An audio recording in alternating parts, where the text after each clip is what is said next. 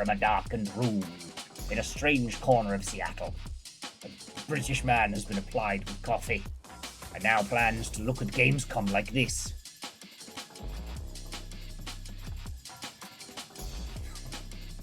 Welcome to the international world. Look, there is a non-zero chance in the future South Korean game shows and Chinese game shows will become a huge part of our vernacular. And then, good fucking luck with sleep on that one. Aeon or Chazini, Wato and welcome. How you both doing? I am. Today is the Jeffrey Kegel's Eurovision Spectacular. I can do a better one. It's the Jeffrey Kegel's Eurobus. It's the Kegel Vision Party Hour.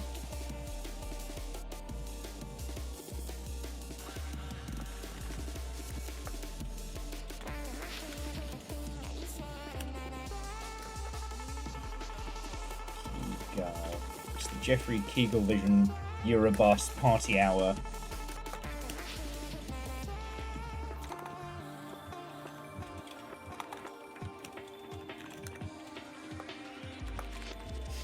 Anyway, Aeon or Shazini, how are you both doing?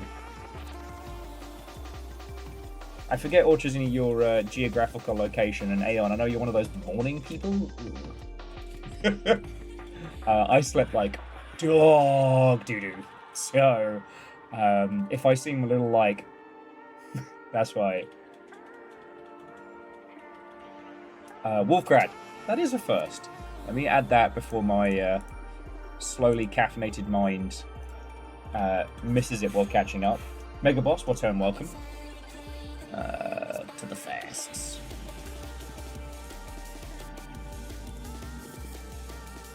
Ooh, so Wolfgrad, this puts you in the lead for August. August, because of like the lost days and teeth stuff and things, has been a low number, so you could still get overtaken. You're at 3, Jamami's at 2. Dustin, Caffeine, Lance, PVS, Unholy Glee, and Mega Boss are at 1. So the game is still afoot. Okay, Aeon, I would like to formally apologize for implying that you're a morning person. All systems nominal. I don't usually show my streak. You look like a morning person, and I do mean that derogatively. And Wolfgrad, nice. Nice. I just keep thinking of that line from Truck Coon of, you look like you had a happy childhood, and I do mean that derogatively. Tripping over my words. You know the noise you can make with your mouth for like a faux cocking of a shotgun? Yeah. I can't do that without it really hurting. So, that was a fun one.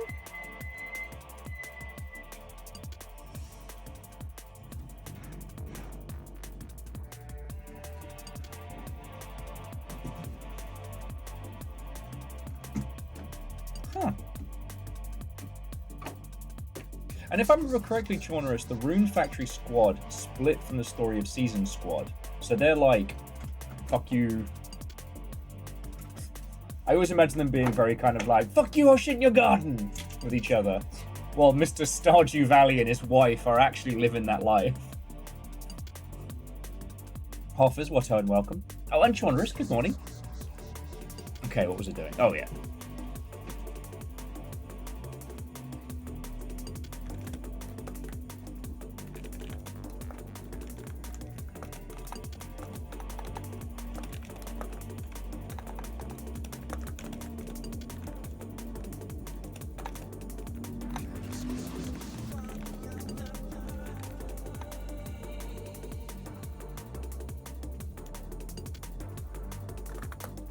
Okay.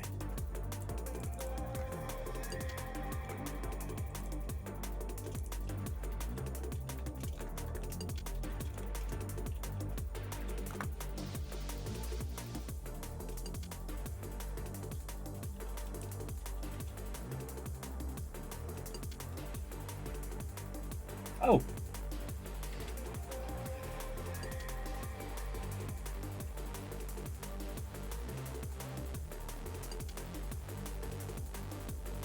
Reactor online. Sensors online.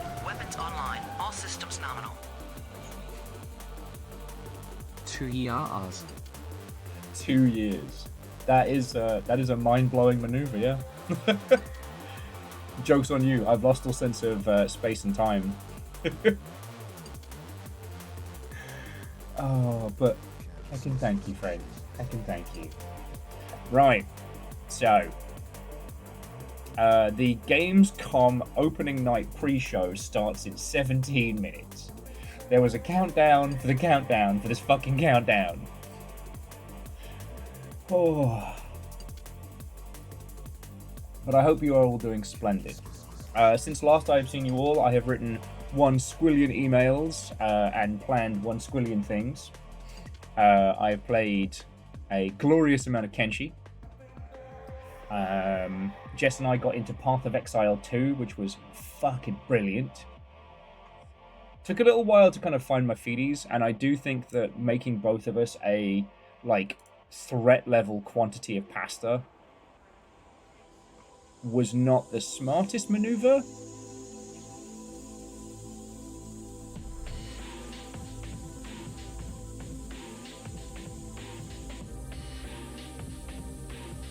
But it was glorious.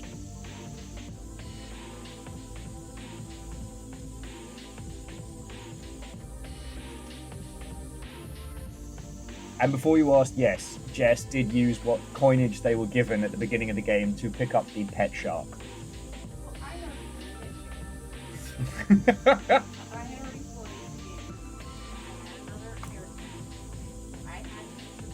Jess had already put into level 17 on 1 character, but not really, like, gone hard. I haven't played any Path of Exile 2. I went hard on the second one, on the first one. Now, see, if you're playing Path of Exile spreadsheets, nah, playing it wrong. You gotta pick your sphere grid based on vibes. So my goal is to see how and if I'll be able to turn my crossbow shotgunman into a summoner of skeletons.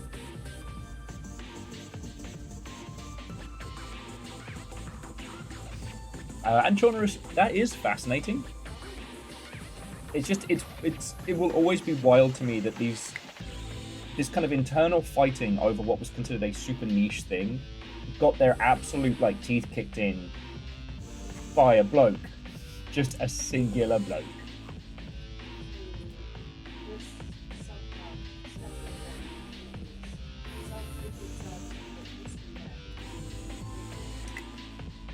Oh, so it's site-wide.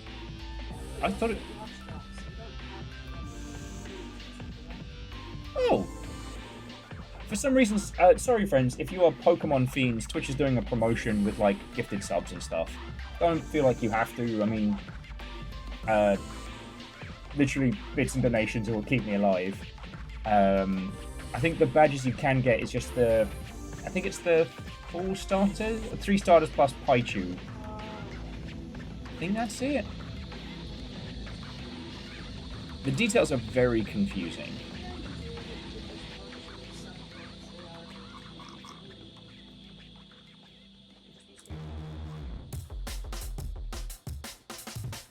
Yeah, so it's Charmander, Bulbasaur, Squirtle, and Paichu. Or Pichu, however you're supposed to say it. But if you're just watching, you get them anyway, which is kind of rad.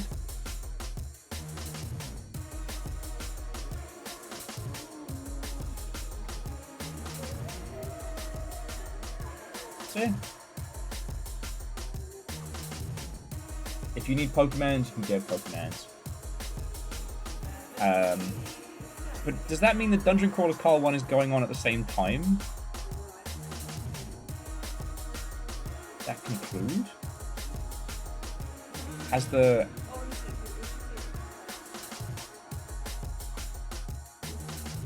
no, Dungeon Crawler Carl's going on for 2 more days.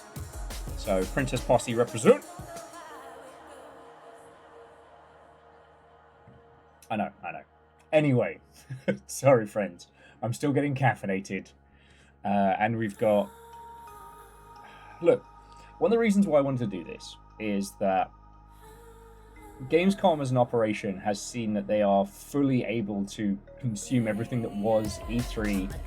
And I think they're trying to consume what was GDC as well.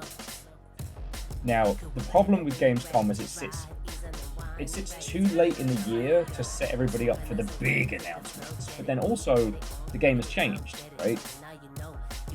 And like, everybody's avoiding November because of Grand Theft Auto.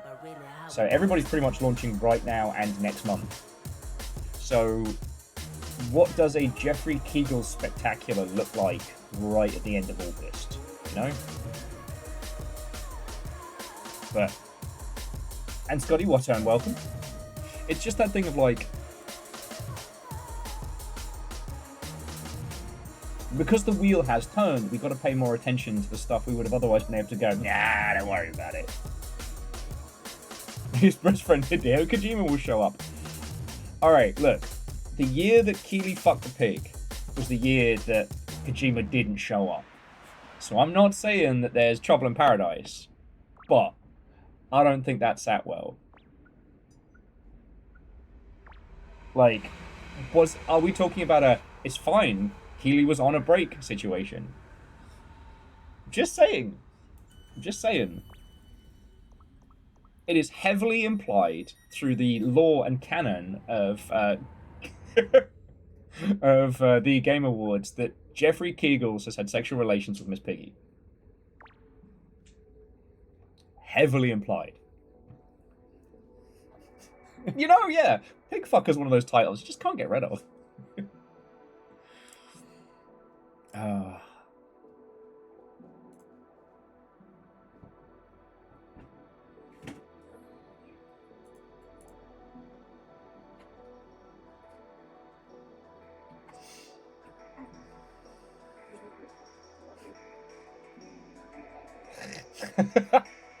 Woo, party! Right, I'm down. No, I've got my emotional support Adult Swim playlist.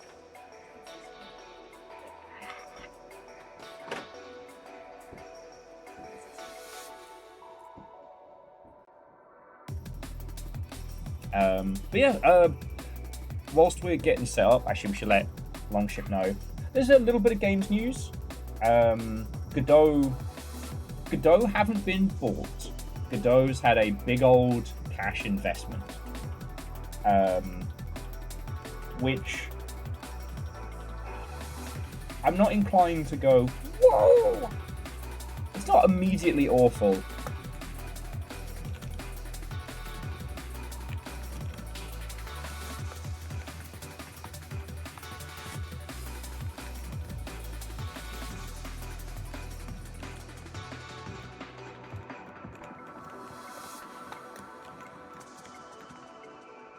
Because, like, it's Tencent who's put the cash in.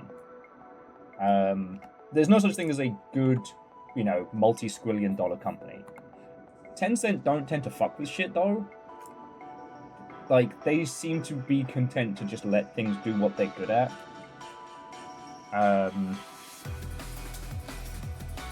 So, like, they're kind of like the least evil. But they also have huge amounts of money in Epic. So they're kind of like whoever loses, we win in the engine battles. Morning numbers, Watto and welcome. Okay, Scotty, that was very funny though. Sorry, Scotty was just jumping back to when they had Kojima walk out on stage and the backlighting made it look like the sun was literally coming out of his arse. And anyway, Kojima did AI ads for Prada, so bless you. No, you're good. It's either dusty or sneezy in here today.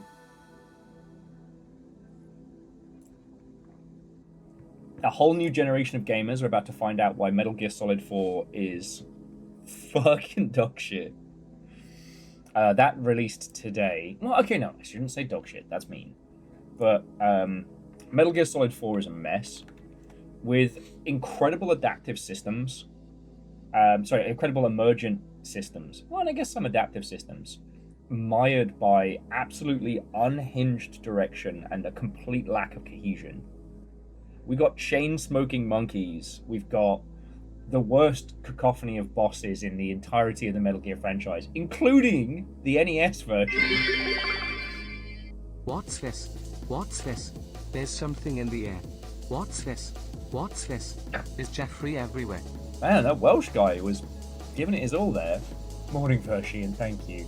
Martin, so the mystery badge, it's a Twitch-wide site thing. If you gift badges, you get Pokeballs that could give you a Pokemon icon. There's also a regular Pokeball for just watching and hanging out. And I guess it's either replacing or the same as the Dungeon Crawler Carl thing for what have you. So, yeah, that Welsh guy going full mum spaghetti.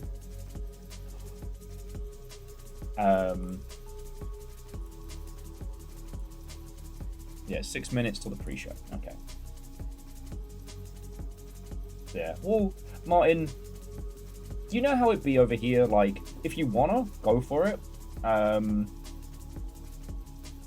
I definitely splashed the cash to get the Dungeon Crawler Carl stuff. But again, you lot have been chucking in bits, and it's been mostly donations, and that's literally the only reason why I'm not fucking dead from sepsis. But thank you all. All right.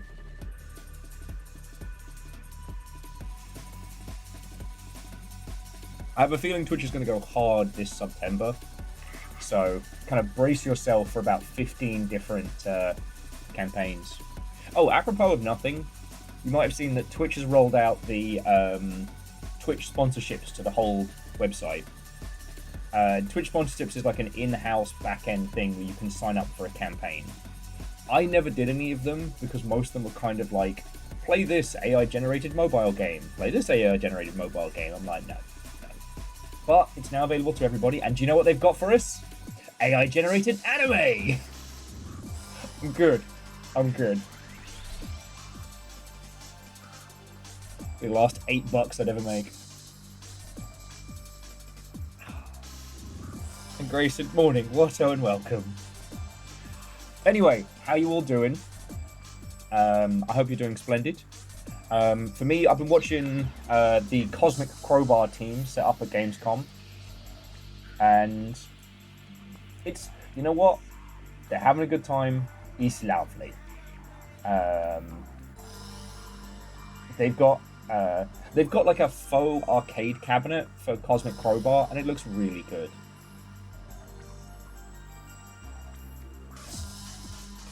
Like, it looks really good. It was fun reading about the squad getting lost in Gamescom, because again, the American in Europe, the American mind cannot comprehend how big Gamescom is.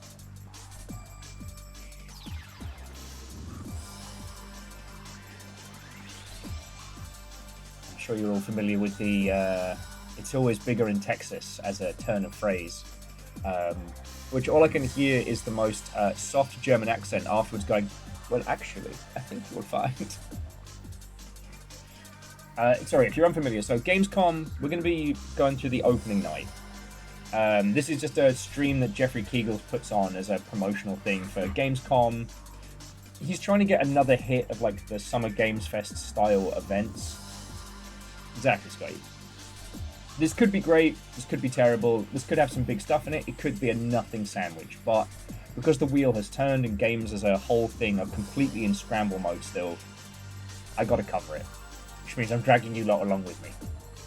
But no, like, Gamescom could be anywhere from 340 to 380,000 people over 5 days. It is the most human beings I've ever seen in one place in my life, and that includes festivals, gigs, the one football match I've been to. Like, it's a mess.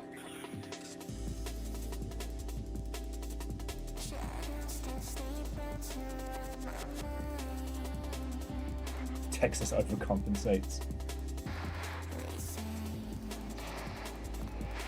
So yeah, that's what we're up to this morning.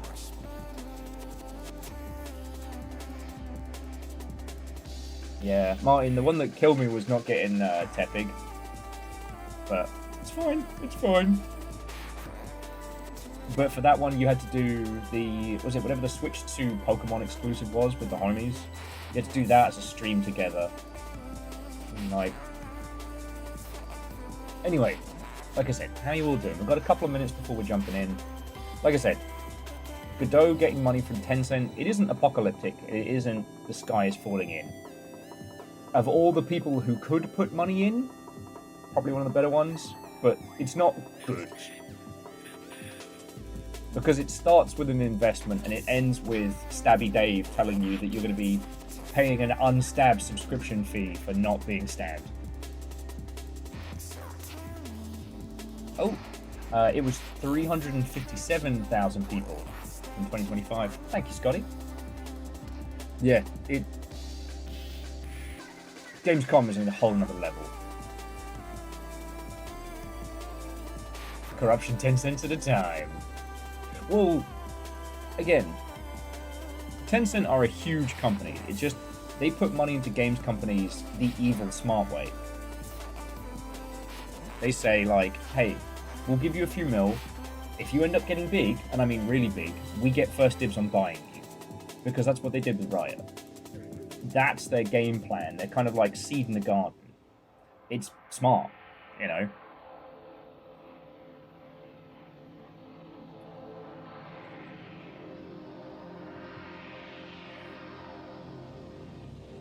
But it can also lead to a situation where they get an injection of cash, and then other more scrupulous venture capital start getting in on it. And the rest is history.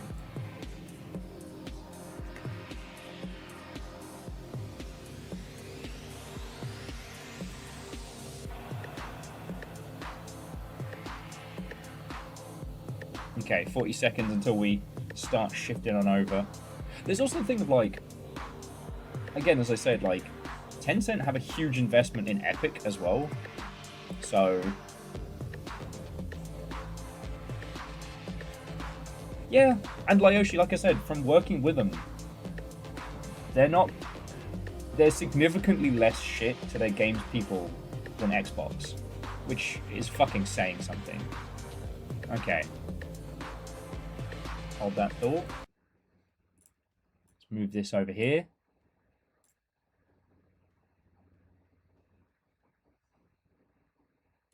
Okay. Oh, an 18 plus disclaimer. Hello and welcome to the Gamescom Opening Night Live 2026 pre-show. I'm Kyle Bossman, and as you can see in the corner of your screen, we are less than a half hour away from the start of No, Kyle. Okay, I'll see if there's closed captions, but let's just go back to my playlist.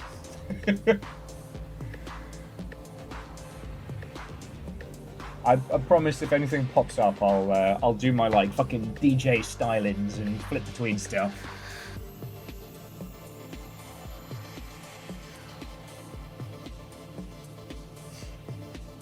But yeah, it's one of those things of like,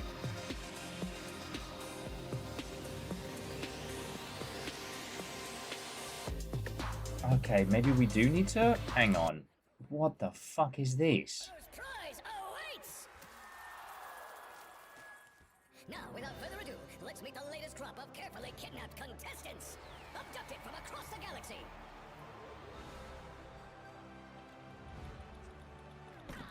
I mean, it's worms. Obviously, it's worms. You don't actually have a choice, but maybe these highlights will change your mind.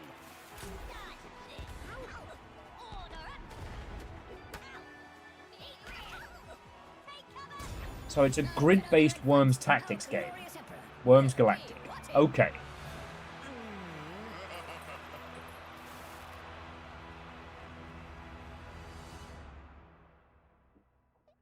Okay.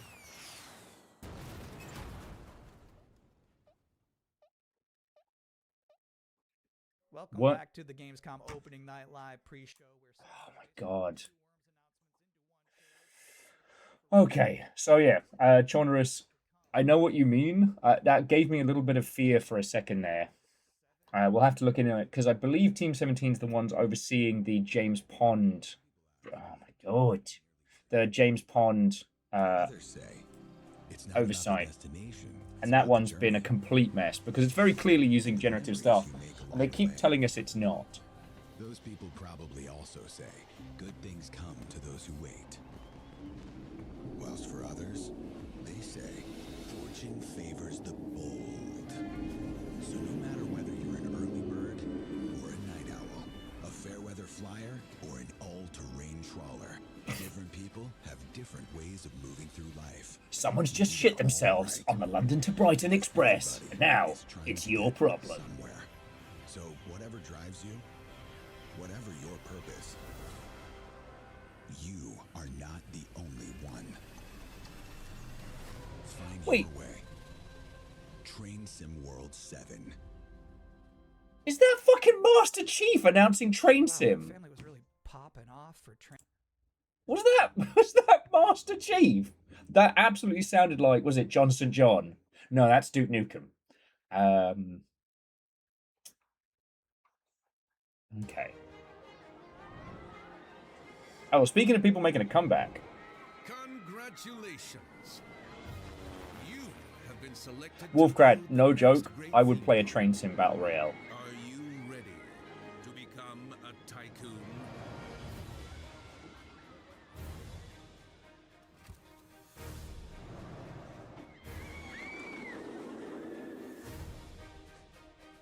With a little imagination and a lot of ingenuity, you have the privilege of transforming these mundane patches of dirt into unforgettable thrills.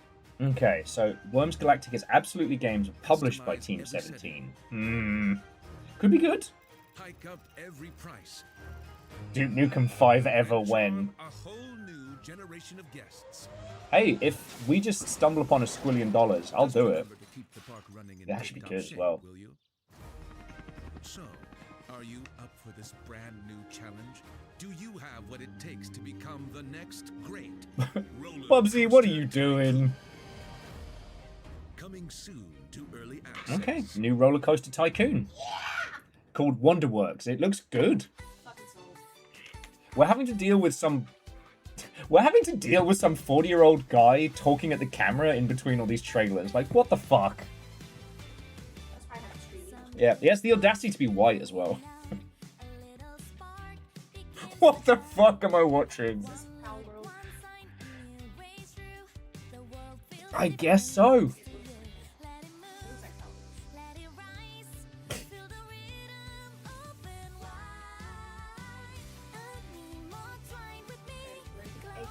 Yeah, somebody get this bitch a cannon. Yeah, this is all great, but where's the Wooloo with a fucking heavy machine gun? It is actually going to be quite funny because, like, we all got in on the Power World concept because of the initial meme, which was Pokemon with guns. However, Power World actually did turn into a solid Ark Survival Evolved, you know, replacement with automation and fun shit. The character designs aren't iconic, but they're thematic enough, right? Sony has big designs on taking on Nintendo with this. But at some point, they're going to have to address the elephant in the room, which is the elephant also has a fucking gun. No, it was Animo.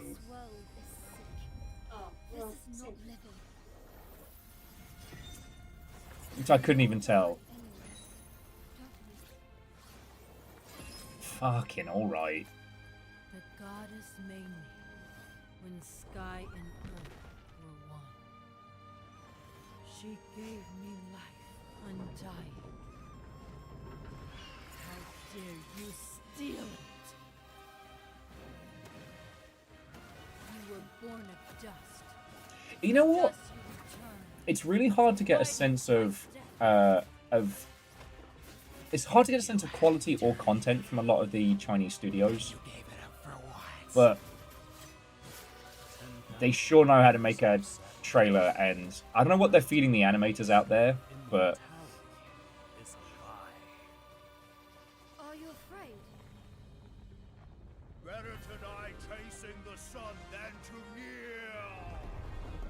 oh, that was generated. I used to believe no one would die. Then everything changed.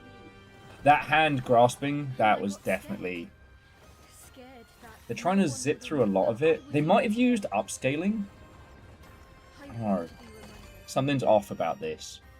Not for who I was, There. but for who I am. Welcome back, everyone. I'm a little upset at the. Shh. The thing is, you lot can shush me personally, so it's fine. Though I did find out that there is, I'll have to look up the name of it because I'm still getting caffeinated, but there is a Chinese studio that is putting together their kind of like action RPG style, their kind of like action spectacle Bayonetta type game. But it's going to be set in London with like an Arthurian style, and I am so stoked for the idea of a Chinese studio doing their take on London.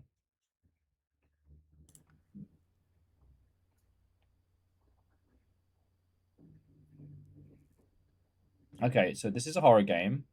I have unmuted it. It's just very quiet. Soho still won't exist. God fucking damn it. This looks like... Yes! Okay, Jess needs to get all the props for this one. Oh, yes! So Jess managed to get in on the playtest of this. This is phenomenal. You will be hearing about this from both of us and everyone. You play an old medium with a magic hand mirror, or a cursed mirror, what have you. You have to use it to look behind you to see ghosts and specters. Got sushed for talking about video games too much? Weird thing to have a fallout for. Hey, Araman. Thank you. Like, the only thing that I had to throw a shoe at them about was that the playtest that Jess got to run around in was way too short. It was so short. But it was just exceptional. I love brave old ladies. Signing me out. Shush, dude.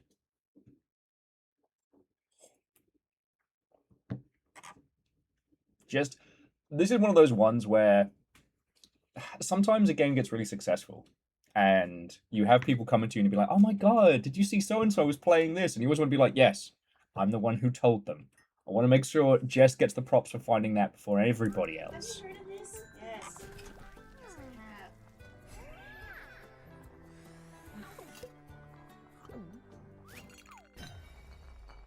Oh, how are the levels, by the way, friends?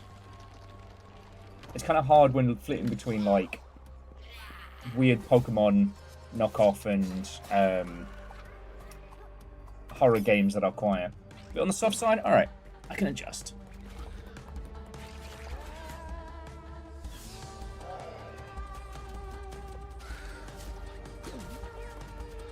I mean, you can see what I mean, like, it's going to be hard to know whether or not this Gamescom opening thing is really going to be worth our time until we do it. Like, this looks fine. It very much reminds me of when a studio goes from doing work for hire stuff to making something commercial.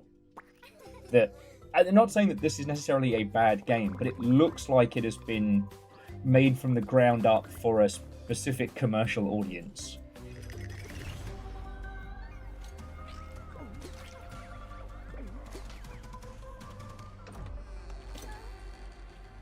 Yeah. And PVS, I feel like we're dealing with a post-rehab Mr. Caffeine.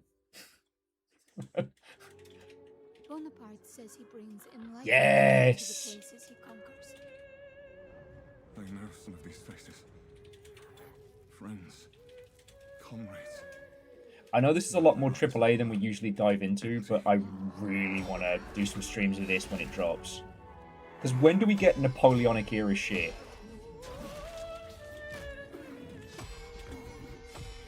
Mecha Napoleon. Oh, stab that zombie, dick. By the saints, is that truly you? I'm worried, William. With those things. Correction, Mega Boss. Don't know what they are. Accurate France simulator. Not anymore.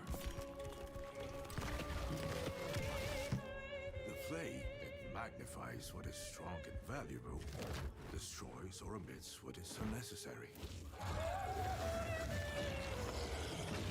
What will this thing do to me?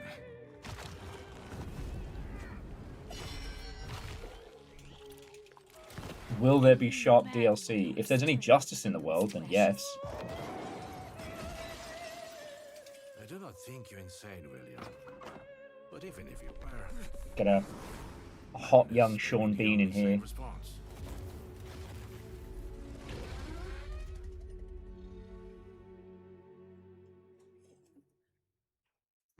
Tiger, tiger, burning bright in the forests of the night. What the hammer, what the chain. But I should also say, like, Valor Mortis and this, I think they both had their announcements at either the Game Awards or Summer Games Fest. So I guess these are all just getting ready for launch, trying to get out before Grand Theft Auto.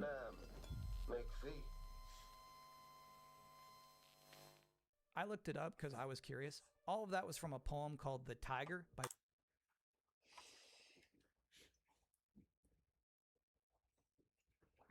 Martin says, can confirm, went to France, had a glowy hand ever since. Yeah. There's one of the first things people usually say when they get through French customs. It's like, why is my hand glowing? Delightful stories have sparked inspiration for Hey, Ish. but the interpretations always From the team fell behind short. Disney Illusion Island. I Okay, found a and way to Battletoads. not only save Alright. them, but to make them even better. You'll have to fully immerse yourself within them. Be courageous. Epica, Mickey. And cunning. Does your puzzle have a stupid name too? You'll be introduced to friends. Yous may be ugly, but you sure can fight. And foes. You just want tickets to my show! Wolves and den. You'll need to become resourceful. I don't know what your strategy is. And resilient. I also don't care. These stories will test you. And once you've fully experienced all my interpretations, you'll be ready for me. Oh, too good for me, are you? I'll have you know. That just looks lovely and charming. Hundreds of times to thousands of Too miles. epic, too Mickey, the Fantasy Sometimes Furious. I like when a trailer just shows you its final... Like, hell yeah. Good cast, good art style. And you can see how that art style was much more integrated than the one with the squirrel just kind of like Kirbying around. And again, I'm not dissing on that one. It's just, I don't know. I'm still trying to work out this like quantification system of like game quality threshold. Because apparently I need an insane topic to keep my brain from eating itself alive. Oh god!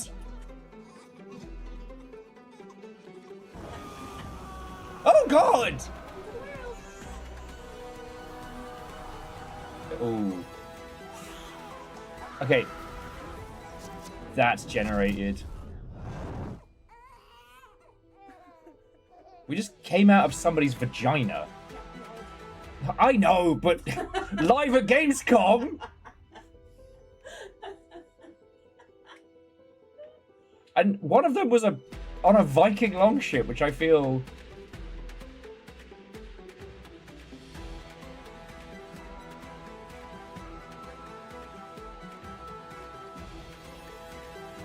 But yeah, no, that was definitely generated. Humankind 2. Those were some big horses. Just a reminder, you... Just mute this guy whenever I can.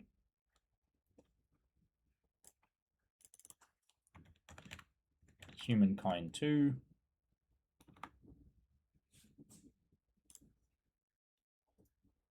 I don't know, Martin. I don't know. Like, oh, I'm happy to go through this with you all. I'm just not a morning person.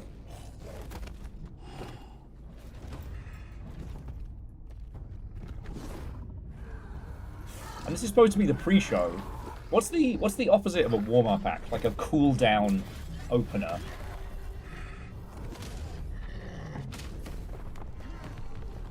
Me before coffee.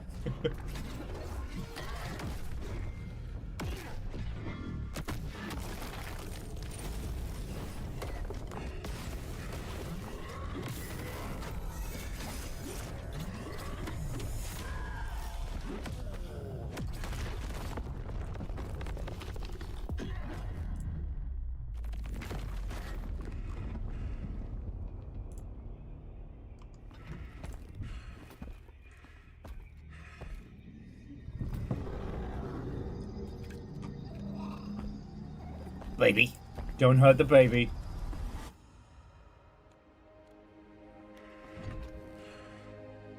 I have known this baby dragon for less than 30 seconds, and I'm now prepared to play as the angry guy and do massive crimes for this child.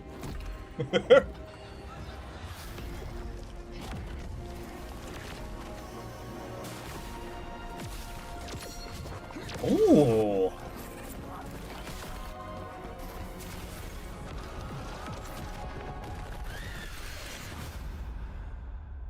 Elta, defy all gods. You know what's crazy about that trailer? The little dragon. Shh.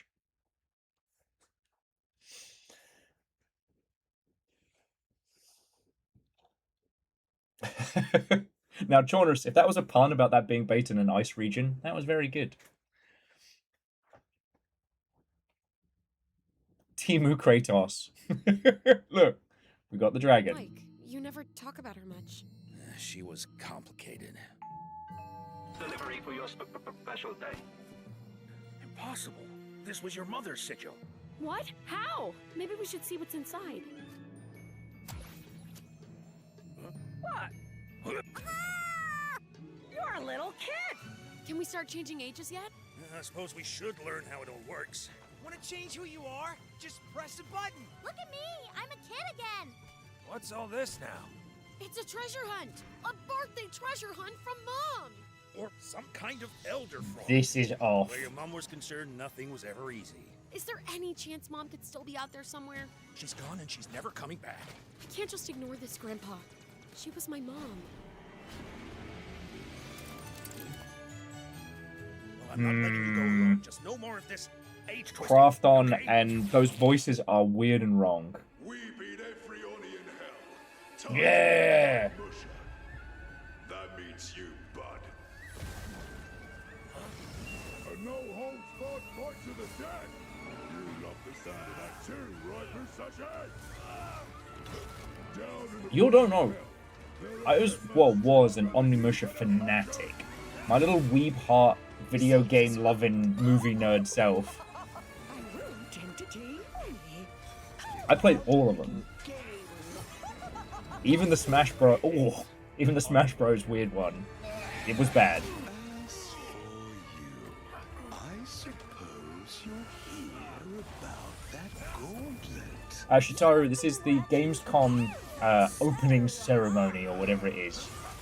It's a Jeff Keighl's trailer fest. Had a few AI stinkers already. This is supposed to be the pre-show. You need some more time in hell. You don't belong in this world.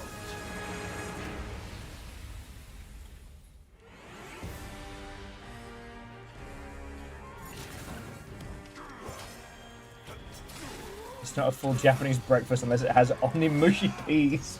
Fuck off. I'm gonna need more coffee. Yeah, Onimusha just shadow dropped and expanded.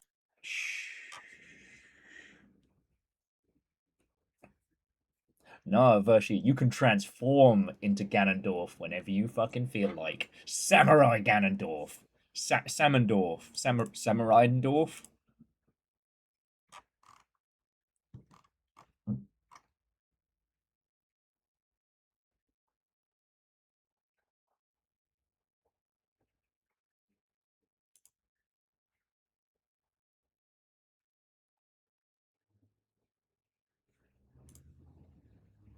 Okay, sorry about that.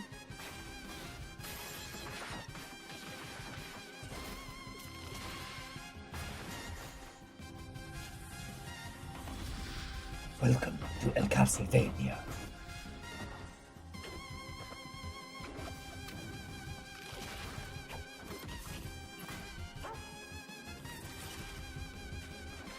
Wait. Castlevania, Cinco de Mayo of the Night. That was terrible. That was terrible. Why did I think that would be good?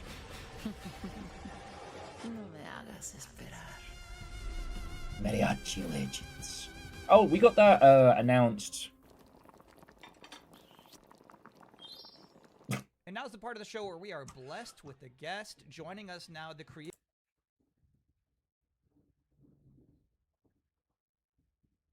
Dude, what?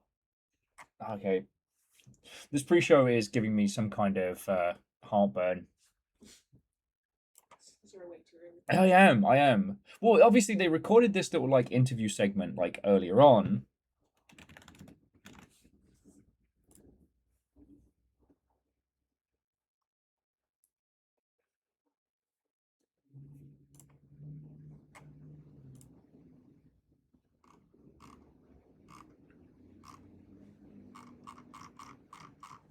They recorded this segment earlier on, like in a different styling, and I don't know.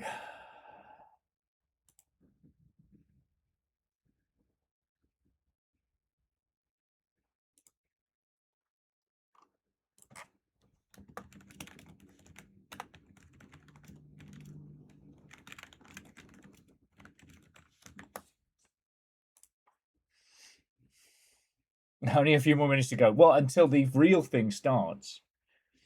Anyway, I've always enjoyed Castlevania as a format for exploring ideas. I think that's the heckin' rad, and I think now more than ever, like devs can put as much cultural identity into them as possible. You know, everybody tore through Mina the Hollower. Well, PVS, enjoy the meeting. I'll enjoy this, and we'll see which one of us comes out on top.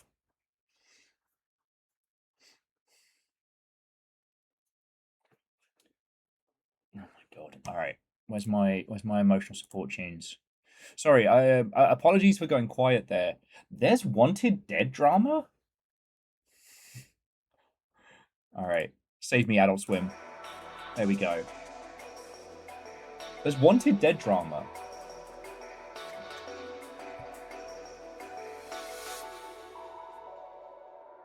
Oh, Shaunus, you absolutely can.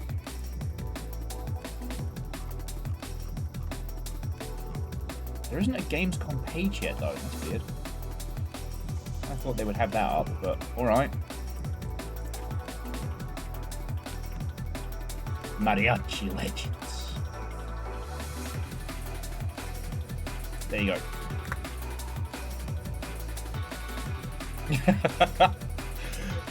Children says, not only does it have a Steam page, it's already on my wish list. That might be the truest sign that you've been hanging out with me too long. Oh man, that game looks great. Already wishlisted.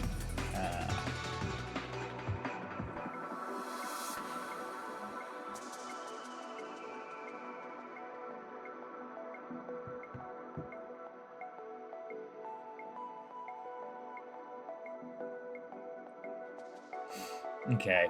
Yeah, sorry, friends. Like I said, I didn't mean to go all... So Wanted Dead have changed their key art on the store page for AI slot. Yeah. But also the publisher's changed? Like, what the fuck? Okay, that guy's gone. Well, that's the thing, MDH. Everyone's going, why? Because it already existed. The art was actually one of... Alright. We had to deal with, you know, sad man midlife crisis, and now we get no warm-up for this. Okay. Alright, Kegels. You know what? You can't do any worse than the last bloke. Though I will say, look at the size of that crowd compared to Summer Games Fest and the Game Awards. That's actually packed. Guten Abend! Welcome to Gamescom! Yes! Are you guys ready for 2 hours of video game news? 2 hours?! Well, you've come to the What do you right mean place. 2 fucking hours?! Opening night in Germany. Hero to the Puppies, Jeff Keighley. Man, what a lovely title. Fuck. Look, I will never do this.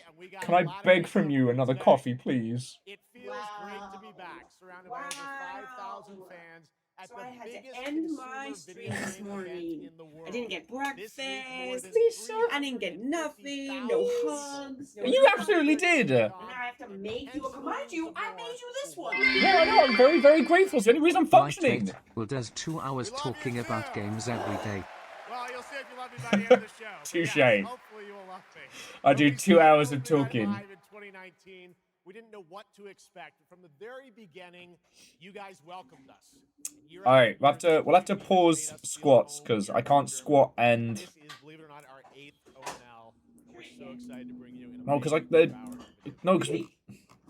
it's not. Or you can have more at the end. Do I need to drive up there and get you food? No. Okay, everything is happening all at once. Mine that my dad was able to watch. Immediately after the show, I actually had to cancel all my meetings here at Gamescom, flew back to New York to be with my dad during his final days. And sadly, as you may know, he passed away just a few days after Gamescom last year. But from his hospital bed, he did watch last year's show. He saw all of you, and he knew how much this stage, this community meant to me. Stop so that incessant clicking. More than I can really express. I know he would be proud that we are back together once again, celebrating the creativity, passion, and people who make games the biggest form of entertainment in the world. So thank you for this moment. Favor 6, thank you for gifting a sub to Business Fish. He still lives. He's right there. Yeah, I'm carrying my dad with me too. Keebles, it doesn't make you special. He's just doing a monologue, and like, okay, it's sweet, it's lovely. I'm trying not to be a dick, but it's like, come on, Kegels. But on another, it's kind of scary. It feels like there isn't a week we don't see headlines about layoffs or studio closures. Oh, because Epic's not sponsoring this one. Electronic storage and memory Twat. process means that acquiring game hardware is more expensive than it's ever been. But in spite of all that, developers around the world are pushing forward to build new games. Big teams, small indie teams, and teams all around the world. Tonight, you're going to see projects on stage from teams in places like France, Sweden, the UK, Italy, Canada, China, Japan, Korea, and more. Japan. So what can you expect on these screens behind me? No, seriously, Well, thank you. I brand didn't new think this was supposed to be 2 information hours. on Final Fantasy VII Revelation. Yes, I did. Introduced by game director Naoki Hamaguchi. Metro 2039 from 4A Games in the Ukraine. Rayman Legends Retold. The Xbox console exclusive Gears of War E-Day. Tides of Annihilation. The first ever in-game footage of Warlock. Tides of Annihilation is the Bayonetta in London made by a Chinese team. Win, lose, or draw, I'm fascinated by it. Game footage of a brand new expansion to 2015's Game of the Year winner, The Witcher 3. It's called Songs of the Past. And we also have a little fun in store for you as well, including the first ever musical performance of the music from Eugenics, the hit indie game about breeding cats earlier this year. So we got a lot of fun ahead, but let's start things off with a new game announcement no one is expecting tonight. From one of the world's most successful developers comes something completely different than its past titles. Please enjoy. Whence came the first entanglement? Not living. No, numbers, we're getting both. DLC for The Witcher 3 and Witcher 4. I think it's because The Witcher 4 is going to be taking a lot longer to produce than they'd originally anticipated. And trying not to do the same... Try not to do the same thing that they did with Cyberpunk.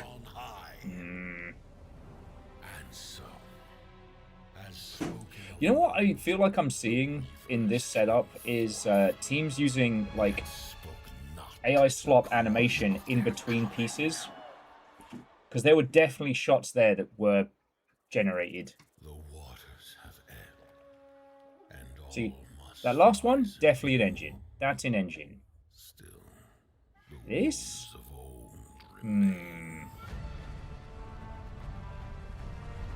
Okay, that one's in engine. The walls held against the chaos, yet entrapped Shiwan. Blot out the Pyro Hill once more, and you'd still not quench a millennium. So I guess Hoyo versus next Gacha Fest will be Elden Ring, but free to play. You can crib my homework, but don't make it too obvious. Dying embers. Ignite the flames of rebellion. Fuck off! That's it. Like, budget marina. A budget. Oh my. This land. Here it is not oaths, but lies. Keep things whole. Yeah, but that's supposed to be your game, and that's gonna be good. This is just like that's the fucking Nameless King. I see. I guess that's his name now, Dave King. At last, ye did unveil the divine power ye had stolen. Bear the god's wrath and sunder the dread Ludus.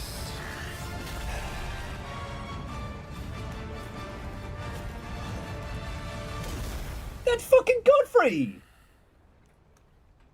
Came ye to weave this day, Godfriedrich. or seek ye some other end? Fuck off. I can't wait for Budget Curse You Bale. And we can't even joke about that because we know it's going to be generated. Wank off a fucking chimp, you assholes. I'm sorry, I really needed... Whew. That was very mean of me. Using close coordination and sharp tactics. Undercaffeinated, badly slept. Yep. All right, we have a lot more to come. Now I'm very happy to welcome back a legend in the esports world, known for her work on League of Legends and Counter-Strike, and the winner of Best Esports Host at the Game Awards. Tonight, though, she's our co-host for ONL for the 3rd year in a row, and you know what? We couldn't imagine doing this show without her. Gamescom, will you please join me in giving a huge welcome to Shocks?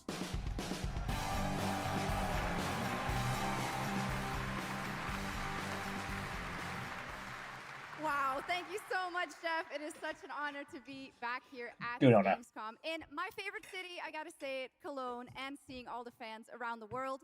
Now, I cannot wait to see everyone's reactions to what we have in store tonight. And right Jeff now, Keighley I'm noticed. very happy to share with you What the woman? global announcement of a brand new title in a very well-known franchise developed I got no by hate for this person. I don't frequent the esports team, so I don't frequent the esports scene, and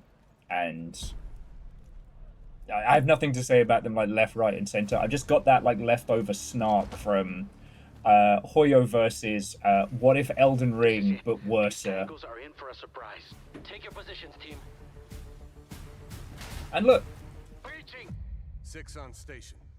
Let's show Cares that Rainbow's back. Do do do do do do do do do do do do do. Jesus fucking Christ. The people behind this, I've seen them before, and they must be planning. It's basically old guard esports. That's cool. Send me everything you dig up on the agency bombings. There's no time to waste. We've contacted Rainbow's former operators. You just have to choose which ones. I mean, honestly, they should have been doing this with Rainbow Six much sooner than this. But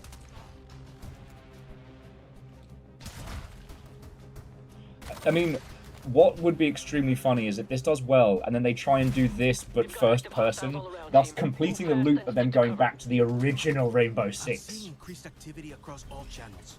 But this looks like the kind of thing that would get a bunch of people into XCOM and shit like that, so why not?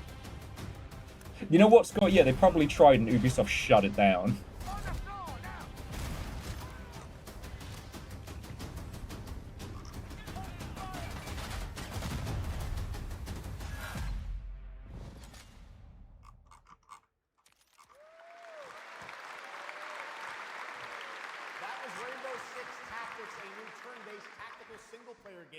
Set in the Rainbow Six universe. Now, in Tactics, you'll lead a squad of operators on high-stakes missions around the world, combining careful planning, coordinated breaches, and tactical decision-making in every operation.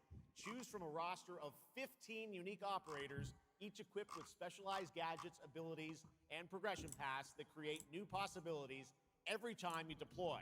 Rainbow Six Tactics launches in 2027.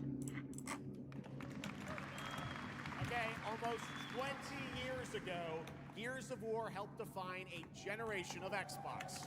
Tonight, we are returning to Emergence Day, the day that changed everything. Here at Opening Night Live, we have the world premiere Men shaped like campaign Doritos. trailer for Pretty cool Gears of War story. E-Day, including the first look at the Locust leader behind the invasion. Sagara, Star Wars XCOM is Thursday. An Xbox console And it looks fun. Launching this October. Oh, so the console exclusive thing is something that people noticed has changed across a lot of trailers over the weekend, coming into Gamescom. Everyone in the old school games industry are completely changing their whole like multi-platform plan.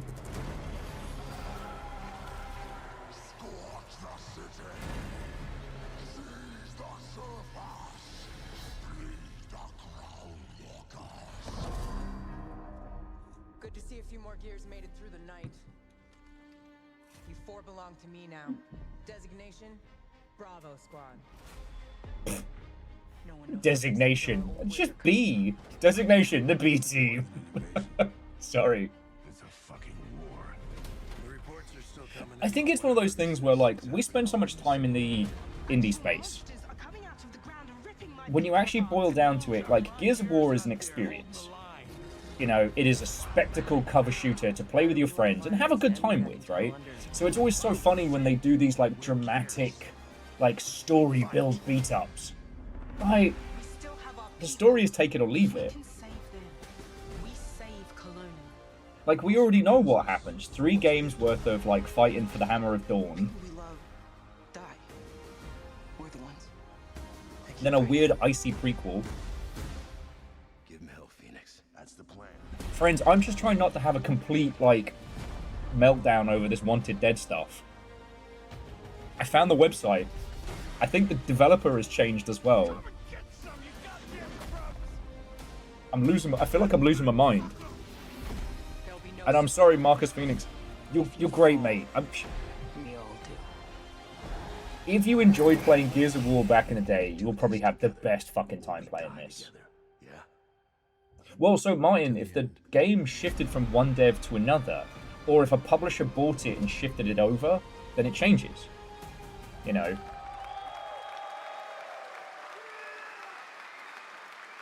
Gears of War, October 6th this year. All right.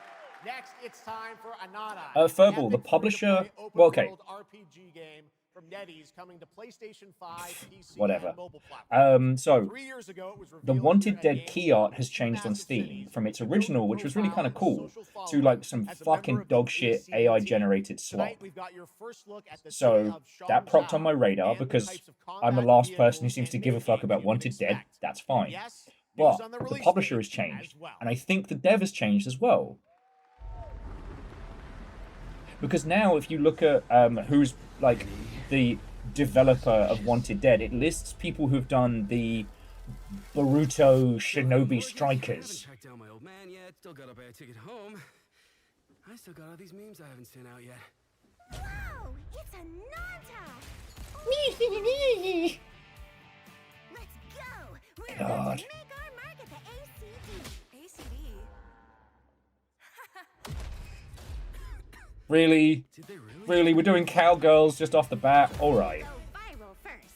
Budget Primer. And they're cops! Oh, fucking damn it. Astral Chain sits unloved and forgotten, and I have to deal with this dog shit on my Tuesday morning. Master. Who the hell came up with that name? Yeet Master. Everyone keeps calling him Yeet Master! No! Enjoy the party. I'm gonna have a fucking meltdown. This is not yours to take, outsider.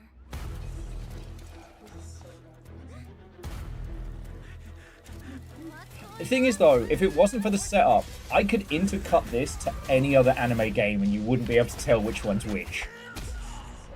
The waifus, bland. Character could not be blander. They somehow made Solo Leveling's guy more dull. Just you wait. And he's a cop! Where am I? Where do you think? Your waifus are trash!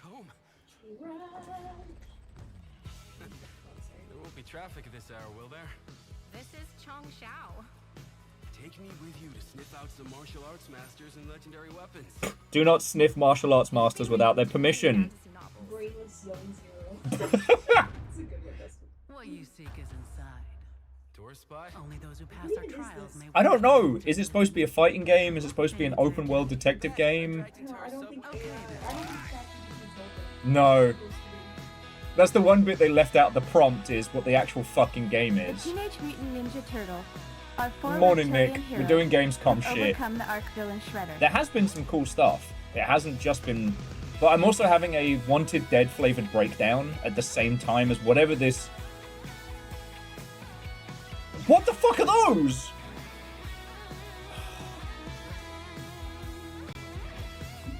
Is this shit cop Yakuza? Is the most expensive view. Wait. Why is everyone running off? Am I really that annoying? Yes. Yes, you really fucking are, dude. I need someone who deep dives anime to explain to me scientifically why that looks fucking dog shit. January 15th, 2027. It's a nothing Now, we have sandwich. so much more Gamescom Opening Night Live coming your way, But including I'm not a new inherently Final against Fantasy VII Revelation. But yeah, I know you're waiting for it. But for Nick now, needed... here Oh, yeah, is no, a new Nick. look I got him as well. Silent Jess Hill has the Town Princess Hall. Donut stuff as well, so... Thank you for gifting a sub. Really, you know, I mean, mate, you've been here enough. Alright, Annapurna and Screenburn UK, so this is... Oh, God Silent damn it, Hill! Twitch, I want to send bits with a damn message. Not by itself. Also, I miss when main characters have blue hair. I meant... This is a lovely little salve over what we just had. Footage. You said we could put things right. That this town would listen to me. But it's the right thing. The only thing that I have read about this is that all the Silent Hills are all... They all have a theme. Like, one overarching fear, one overarching, like, horror. I know that sounds very, very ham-fisted of me to say it, but with this one they've been saying it's very much about medical horror. And I'm like, okay.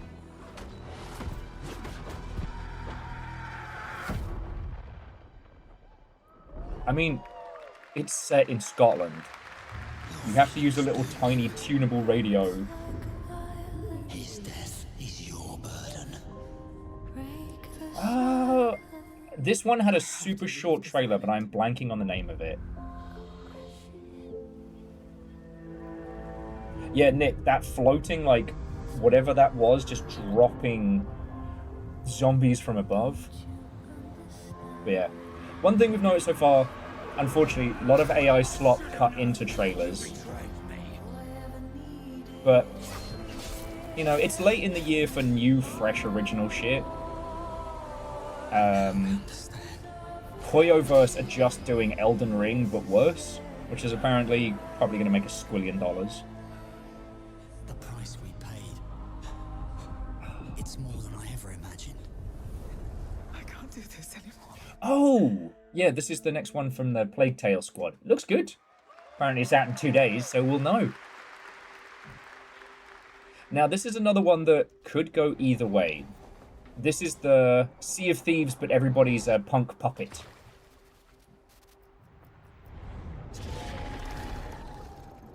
Which I believe was another NetEase one.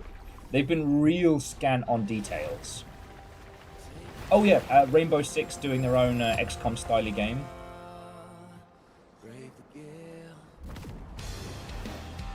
The marketing on this has been great. Art style's fucking excellent, but it will be a free-to-play title, and they're being very... They're being very, very scant on the actual details of it. Like, what it's going to cost to play, what it's actually going to be about. Because...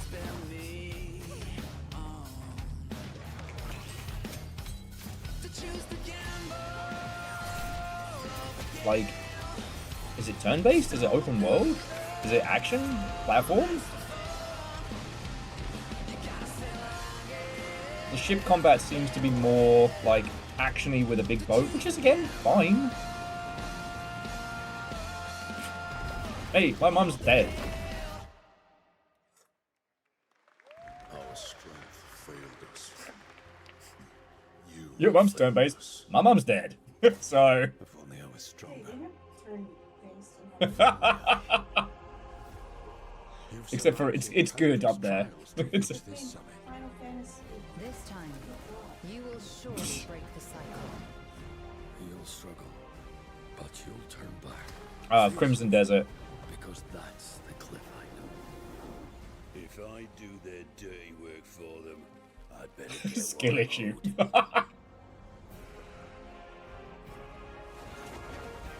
There was a big fat cat you can pet, but it's also riddled with AI stuff, so, you know. Even if the end is written. I mean, again, this is not one of those games where, like, folks playing it, I'm not going to shit on it. To me, it strikes me as a less interesting Dragon's Dogma. If I had the time to play Crimson Desert, I would play Dragon's Dogma 2.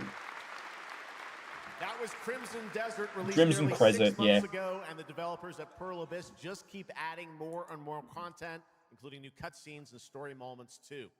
All right, next let's step into the world of Tides of Annihilation, the upcoming fantasy action-adventure game. So I only just found out about this. Glow Games. Set in modern-day London and mythical Avalon, you play It's not Gwendolyn, modern the lone London. survival of an otherworldly invasion who can summon Ruins spectral of London. forms of the Knights of the Round Table. Tonight, we've got a brand new trailer which reveals the new voice of Gwendolyn, Angela Sant Albano, who recently played Grace. Yeah, we knew that. It's not a reveal, mate. We got that announcement 2 weeks ago, but alright. I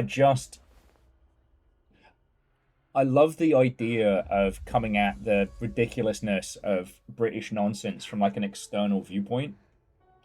Also, shout out to whoever at Epic did the new UE5 hair, because it's been in every game we've seen so far that's had hair. You have decided. Tell me the truth. Is there a way to fix this? The fog has devoured your home. Give him some proper London accents. Alright, love. Yeah, London's fucked, ain't it? Oh. No, it's not bad, actually. I'm the, I'm the Shrine Maiden. Oh, turn it into strength, Carwill. I know not why you possess his powers. How dare you, Gear Graphic, because that implies the Firekeeper wasn't hard before. You must harness the fog. The London fog, if you will.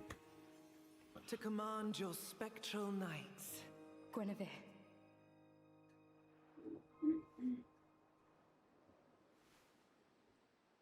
Teach me. I summoned Dave from down the pub. Fuck him up. Cast your ultimate attack. Doop-de-doo apples and pears.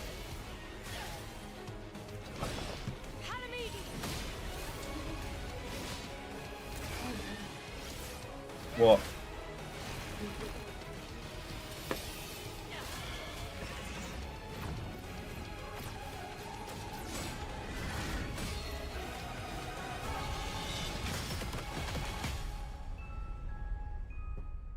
There we go. Real fish and chips moment, huh? Absolutely beautiful, and if you're interested in Okay, obviously I'm going to snark just based on the idea of the setting of, but I genuinely think that's a really good idea. Steam And page, and if you're I'm anything excited like for me, it. I'm sure you have tons on your wish list and in your cart, but a few more can't hurt, right? The So Steam Garrett, page is actually, I available thoroughly now and being disagree. updated throughout I the want to show, see and it clipping. has I want to titles see are video next. gamey stuff. I'll take that over that dog shit generated shit we saw earlier any day. Creative director of Unrelated Games, Alessandro Durando. Like, when you think about it, like, clipping on assets is the equivalent of, like, seeing the sketch lines. I like that.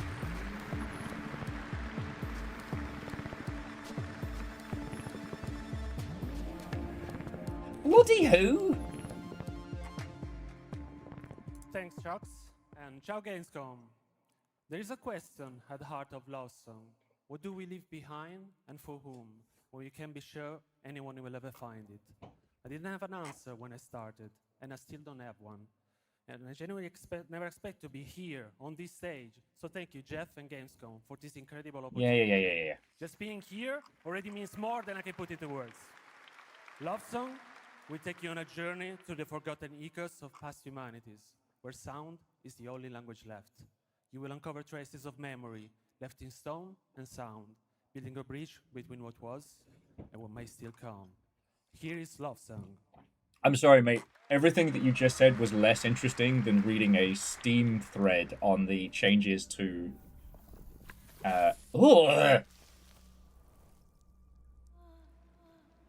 Oh, hell no! Hell no! He's just a little guy. Did you not see what his face just did? He's a little guy. That was nasty! He's just eating or something. Ugh.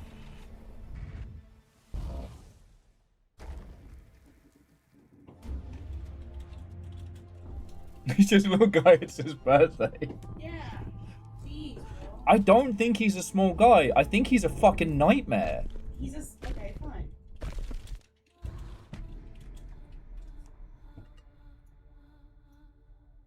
Jimmy put butthole. If your butt does that, so that's how I'm worried Bertie about your Bassett friends. makes licorice all sorts. What a Blech. beautiful and artistic game Blech. made right here in Europe. Thank you, Okay. Alessandro, for joining us. It is. One of my Games are favorite under no moments from obligation last to make year's us feel PGA comfortable and was the cozy all the announcement fucking of time. Mega I'm not Man's saying it's long-awaited bad, return with the Mega but that Man made me Dual want to Override from scrub my Capcom. skin. Tonight, we've got an exclusive glimpse of new gameplay, along with the introduction of a new character who plans to Yeah, foil Numbers is Mega right. Man's You can be a plan little to guy save the and a world. horrifying nightmare at the same time. They're not mutually exclusive. You are correct. And just visceral reaction from me there. Oh. But you know what? We won't forget that. Now, as a Mega Man fan over the years, I've been let down many, many times. So I'm not prepared to get excited just yet.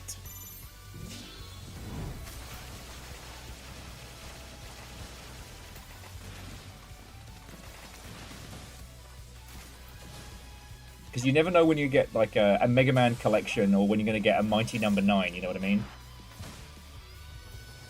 And Iced, good morning, watch and welcome. I want games that make me feel again, but also not like that. True. This is looking rough.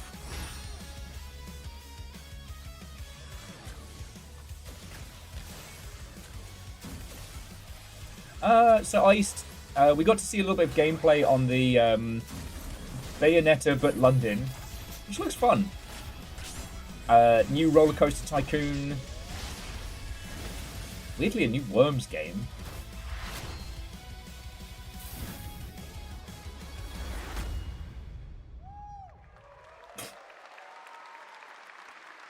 Shout out to that one guy going woo. What the fuck? That scared me a little bit there. That was some Dead Rising ass shit. Extra. All right, now let's talk about another legendary gaming hero, one without limbs. The big one. Rayman, who's celebrating his 30th anniversary. No, that was absolutely Nightmare Fuel. Rayman Legends Retold builds on the charm of the original Pragmata 2013 going game, from now child brought to life protector with to stunning child 3D snatcher visuals, in about 2 new story seconds. content, and an all-new 6th realm to explore, plus fully voiced cinematics. Players join Rayman and friends on a new adventure to restore peace to the Glade of Realms. There are 4 all-new musical My brother in stages video games, you don't have to MC explain Hammers Rayman to can't me. Touch this, and tonight we have your first look and listen to another musical stage.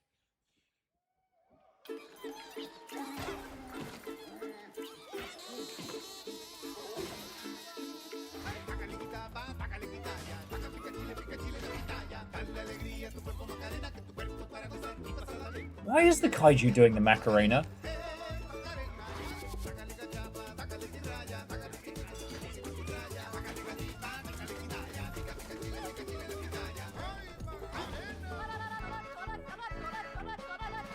I mean, I don't hate this. I just look, friends. I slept very poorly last night. All right. Thanks to the power of little fires getting me a coffee. I'm not dead. But I'm not entirely sure that everything that I'm seeing and reading today is real. So, like, this is a Mexican cover of the Macarena. Okay. October 1st, Rayman will be at the Ubisoft booth this week here at Gamescom, and that's what makes this show so great, is that many of tonight's games will be playable. Okay, Catastros, you're right. Rayman hasn't been relevant for a while. Still to come, I'm having to fight my inner grumpy reveal man. of The Witcher 3's new expansion, Final Fantasy VII Revelation, and a performance of the music of Mugenics for the first time anywhere. It's time for our next announcement. The auto caption didn't say Mugenics, just said eugenics. That's why auto captions aren't always a good idea. Let's just watch a trailer.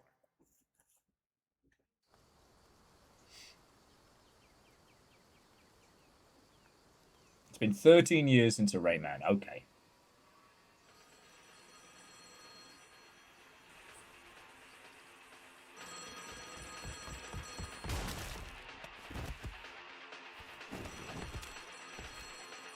Oh, God.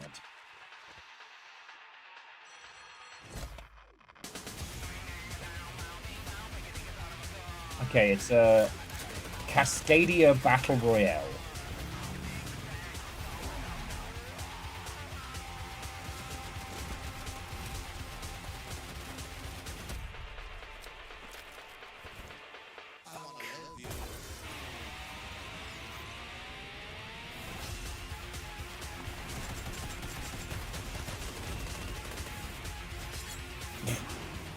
Where you can have blades for hands.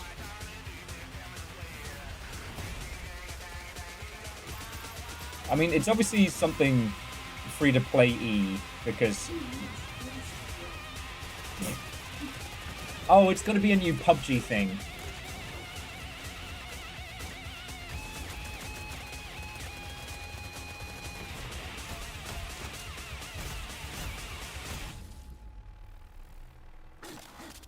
PUBG DeadNet. The Skull gave it away, but also you knew it had to be a free-to-play thing because they focus on skins. Like, we can joke about the breasted boobily. The reason we're being shown that is because they want us to buy that. Oh, this is AI dog shit. This voiceover needs to fucking die in a fire. But that's okay. Once human, jump in today. Jesus, that was dog shit. Pay a voice actor, you fucking twat. Oh, alright. But now we get some cool shit.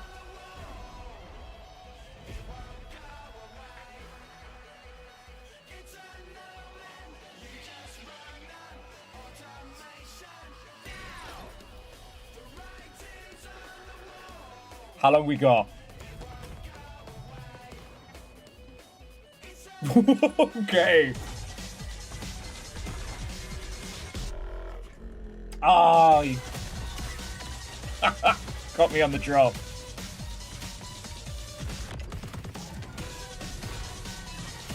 This is how you make a fucking trailer. Darling's back!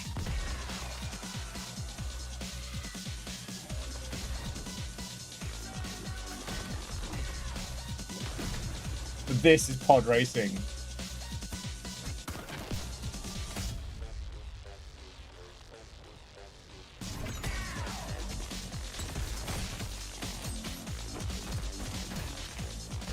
Furball, I will concede that this is a better song than Breed.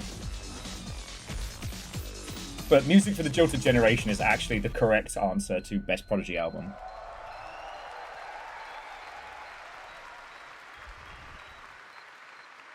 Jesus.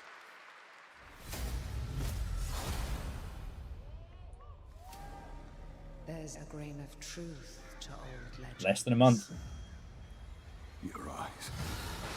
A brachia, 7 feet tall, fangs longest. I've actually I've put in for a review key on this one. Bandai Namco's publishing it. Oh God. No, please, no. I gave you a blessing. I hope you enjoy my gift. of us has any love for the Valkyrie. But this one, he's different. The sun didn't take him. Night after night. Because this could be rad as shit. Now strike him down. Your every move sends a ripple. You know why it is I want to cover this one? It feels like it's a smaller team batting like way above their weight category. Your every step leads to crossroads. All that remains is for you. Also, the more we keep finding out about the, was it 1666, the more I'm disappointed. Very well then. Let's begin. So this is an ex-Witcher team making their own little like story vampire game. Welcome back, everybody, to Gamescom opening night live. Now, I'm a huge Game of Thrones fan, so I am very happy to share this world premiere of this next game with you.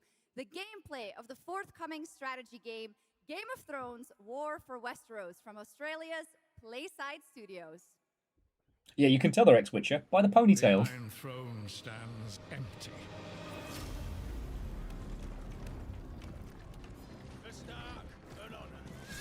Come on, man. Oh wow, they splashed the cash for the fucking likenesses. Try to defend yourself.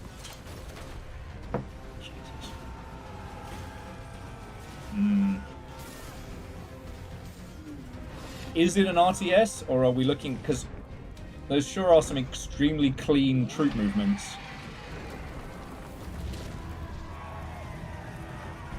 The fate of Westeros is yours to decide.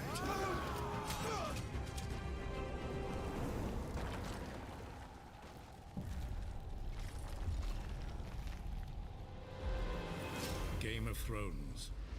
War for Westeros. Yeah, this would have done fucking numbers 10 years ago. Yeah. How awesome did that dragon look? You know, I can't wait for this one. So with that now, it is time for a new game announcement from Airship Syndicate, makers of Darksiders Genesis. This is a new self-funded and published indie title where you escape from a failing orbital prison in this gritty sci-fi isometric action thriller. This is Dust Origins.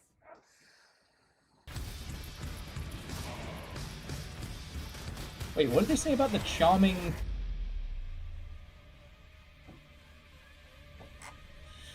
Okay.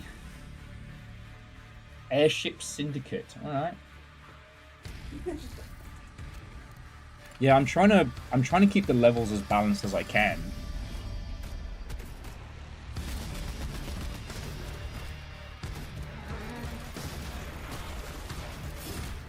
Boy, this sure is Alien Swarm again.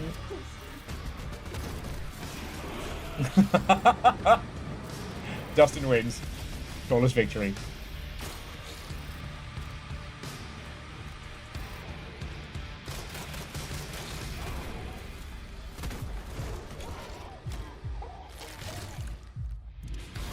Geographics saying I love your color commentary giggles. No one has Alien Swarmed as good as Alien Swarm since Alien Swarm. There've been a couple of attempts. A new age begins, but the old shadows.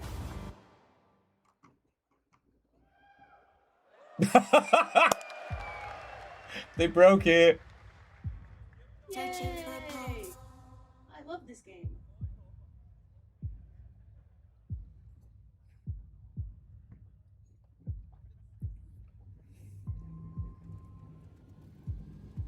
Initializing reality.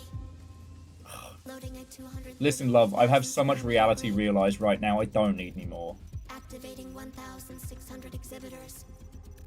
Unlocking more than 1,000 worlds. Is this an advert for Gamescom? Challenging community energy worldwide. Breaking the barrier between screen and reality.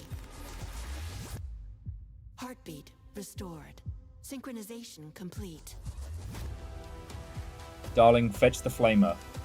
You the heavy are flamer. No longer playing. We're already watching! Welcome to the heart of gaming. Welcome to Gamescom. Welcome to go fuck yourself in a pee hole! Welcome indeed, that's right. Gamescom has officially started now. Let's go. It's already... And now we turn to Exodus, a cinematic single-player action RPG from Wizards of the Coast, set in a new, far So what was beforehand? sci-fi universe. What do you mean? In Exodus, you rise from south What do you to mean? discover new worlds ravaged Why by wasn't the that effects of played at the time, beginning? and search for the key to humanity's survival across the most dangerous reaches of space. Along the way, you assemble a crew of sharp-edged specialists. Oh no, Nick, you weren't here for the quote-unquote foreplay where a sad man with a popped collar sucked all the life from the fucking joy from video games. Tonight, it's time to get a deeper look at Salt, an awakened octopus and mercenary. Love, I've got so much salt for days. Get a glimpse into who she is, where she comes from, and why she's along for the adventure. Also, aren't there already multiple games all called Salt? Do people just not Google game names any? All right. Okay. Speaking of ChatGTP, what am I looking at here? Oh, is this Matthew McConaughey's? Part of the team now. Oh yeah, it's not Mass Effect. Tag yourself. I'm the awakened animal breaking barriers. That was nearly coffee out my nose. You pay. This is agreed. Well, that answers that. But hey, I mean, it's a charming octopus in a mech suit. That's cool. You local to Octodad, the reoctoning. from somewhere else. Somewhere else.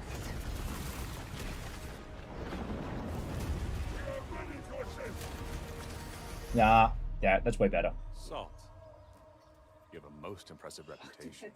Oh! Oh, Space Marine. It's Octodad Space Marine 40K. Yes! Together you accepted a permanent position with the human team. You fear me, envy, hate.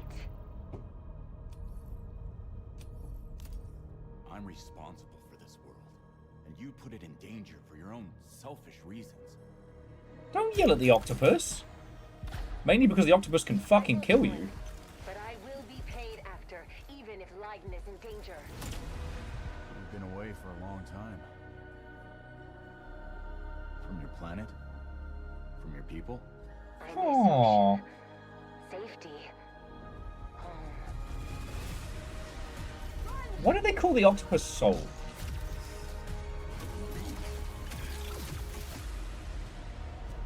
What's your name, human? Oxygen-ish, I guess. I don't fucking know. Look. I'm not saying that Exodus is going to be bad.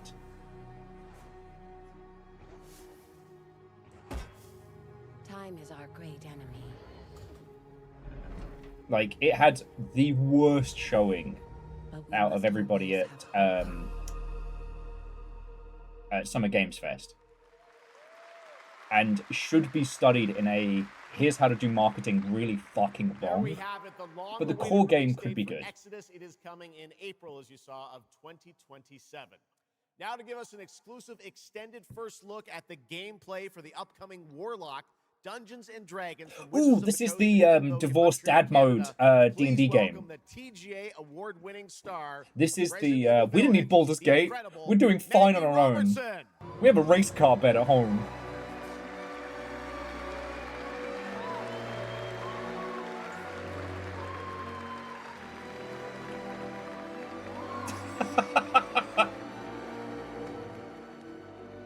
All right. Thank you, Jeff, and good evening, everyone. I am so excited to be here.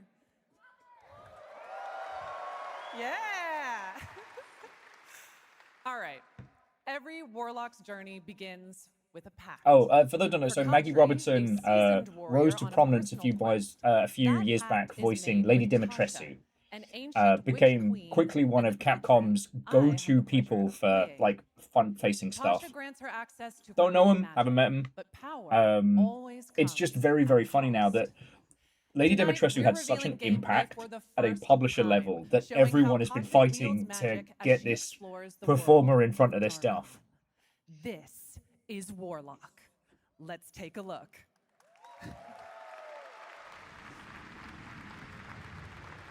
Have your deepest desires come true? Not the one that matters. Can you not do more?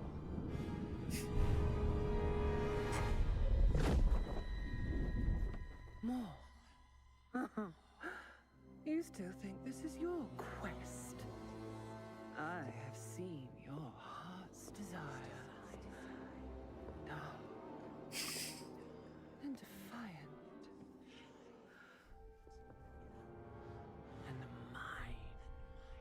I feel like I'm watching somebody's like slash fic here.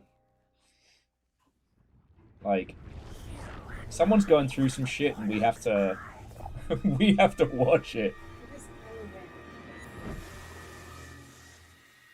And she's got one purple eye with evil powers, but then a different eye with good guy powers.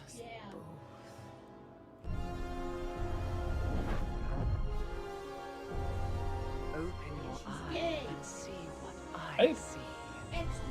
Make him extra gay. Find raw magic. Give me 2 girls. Now make them kiss. Kid. Man, it really is the year of turning into smoke. What exactly is your interest here?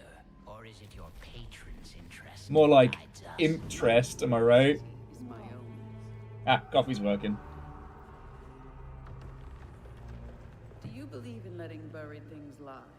In my experience, buried things do not lie for long. 2 girls, 1 Tasha's bubbling cauldron. Pretty good, pretty good. All right, we can definitely do better. We can do better. Ooh, sticky physics. We love some sticky physics. We are getting closer. Yes. Closer to Oh, what? what's that?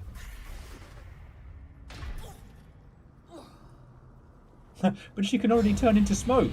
Yeah, I noticed that too. Watch out. I see it. Hey, what's up? You guys wanna... Oh, no, my brains! I just wanted to invite you to Chili's. Fuck you, this is my workplace!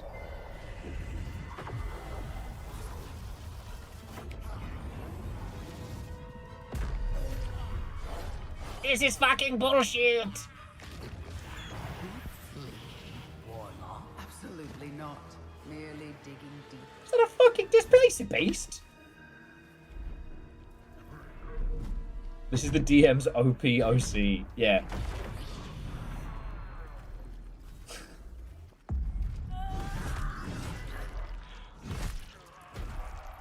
I'm not saying that this character is based on someone the Dungeon Master has a crush on, but I'm not saying that. Joking aside, this looks like it could be fun. I mean, obviously they're going to great lengths to show us every little MacGuffin that the character can play with. Typical E3 demo stuff. But, A means to an end. I mean, maybe those of you who are more 5e inclined would be able to say, like, those bloody mag... Okay. The eyeball also twitches.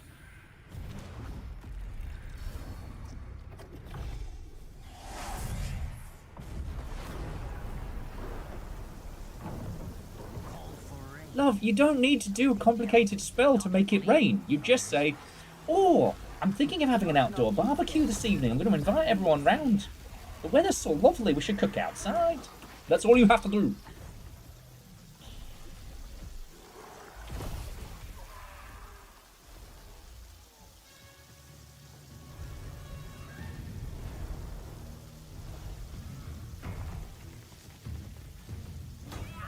It's nice to see the eyeball from the Neversoft logo still getting work. Fuck, that's good. Oh, Dice, welcome back. We're doing Gamescom opening night. It has simultaneously been kind of interesting and infuriating.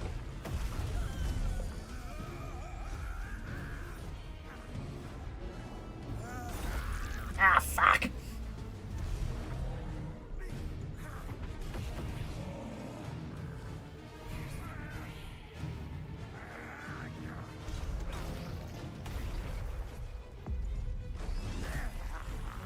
Is that what that's called? A death kiss beholder? The risks of henching. Yep. Hover animations when you run out of time and the animator is overloaded.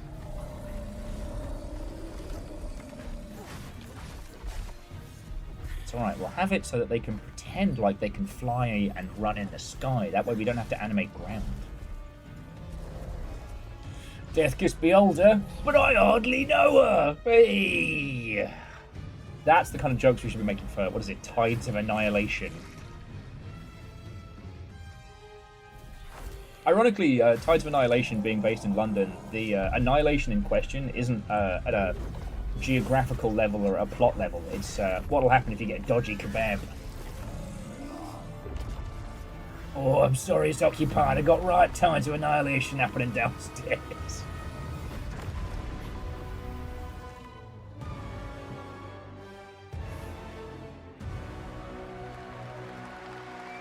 Yeah, I mean, I still will thematically be calling it a divorced dad mode. And now it is time for the But announcement of a brand new game it inspired looks by interesting. 1001 Arabian Nights, with flying carpets, colossal bosses, and more.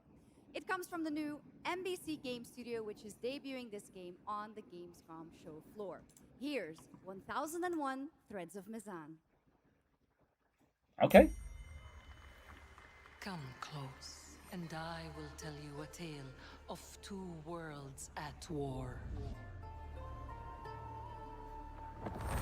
Set ablaze by a smokeless flame.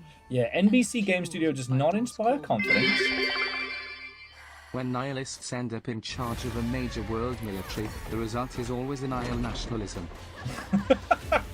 Alright. Whispers on the desert wind come from those who are unseen.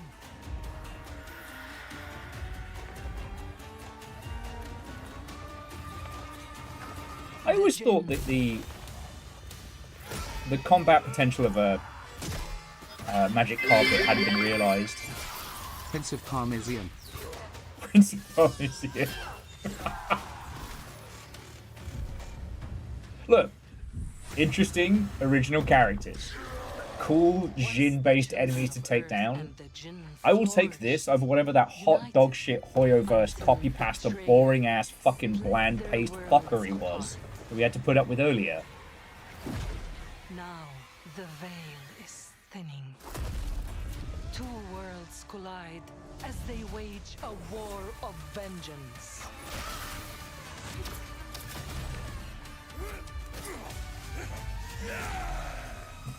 Yet, many Me anytime I get like a bit of grit in my eye. untold. To avoid destruction, we have but one hope. So Tell us how you really feel. The only interesting thing that Hoyoverse can put forward is how blatantly they can steal other people's ideas. Damn. That looks cool as fuck. That looks cool as fuck. This is more anime bullshit. I'll leave it to you to make the dead speak. Nothing and no one will keep me from the truth. Not even the purest. God fucking damn it. Now the feet people are getting into games. Okay, joking aside, I don't know this. It could be rad. Confidence is not currently inspired. Every third shot is a fetish.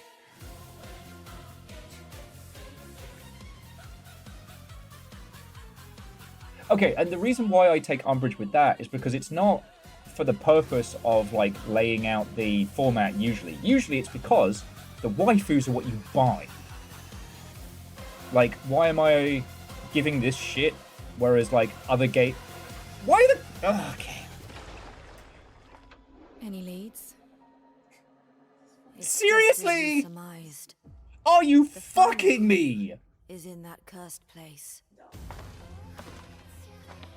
If greed comes at a cost, what price would you pay to bring back? You know what? These, at least, slightly more interesting than the fucking dog shit that we had to see from the previous one. It's not. It's just. But no. The reason why I get so like up on those ones again is because you're not being shown those because the game has something to say. It's not talking about, you know, relationships or interactions or anything like that. They're doing it to sell you fetish waifus later on.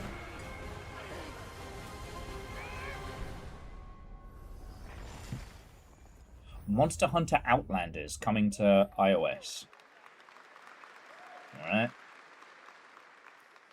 All right, welcome back to ONL, and next we're turning to the legendary Metro series and a very special developer, 4A Games, based in Ukraine. Game developers have to build games in all sorts of conditions, but for 4A, the development of 2039 has truly been a challenge to build art in the midst of a real war. To tell us more about their incredible story, you know what? and Jeff didn't dodge around it there. I do appreciate that. Please join me in welcoming to the ONL stage John Block and Pavel Umer from 4A Games. You know what, Gear Graphic? I've never heard anyone explain Jeff Keighley's whole bit than, why does he look like he just came back from lunch and he's telling us about bomb-ass mozzarella sticks?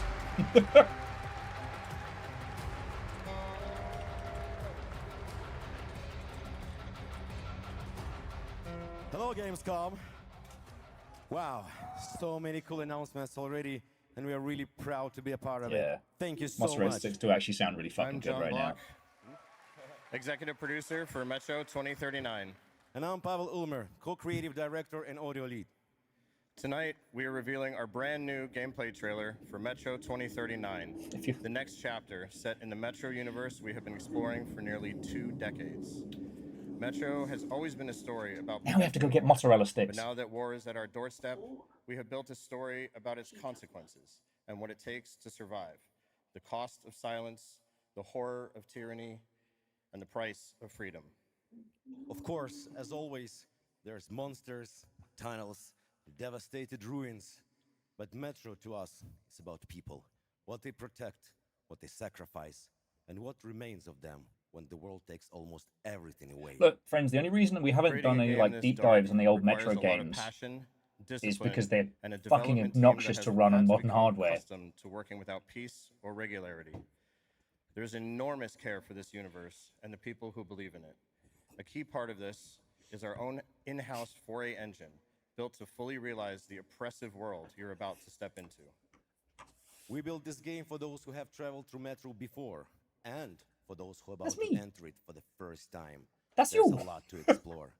Your support and love for this world has stayed with us through every stage of development, which was pretty rough, trust me. We cannot wait to share more tonight. I could wax And if you're poetical lucky enough to be about the here Metro at series Gamescom, games. You can go hands-on with It's Metro not all been 2039 perfect. at our booth and take a closer look on a fully wearable replica Spartan helmet that will be included in our collector's edition. Thank you. Tens of thousands of people are going to wear that helmet over the next 5 days. Don't put the helmet on. Metro 2039 Forget is not simply a return fleas, to Metro. It is a dark, more ambitious, and deeply personal journey. scalp mites, One that will and challenge the what you know plague about all at yourself once. and what you're prepared to become in order to survive. So, the tunnels are waiting. The surface is calling. And tonight, we're ready to show you a bit what comes next. Welcome to Metro 2039. Slava Ukraini! Yeah.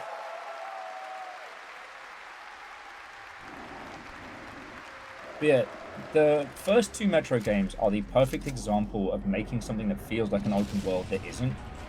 What brought you here? I'm looking for someone. The way in which the games use like every part of it to tell a story, even the controls, is phenomenal.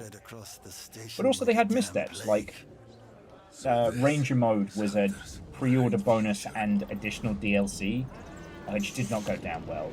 Metro Exodus was both great and bad in terms of how it handled its open world. But Metro Exodus's DLC, the submarine one, is perfect. It is a perfect microcosm, open worldy setup, and should be studied in labs because of how fucking good it is.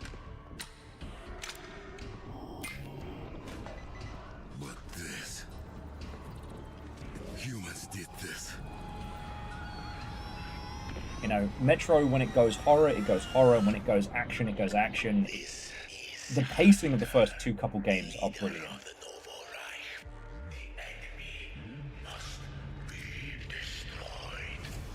You know, the whole area where you're trying to cross from one end of the Metro to the other to save everyone from the mutant threat.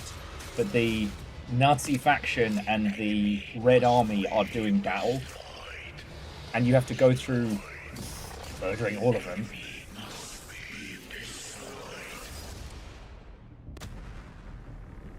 The fact that its morality system is based on your reactions to actual events, not just like how many chickens did you save and how many old ladies did you punt down the road.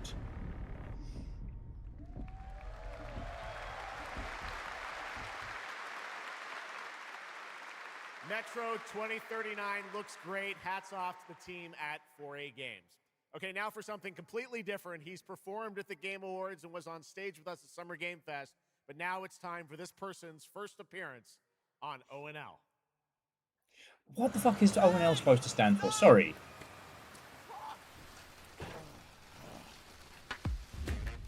Like, he keeps saying it like I'm supposed to know. Just to feel good.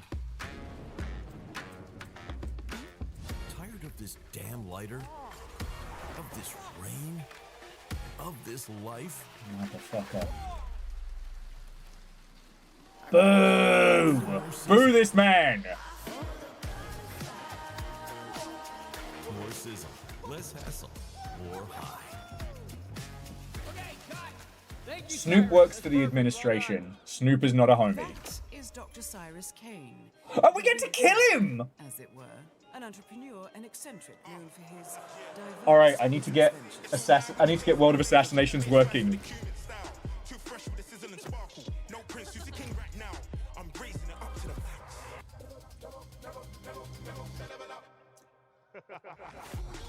Cozy up to fascists and die like one.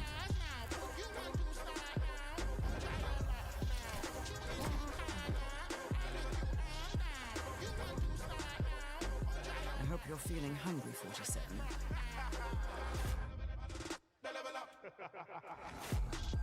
Man, what the fuck kind of funky music is this? These internet ass DJs.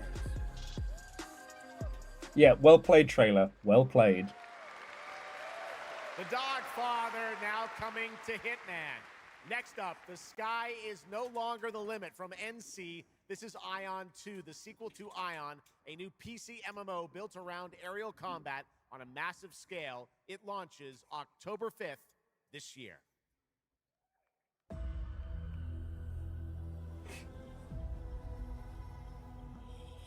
I never will get used to the fucking whiplash of a lot of this stuff. I thought it was Aeon. He said Ion, right?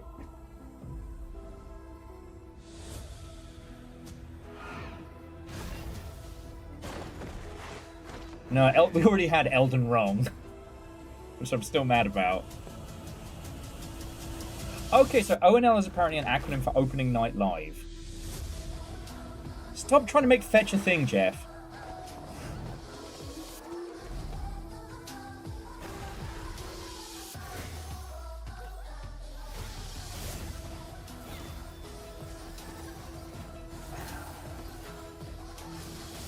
Okay. I don't know, Dice, if you're still chilling and illing, or if any of the other like art folks are here, but is there a term for when something is full of color and yet still boring as piss water? Like, every color and every effect is in play here, and all I can think is, I wonder what's going on with Wanted Dead. I'm bored. This is boring.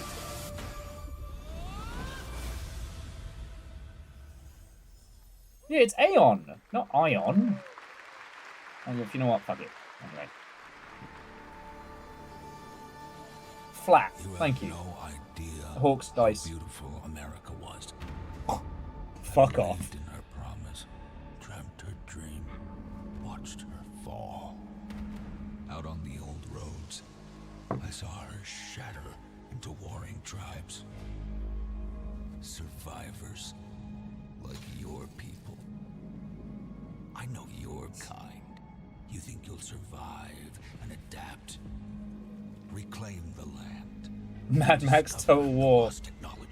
I actually tried replaying Mad Max last night, and you know, the AAA industry did it to themselves. Might becomes the law.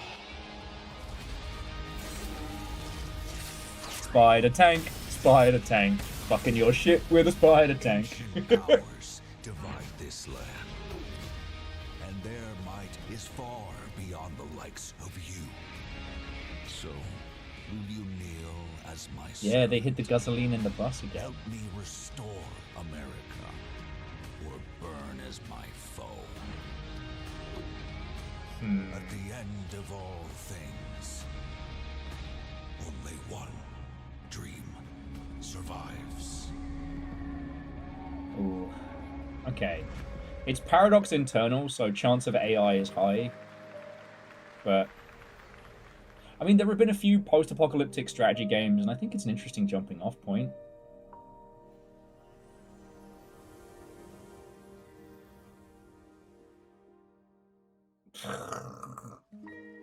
Oh, just as a reminder, friends, so Hoyoverse, the parent company's gone all in on generative AI.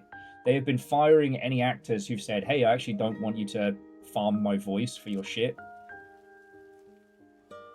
So this is morally corrupt Animal Crossing. Each one of these little cute smiling faces is built on, you know, the death of our planet and the destroyed careers of those who would. Isabel would take these fuckers to town like Mr. McDoom showed her how. That's what I'm saying.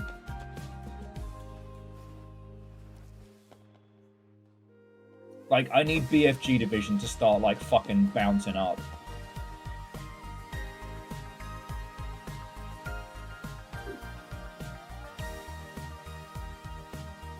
Look, Tom Nook's the one selling Mr. McDoom Marine his munitions. That's why he doesn't charge you interest, is Tom Nook makes so much money in arms dealing. Telling you. That was Petit Planet, a cozy Animal Crossing that off my list. Hey! Your life unfolds at your own pace. Farm the land, cast a line, comb the shores, or whip up a home-cooked meal. Enjoy slow, fulfilling days on your planet, side by side with your beloved. No, Scotty, fuzzy we are the neighbors. demographic. We're the fuckers that had Animal Crossing COVID parties. We're the people desperately fighting back our own mental health with video games and We are very excited to have a special musical performance at ON. yeah. Earlier this year, Oh yeah, no, you're right. Glale's cat breed simulation game. Yeah, they want to hit that cozy market. Okay, you're right, Scotty. You're right. And yes, Thank you. it's music. And tonight, we've got Also, the they could have first called it ever its live performance. music as Please well. welcome Matthias Bossi, Carla Kilstead, and Jeff Perlman from Ridiculon performing Guillotina. Meine Damen und Herren, während dieser Live-Übertragung kamen keine Acten Sure. zu Schaden. Say you'll be mine, we'll be divine. My paws were made for you, my claws all see what they can do.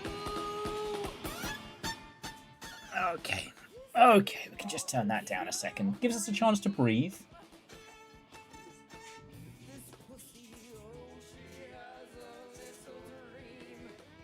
This is very odd. This is one of the lost songs from Cats the Musical. Yes, but the movie version.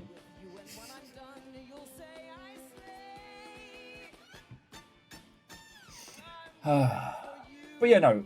Like, one thing I do want to say on that previous one, and basically Hoyoverse's whole, like, shotgun approach for, let's take everything that has been very, very successful over the last, like, 5 or 10 years and do our own free-to-play version. That's their whole stratagem, and they aren't aiming for us. You know, they're aiming for people in net cafes. They're aiming for people who haven't got a grounding in video games or a knowledge of. Right. You right. You know, one of the reasons why I like doing these with you all and talking about this stuff is because, you know, it is possible for any of us to get to in our own thinking about stuff, and having that sanity check with others is very important.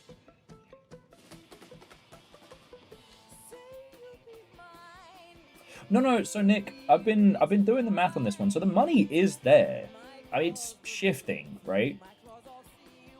But you know, gone are the days of a big studio pitching something like Azura's Wrath, or, you know, like I said, last night I tried replaying the Mad Max game.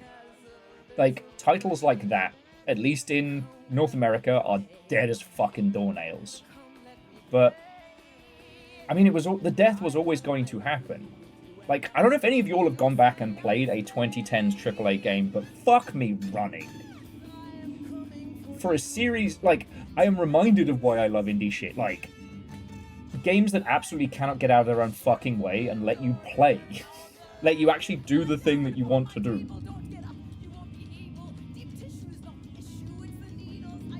You know? Capcom and studios like that will be able to persist in. And the thing about the Hoyoverse stuff is that eventually it's a creature that eats itself.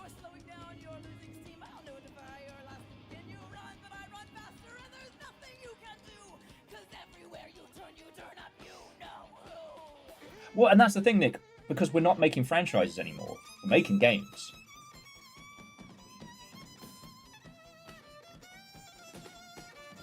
Because what's been really interesting is that all the announcements we're seeing now are for, you know, small and medium-sized operations and offerings for that. Because that's what we're looking at now. Games have hit the point where we're not going to have as many of those huge explosion areas of growth industry-wise. Hang on. Trying to process Gamescom and Natter on this is a complicated one. That was so fun. And here's also some breaking news. Eugenics is coming to PS5, Switch 2, and Xbox Series X and S on September 8th. So, like, that games company announcing their own little in-house publishing setups and whatnot. Trailer for Aliens Fireteam Elite 2. Which actually, this came out today, I believe.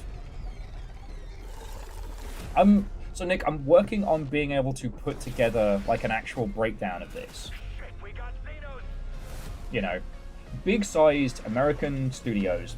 The AAA, as we've known it, that's kind of led the charge pretty much since the 2000s, is dead. It's gone. There'll be a handful of people that survive on big franchises.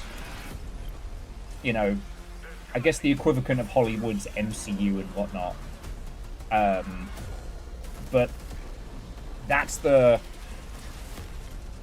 creature that will eventually burn out.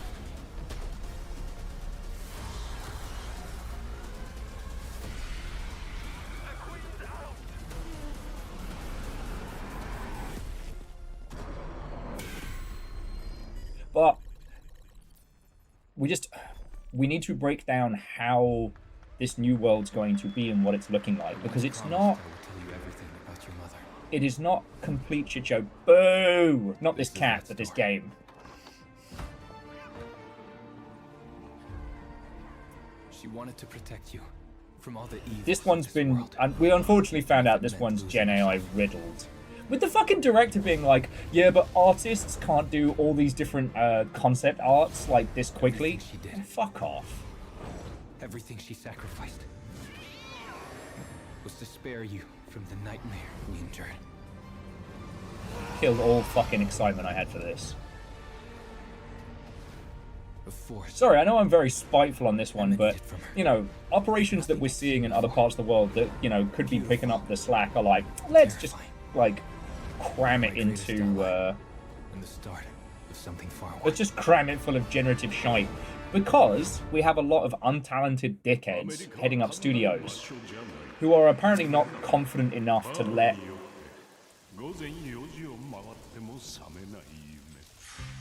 Okay.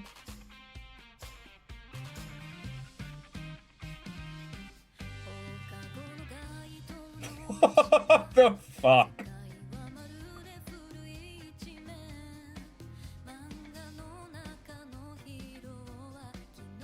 The the fuck am I looking at here?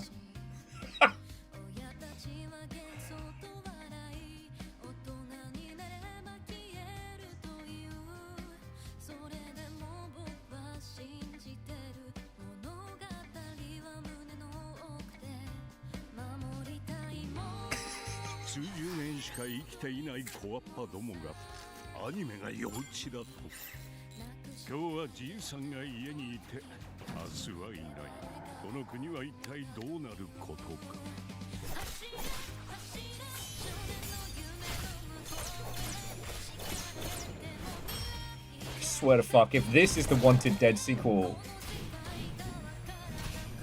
Is that Murica flag takedown? What? What the fuck?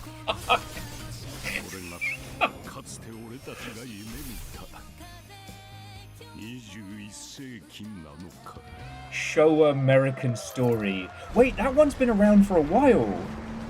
Fuck, that looks fun. Fuck, that looks fun. Be the hero in the truck. I've done an inordinate amount of crystal meth and I've got to get across the country.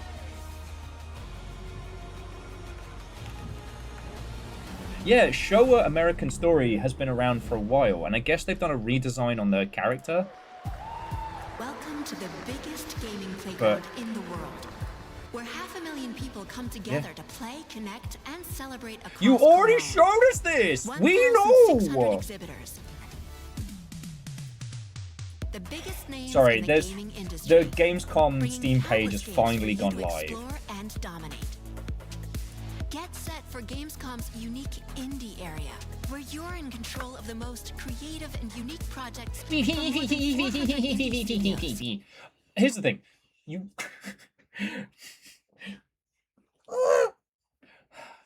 It's already going on. Gamescom is starting now. Like, this is just an advert for you to... Okay, you know what? Will, breathe. I should also point out, Gamescom is not really like a convention. It's not like PAX. There are booths. You go and play stuff. It's a huge mosh pit of like 350,000 people. It's very old E3. All right. I cannot recommend necessarily going unless there is something you absolutely positively need to play. Like, oofta. Anyway, while this waffling's fucking going on, yeah, the Gamescom page is up. So we've got the Elta Defy Gods, and I've got a bunch I can now add to my ignore, like Humankind 2. Actually, there's a point. Does Humankind 2, does it have AI acknowledgement? No, it doesn't. I put AI dog shit in your fucking nonsense. Pretend like I'm not going to spot you. All right, Kegels is back. For Stage Tour, built by veterans of the original rhythm music game era, this game has 90 songs, including artists like the Red Hot Chili Peppers, Radiohead, Olivia Rodrigo, the Rolling Stones, and Muse. Here's a Hell brand new Dwarf, look at Stage Stellaris is our source. Stellaris has been using AI-generated assets now for years.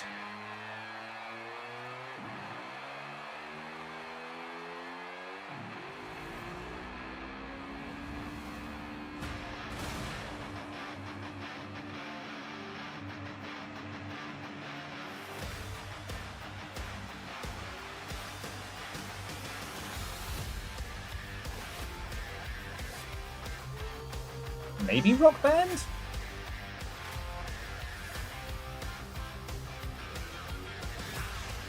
What's that, Ed Sheeran?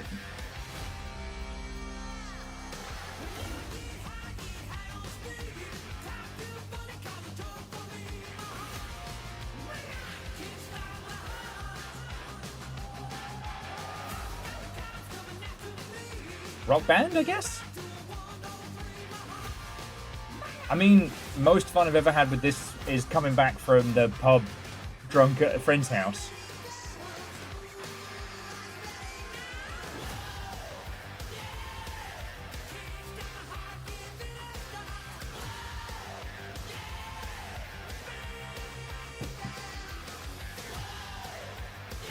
I mean, good on them. Like,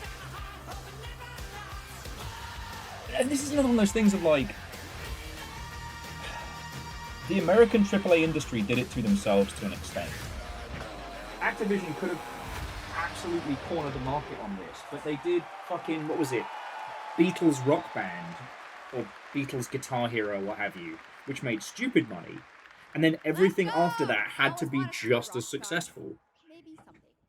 Next year, Sorry. Sega's classic game Okay. Crazy Taxi Breathe. is coming back Breathe. with an all-new installment. And right now, we have the multiplayer reveal.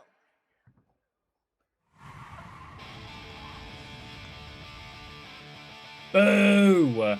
Also riddled.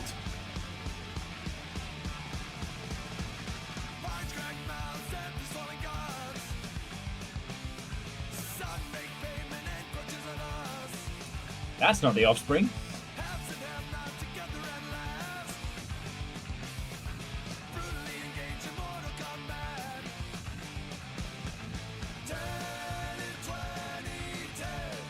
Although this was one of the tracks on Tony Hawk's 1 or 2, I forget.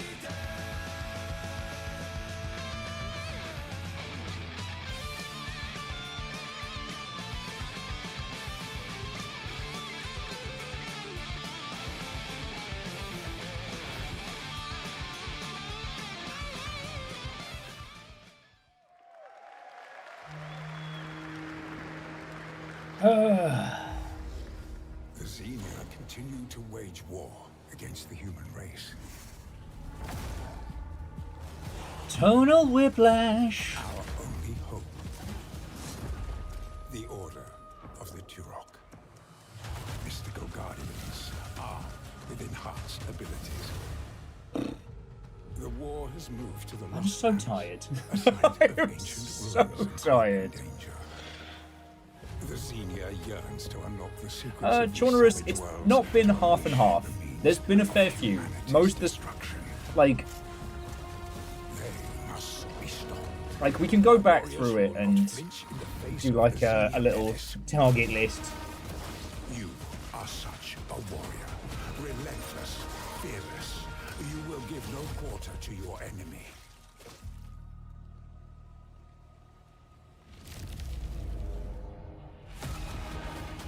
No stopping, no surrender, no limit to your abilities. The Lost Lands beckon you. I mean, woo?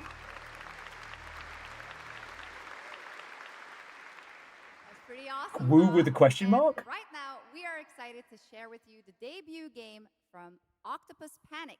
Are you excited? Are you really excited? Must you turn this presentation into a house of lies? Action game that launches later this year. Let's check it out.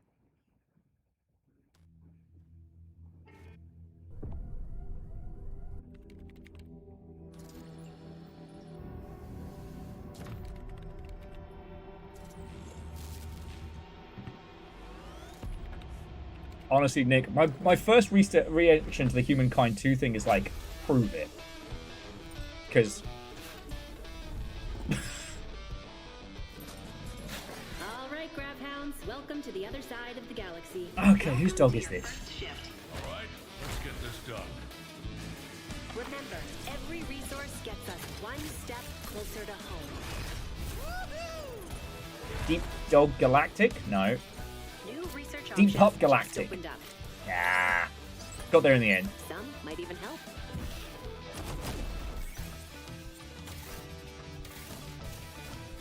And watch out for the wildlife.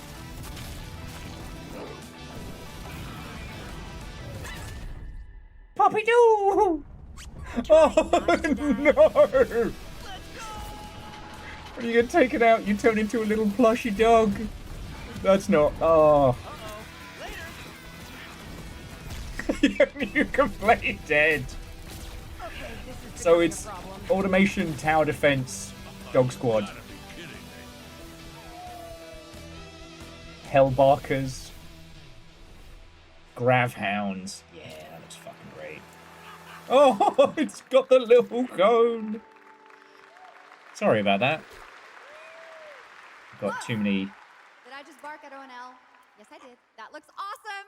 And this next title we're about to see comes from a studio known for creating world-class city building and management games. With this one, they're bringing that expertise and passion into an entirely new setting, inviting players to build a city where everything just clicks.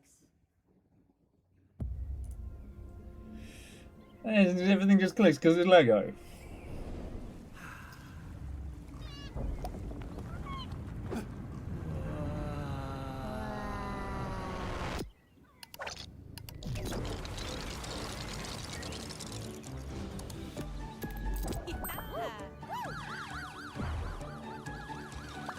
Lego Sims is a dangerous pitch because it will make $1 squillion.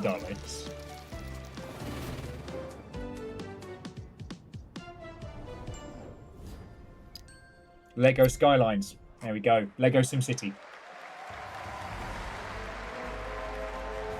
Welcome. Yeah, exactly, right? Welcome to the Paradox block. Will it ever come out? Will they fuck it up? Will it be riddled? Find out together.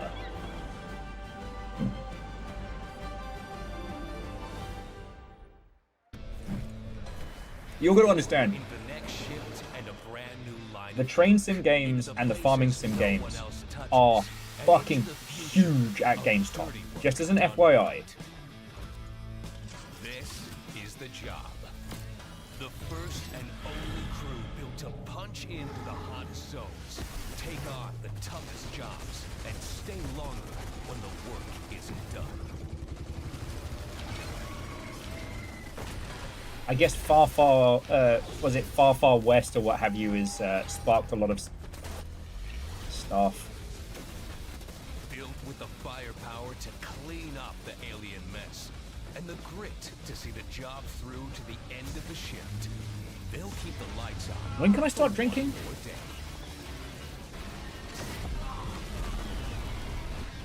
Yeah, way to get shown up by a handful of dogs.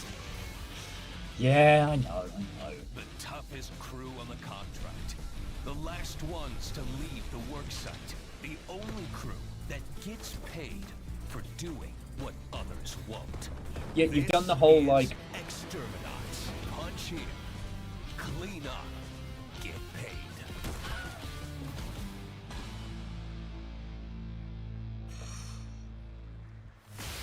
Yeah, the dog's already won. That looked dull as dishwater.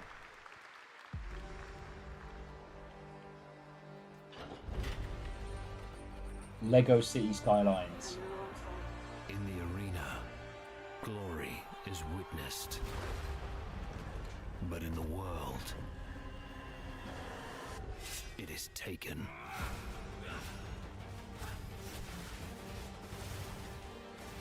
Look, you don't have to sell us, alright? We started playing. Path of Exile 2 is going to be a new character class.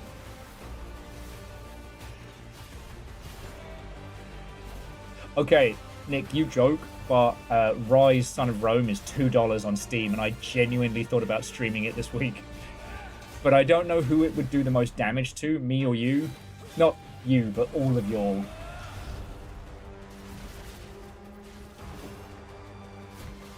In the Burger King. Swing, you have it your way.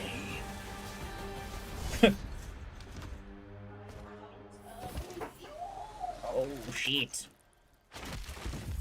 I will take what I am owed.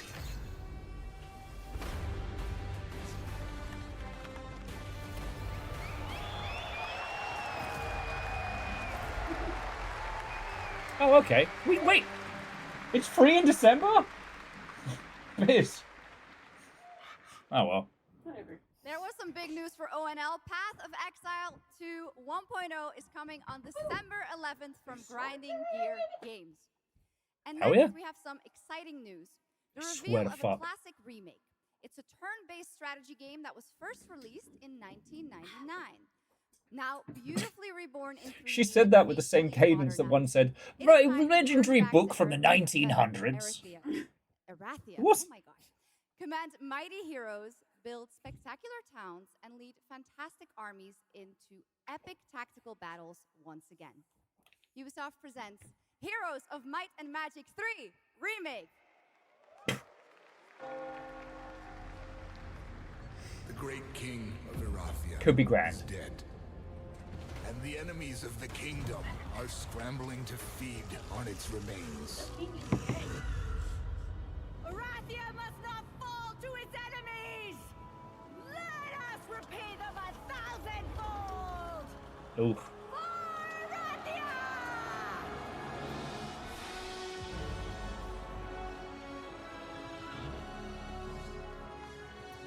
Yeah, that had some real, like... If it wasn't slop, then it was not well made, that little shot, but alright, alright.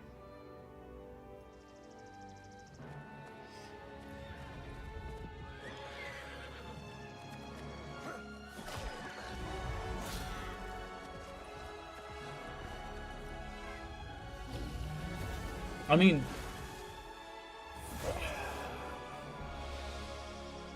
I do not have faith that Ubisoft will be able to carry this through.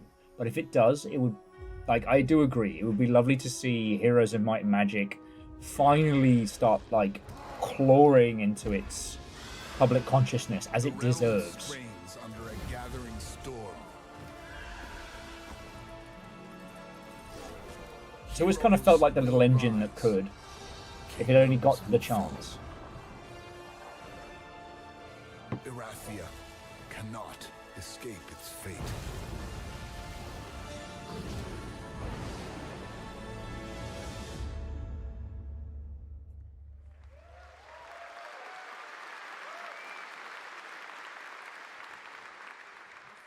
With that, now let's talk about Gamescom Cares, our platform at Gamescom dedicated to projects that give back.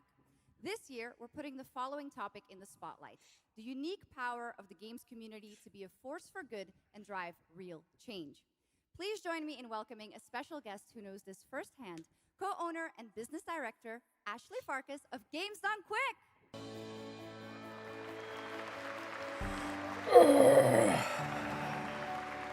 Hello, Ashley. Welcome to Gamescom ONL. So, all right. Tell us about Games Done Quick. Yeah, thanks. Okay. In this house, we support Games Done Quick. It is a great event.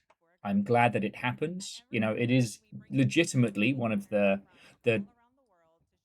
highlights of good in games. We also watched it. So, okay.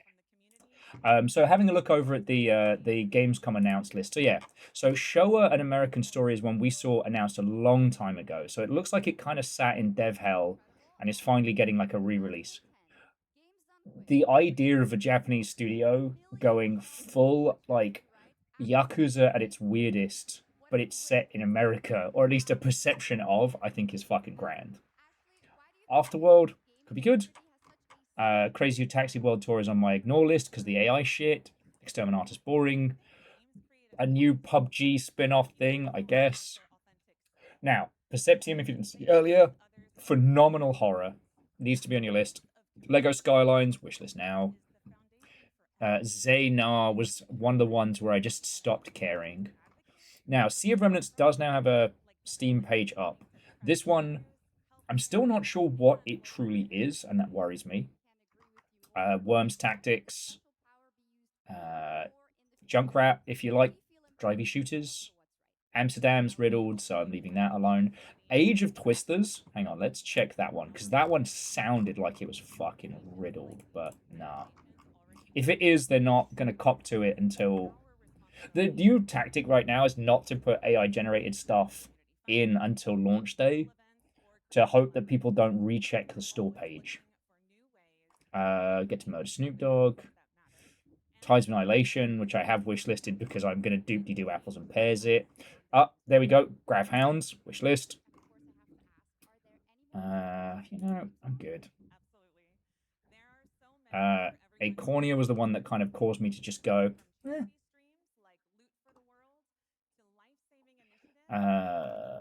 Metro 20... Oh, the thing I was talking about, so trying to get Metro to run on modern hardware, there's no way to get it on specific screens. I can't stream any of the Metro games for you all, which is very frustrating. Oh, stage tour. Just give that a quick check. Seems to be okay for now. This one is another dog shittery. Oh, and I guess these are the ones we have to look forward to. Neo Berlin, Forgery Craft. Okay. And we're back. From the small team behind The Ascent, No Law is an immersive open-world FPS RPG set in the cyber grunge city of Port Desire. And tonight, it's finally time to give you a new look at the game. Okay. I swear to fuck, if anyone says cozy, I'm gonna go full-on exterminatus. Gardner guy going after the mayors? The city won't shut up about it. What have you heard? Nobody sees him go in.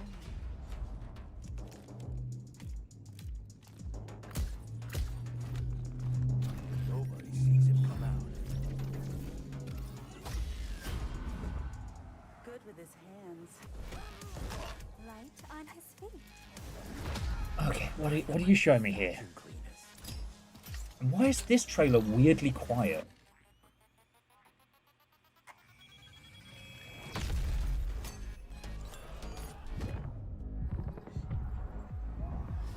Come on, we can handle one freaking gardener. He's a ghost. Oh, that's cool. It was like a sound dampening grenade. So you could basically just go weapons free within a sphere without alarming the world.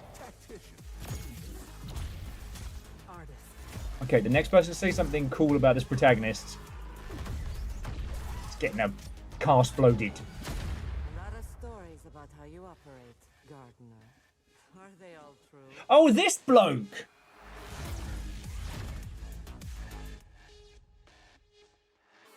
Now, it's a craft on one, so...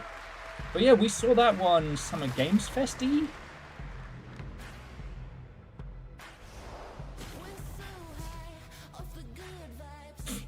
Baba Yaga gets the Hoyoverse treatment.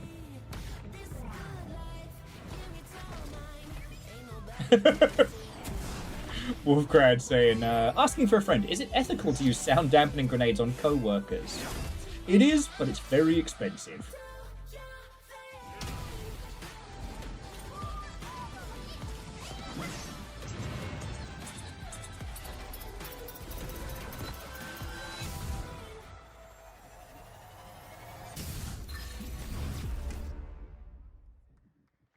Another craft on.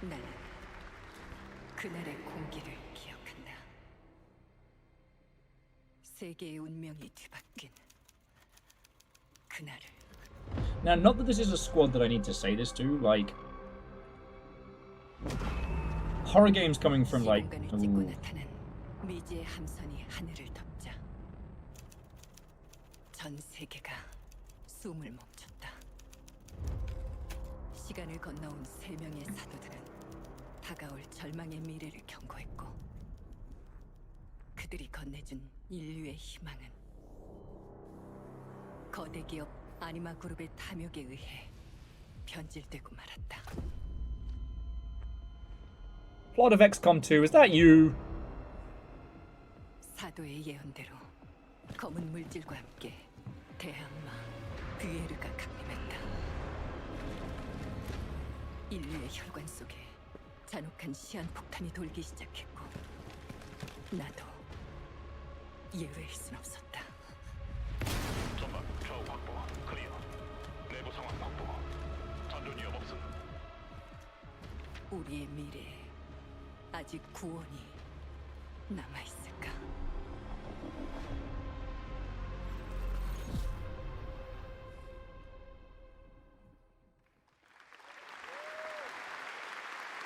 Last year at TGA, we revealed Ontos from Frictional Games in Malmo, Sweden, the spiritual successor to Soma. The game stars the incredible Stellan Skarsgård. And now we've got your first look at gameplay. As the protagonist comes across a horrific experiment where a body's consciousness has been transferred to a server of rats. It's one of the many experiments in the game. Homie, there show are us. puzzles where your moral choices affect the outcomes of the mission, as well as the rest. That's why this takes 2 hours, because Jeff has to explain it before we get to see it. When I was 5 years old, I was very sick. But somehow, my dad did the impossible. Whatever that miracle was, it pushed him away from us. Crumby, do you hear me? Word of caution. Crombie's experiments can be active right now. Delicate stuff. Hey! Please! I need to talk to you!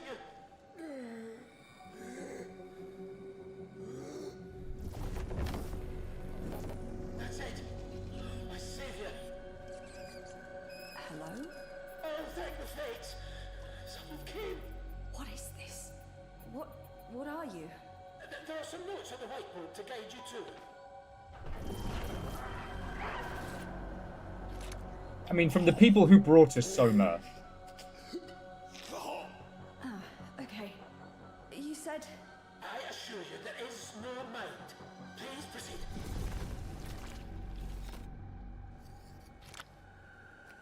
No! No! My body! No!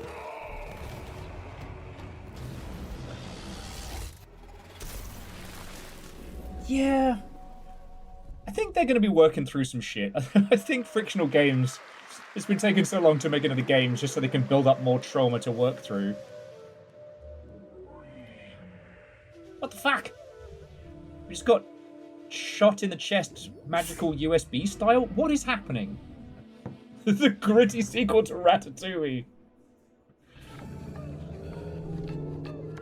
Oh, fuck sticks. Pony Island 2. Took me a second.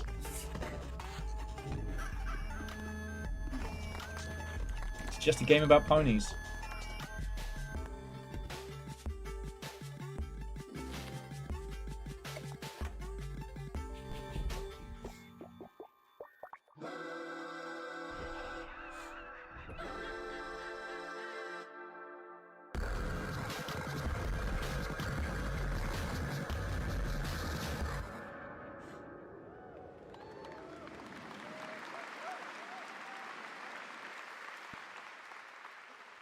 What a wild trailer from Daniel Mullins up in Vancouver, Canada, creator of Inscription. That was Pony Island 2, Panda Circus, described as a voyage through time, myth, divinity, and video games. All right, now it is time for some animal combat. I guess we had a little bit before with that. Gravhounds, right? Dogs, but a lot of animals tonight. From China-based TI Games comes Zoopunk, a 3D diesel punk action RPG starring a playable, get this, rabbit, rhino, and chipmunk. Wow. I know. Tonight we have the first Zoopunk's squad-based combat systems. Wow. Potential fourth hero. There's another animal, Shocks, who fights with a long blade. There's even more. That's not all. You'll also want to keep an eye out for the marmot and otter bosses too. Witness the wild world. They've got otters. We've never seen those in a video game before. Oh my god. What is up with me today?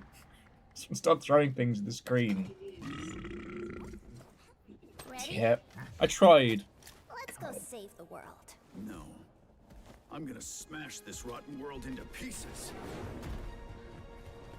What was that dog shit? I've got you. We're about to risk our lives here. Is this the only way across? Bratton, toss me there. Get out of Marmiter Village! Quit already. Man. You can't even beat the rabbit. I don't know if these voice lines are generated or if they're just terribly translated, but...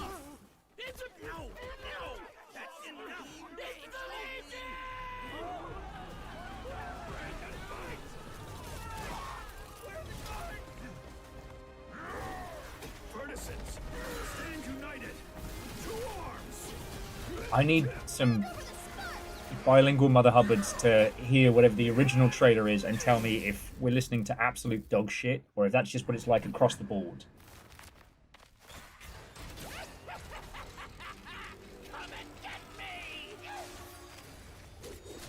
This, the hope of the world?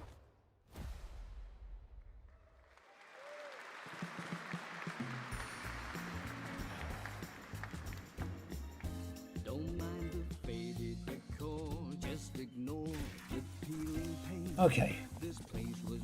I feel like we've been doing this now for years.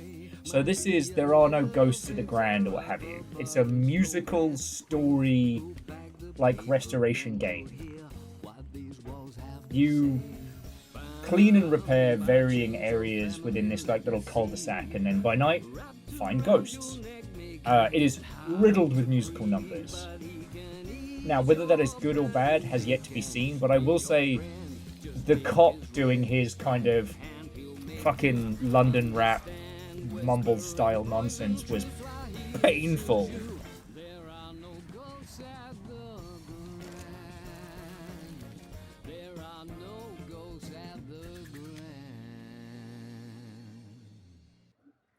I will, and yeah, the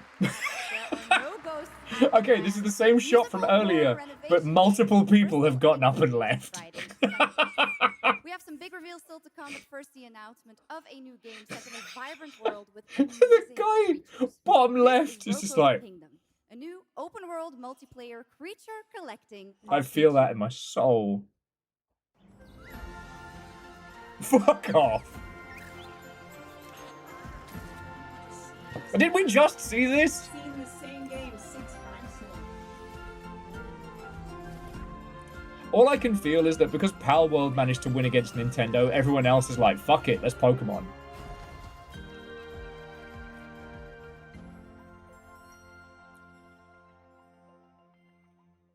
Budget owlet down there. Oh, Jesus. You have said nothing. You have showed me nothing. Now, war.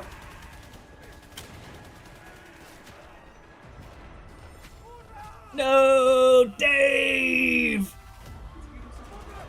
Oh, he was talking mad shit.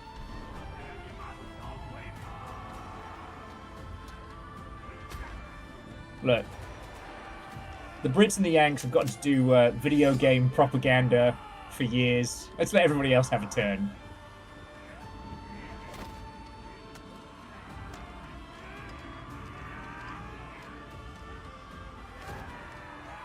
Yeah, well, Hawks, I'm sure you saw the Dave OVA as well, where he really went into his backstory.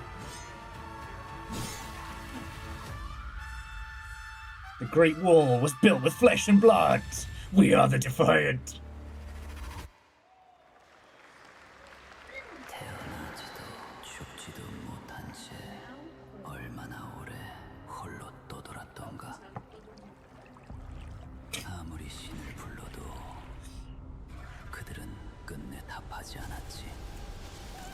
No, it's Chinese Dark Souls 2.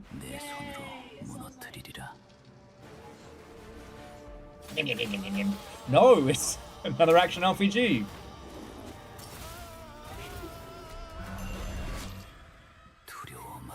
God, I call it an action RPG. I must be tired.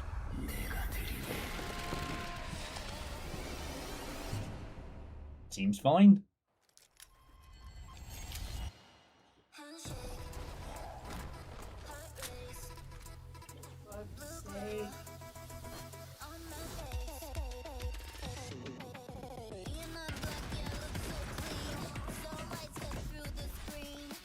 On Minecraft?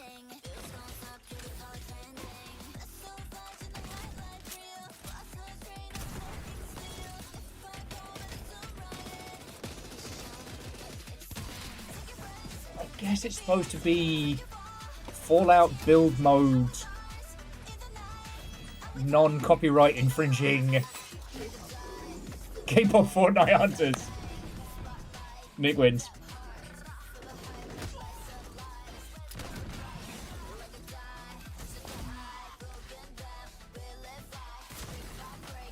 And I guess the hook is that everyone in this is supposed to be a streamer as well? Jesus twatting Christ.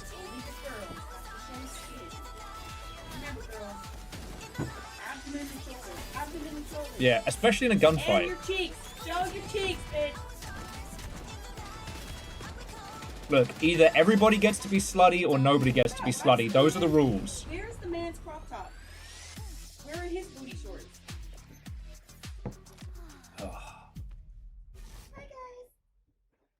Like or die. Fuck off. Fuck all the way off. Closed out Summer Game Fest with an epic reveal. Please join me in welcoming to the stage my good friend, the Final Fantasy VII Remake Series Director, Naoki Phone starts too.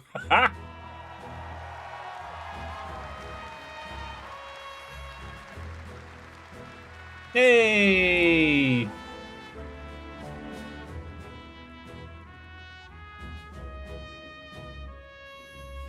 Like or die? I choose die. Hello everyone.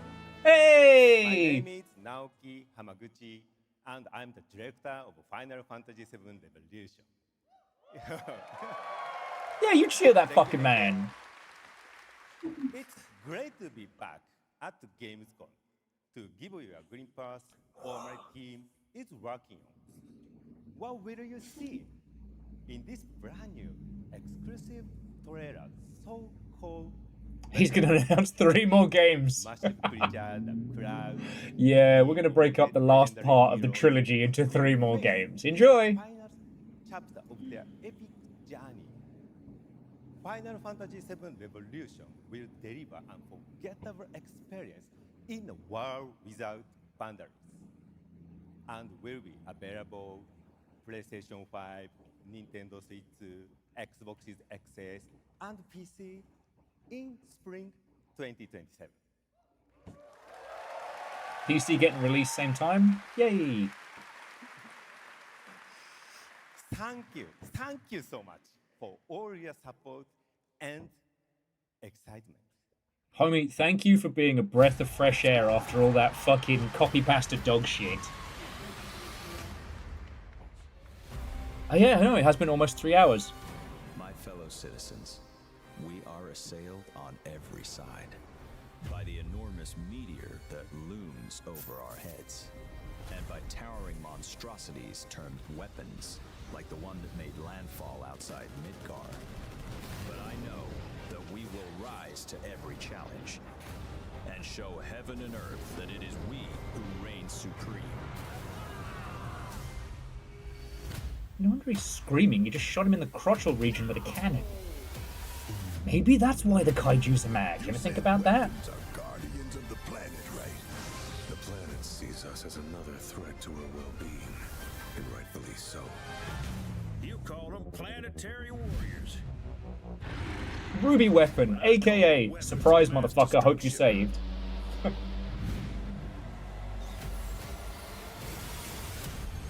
Only one thing to do. We fight.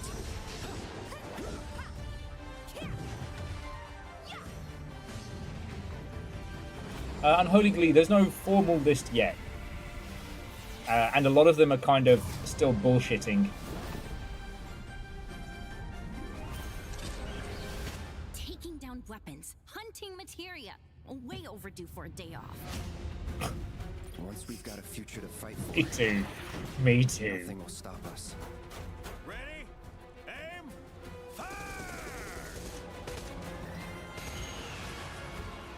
We'll finish this together.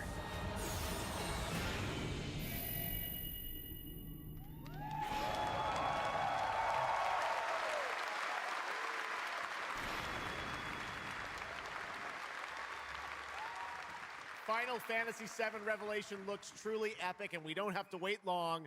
The game comes out next spring for all platforms at the same time. All right, we have one last game for you tonight at ONL. You said you had one last game. That was the one last game. Franchise that won Game of the Year at the Game Awards way back in 2015. Better be good, Jeff. Better be good. I see a white wolf striving forward towards a solitary And I see a little silhouette of a man, but I'm not making it everybody else's fucking problem. chose to be a witcher.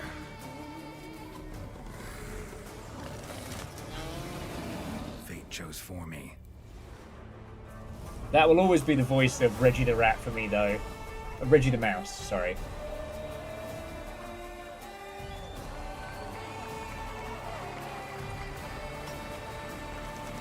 But also, we knew this.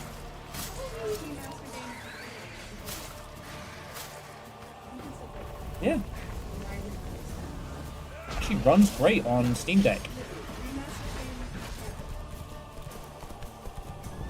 I don't want remount. I don't want Roach to not show up on the top of a house.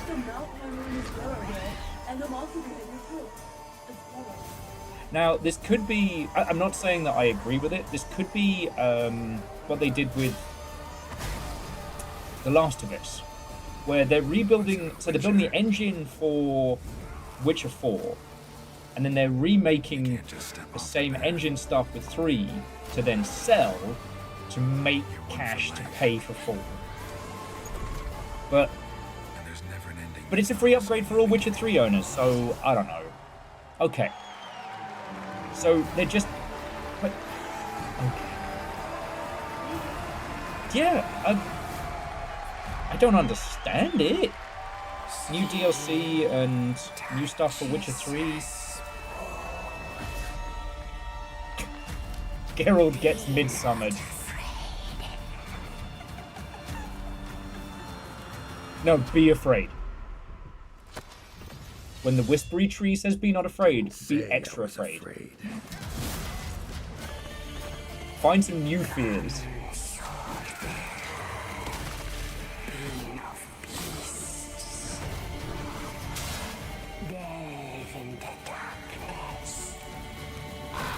Yeah, no, the subtitles are bad.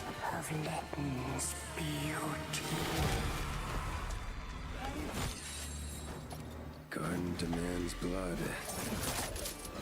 But they're the best we got. Blood.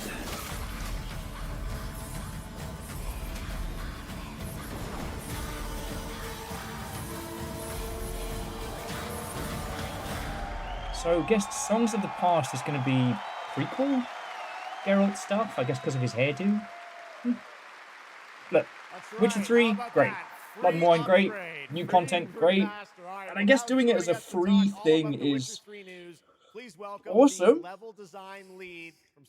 You said it was the last thing. It's not the last thing if someone's coming out to Natter. Okay. Miles, you brought down the house with that news of the free remastered. This is definitely a surprise, and it's coming out in just a month, September 29th, to PC. There is only one person who's allowed to be the one more thing, and that is Columbo. Lots of features in that trailer. Tell us which ones stand out the most to you. Oh, wow. So you can tell that the team definitely poured their hearts into this one, right? And it's a huge privilege for me to stand here and represent them. So close to muting you, dude. Secondly, features, right? So my favorite one is the visuals. No. He's getting muted. And nothing against the guy. I haven't met him. I'm sure he's lovely. We don't need the features explained to us of a remaster of a game that is announced. Yeah, he's going to the Columbo dimension.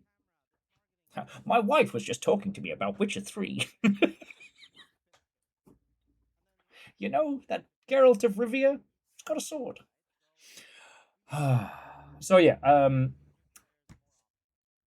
we do have a list of everything that has been like announced and shown in this, and there's been some fucking dog shit. There's been some AI riddles, and there's been some cool shit. We'll go over that once it's done, and then we can at least kind of cover like what we know that's riddled and otherwise. I can't believe we got Foam Stars 2. This upgrade, I like how we improved things, and also we made them better. It's great, dude, great. And I'm still coming to emotional terms with the fact that there's some horseshit going on with Wanted Dead, alright? And I would really appreciate if you would all be caring in my time. I do want to find out... So Defiant is, and I quote, historic stories from the Chinese battlefields of World War II. Now, someone who knows the history of that region will have to be the one who informs me, because I don't know fuck and or shit.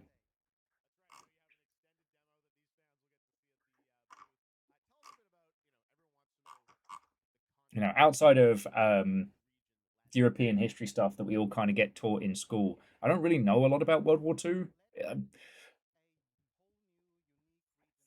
Comparable to The ilk. Well, I mean, Fred, that's what it says.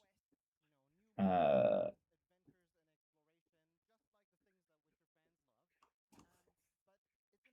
the bleak, snowy forests of northeast China to the heavily fortified streets and alleys of occupied towns and the treacherous villages behind enemy lines, here you will be immersed in the somber, tragic, and volatile atmosphere of China's War of Resistance.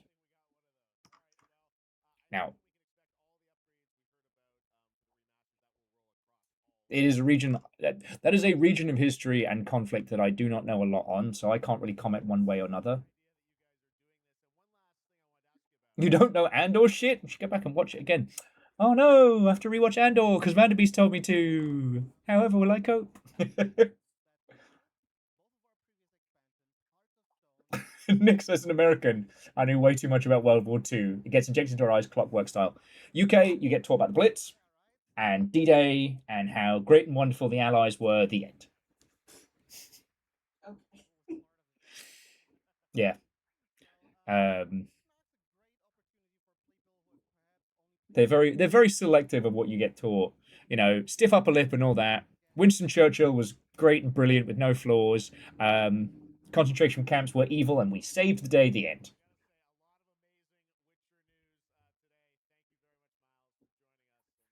So, like, joking aside, even when they're a bit off, I'm always down for historical shooters because they get people to actually look into it. But this is just the start of Gamescom week, so stay tuned for news and updates throughout the weekend. Oh, for a second there, I thought he was about to say, on December 10th, stay tuned for more announcements. No. Where we will celebrate the best of the year, crazy year, and see what's next with a lot of brand new game announcements and surprises from the world's top game development. Way to advertise your next show. Another great opening night live. And before we go, of course, we've got to bring out my incredible co-host tonight, Shocks. Come on back out, Shocks. Thank you. Didn't you do such a great job? Thank you so much, Jeff. Thank you so much for having me once again. And what an amazing show. Third time's a charm. We're just going to have to keep bringing you back. I hope all you guys have an amazing Gamescom. Let's go. All right. Good night, everybody. Thank you so much. Good night. The soft way she just went, let's go. That is my soul.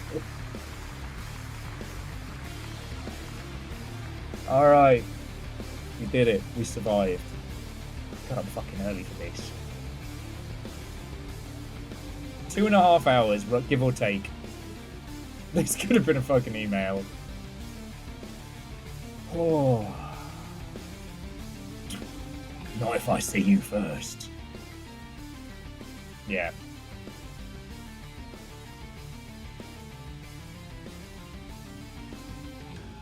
Yeah, that Control Resonance trailer was fucking great.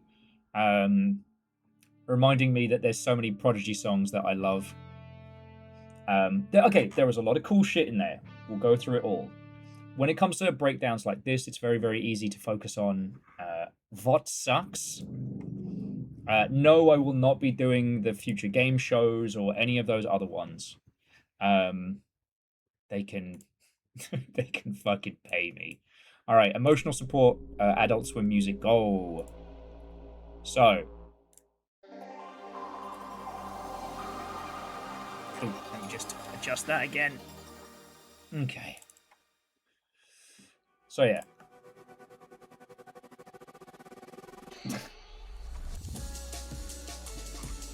So, these were the announcements, these were the big headliners. Obviously, China and South Korea really leading the charge on these announcements. Now, I need to do more deep dive research into a lot of these projects. Because, as I've commented on the past, I don't know if what we're seeing is the creme de la creme coming out of the Chinese market, or if these are titles that are being specifically targeted at Western audiences. I don't know if they are representative of the Chinese game industry as a whole. You know, the Hoyoverse can get fucked. You know,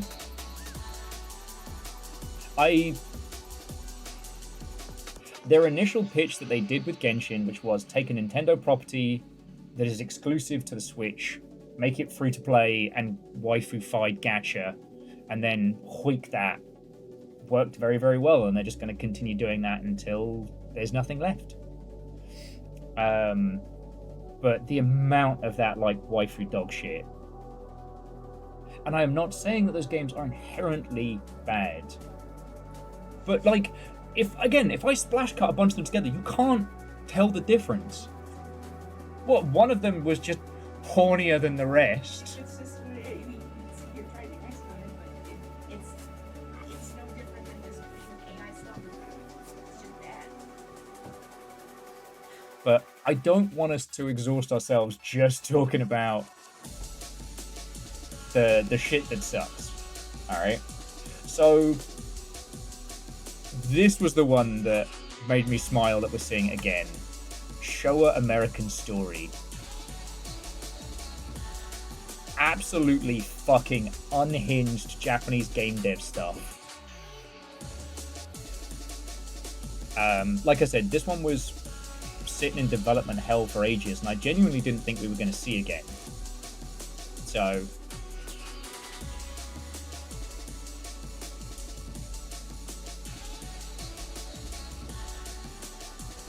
this reminds me of the unapologetically weird cool shit we got during the end of the PlayStation and into the PS2 era. And I'm down for it. Neo Yokohama. The moment I saw the Murica flag slapping people, then impaling a guy as everyone else salutes as your victim just floats off into space. Let's go. Like, between this and, what is it, Stranger Than Heaven?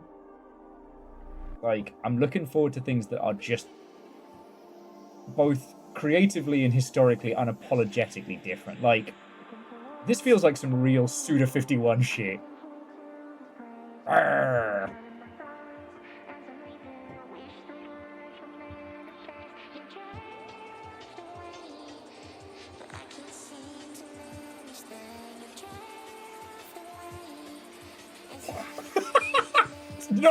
No, we are going back to that. Okay, so in this shot, all right, it's the Oval Office, and then it cuts to all the photos behind.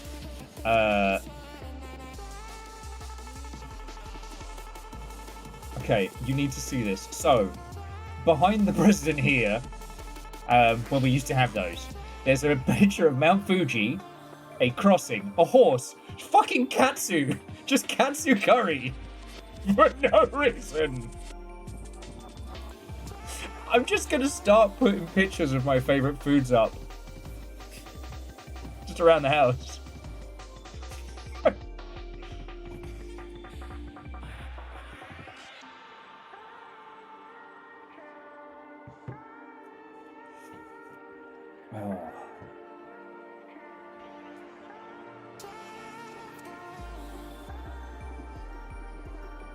Because the thing is like, now is the time for wild creativity. Now is the time to do some weird shit.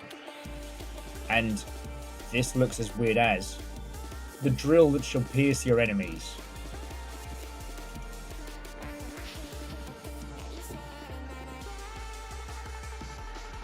Yeah, you know what? Sometimes you make food so good it joins the family picture.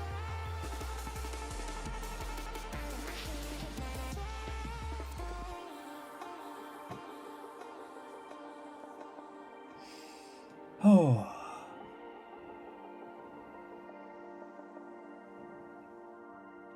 But it does make sense that Gamescom is where we're seeing the majority of, you know, Chinese games announcements. Because, you know, it's expensive to send people to the US and it's not really worth it for them right now. The majority of their titles are big. The majority of titles being put forward are big online stuff. Why did they pixelate the character's face like that? This is so weird. I love it. Because if I'm not mistaken, that's what they do in Japanese censorship when it's like adult material, right? Or is that the black bar across the eyes? I forget. Jesus. There's some monster designs. This is... Feeling too horny? Come down to Jelly where we cut the horny off you. Akari, thank you for the 200. Okay, Like, that person got stabbed in the spine, and then the Big Four, the Great General, with his horse giraffe of America.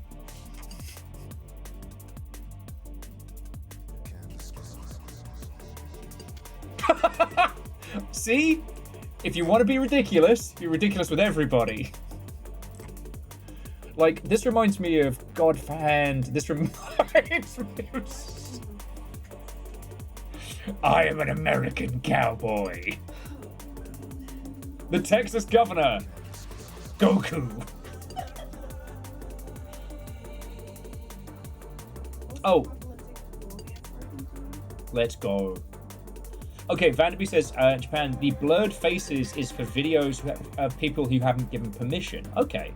So the black bar is for adult performance. Okay. I only remember it from the Gintama joke.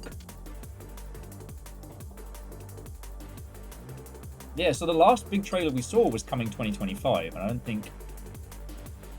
So yeah. I guess now it's actually happening. So, beans. Sorry, I closed it thing. Okay. I mean, what else needs saying? Heroes of Might and Magic, yay. Now, was it weird?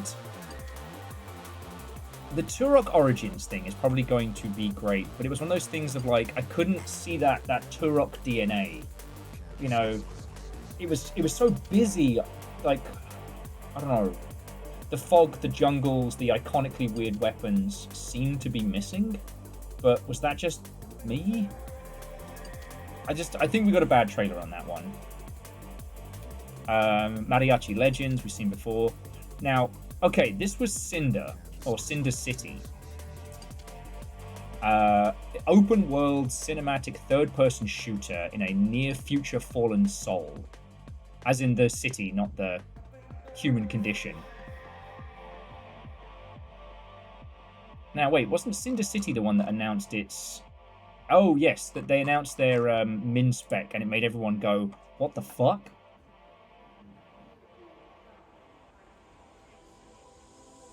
Oh, wait, cool. So Flair says they've been working on Cinder City for the last few months, and boy, you guys are in for a treat. Fuck yeah. Flair, your endorsement, it's all I need on that one.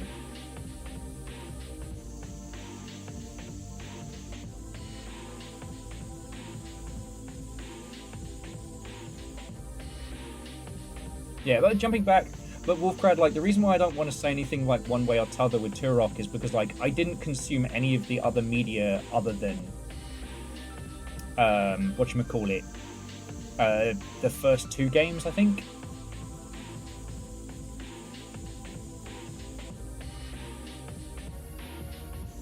Now, Once Human is going onto my fucking ignore list after that dogshit AI-generated bollocks they put up. Which, I don't know. I was so enamored with, not Too Human, fuck it, Once Human. I was so enamored with Once Human's, like, world and monster design that I wanted an excuse to like it. Like, you all must have a game like that, where you know it's not going to be good, but there's a part of it that makes you want to make a reason to like it. And Flair, you're not at Gamescom, are you?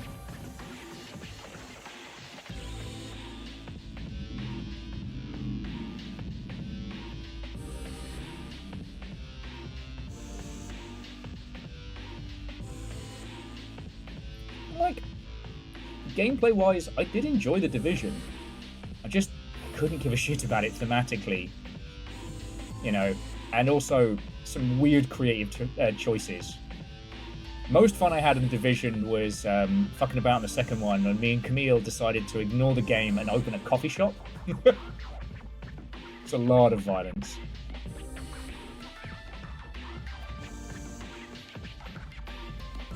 Oh, Flair, I was just saying, like, you're not at Gamescom, are you, right? Like, I hope you're doing alright, friend.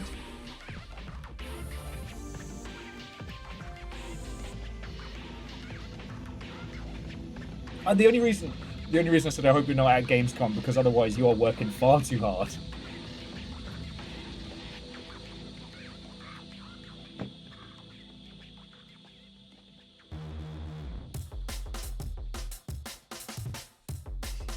Okay.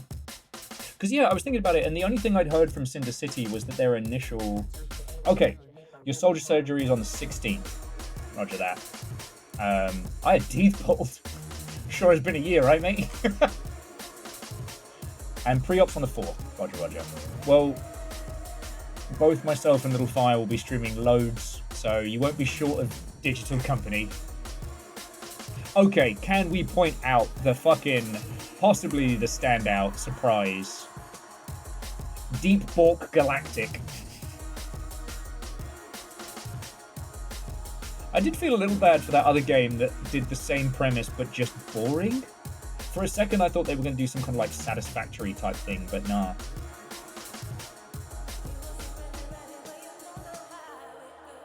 Oh no! I'm sorry you had to turn down, you know, PAX and BlizzCon, mate.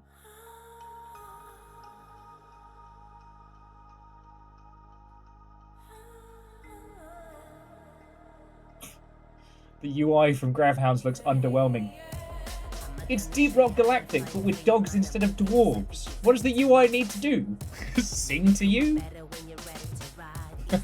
You get to turn into a little plushie when you get taken out.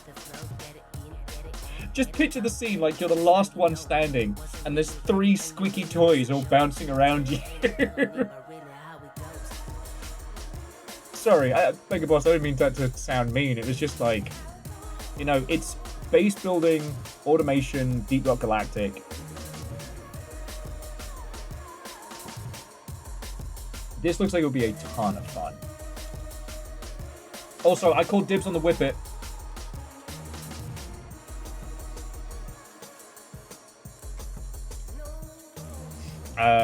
But yeah, then the thing was, this was Exterminus was announced next, and this could not have had a worse setup.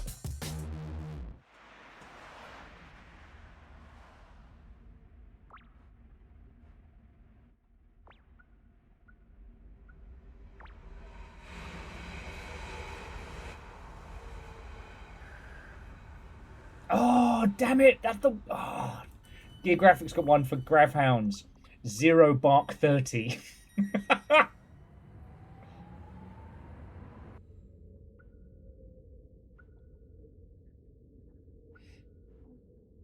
So yeah. I will say, this went on far too long. We did not need an on-stage performance for Mugenics, which wasn't announcing or doing anything. It was just they were there, I guess. To be fair, I'm kind of confused as to what the whole hype was anyways. Like, it wasn't really much. Like, the cool shit we already knew about. And everything else was just unnecessary. Yeah. There have been... Ooh! Scared the heck out of me. Are you okay? Yeah. Okay.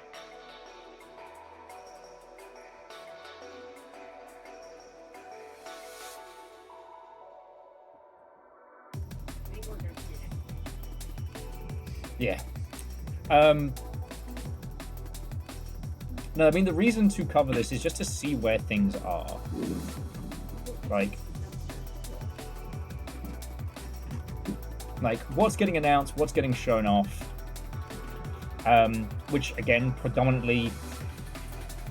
We did get to see some of the actual gameplay of Warlock, which I will continue to say is somebody's divorced dad mode, but it did look interesting. And as a lot of you were saying, like, it's nice to see a game where you play a mage that doesn't just boil down to third-person shooter fireballs.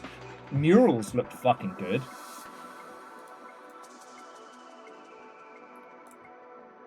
Like, this one absolutely had the source.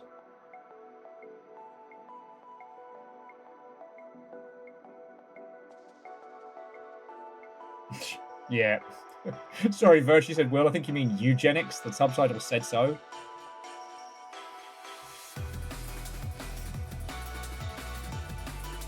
It was rather funny. It's one of the reasons why I don't just have subtitles on as standard outside of like what Twitch provides, because the auto closed captions cannot pass my accent half the time.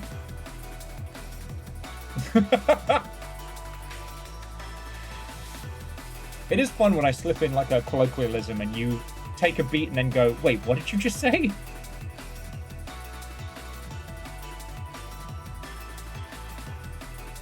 And Flair, I can absolutely understand that.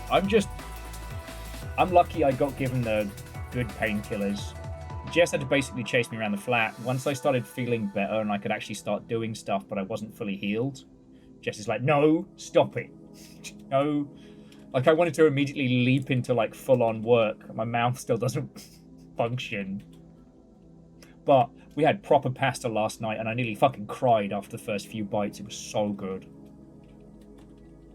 It's like, earlier in the day, when talking about, like, what we were going to make, Jess like, can you make your pasta thing? And I'm like, yes, I would really like that. But yeah, no, it does not shock me at all that Like or Die is slopathy. Yeah, we even fled. That's why you and I get on. Now yeah, the Humankind 2 saying that it didn't use slop. Nah, that's what I'm going to say to that. But they have been having to defend the trailer. Okay. So that one, where was it? So yeah, this part, because this is somewhat low quality, those waves are wrong, and there's a fucking Viking that kind of blinks in and out of existence.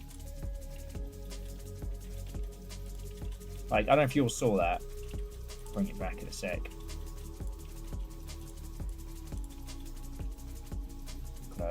It's really hard because it's a few frames.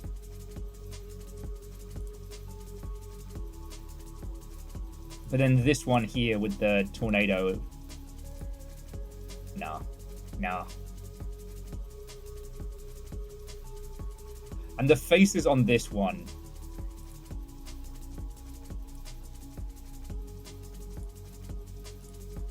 If it isn't, like, if it isn't, then they have done a fucking terrible job. Ugh. Anyway.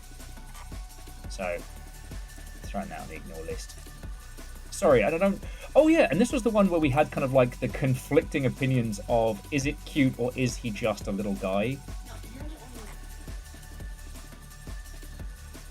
Let's see if it shows it in this trailer here, if it just shows the cute little thing.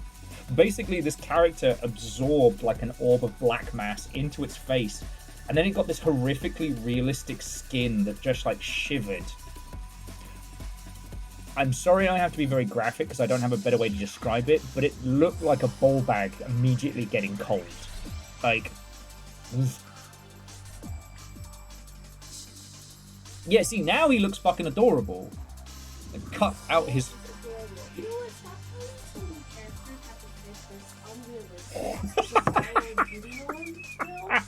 You're right. Here's me trying to make these cute protagonists fit my, my view. Jesus. Okay. And again, Perceptium. If that's not. Yeah. Roko Kingdom could not be more nothing if it fucking tried. Now, No Law does make me laugh because we kind of dunked on this as being like the, divorced dad mode cyberpunk-ness.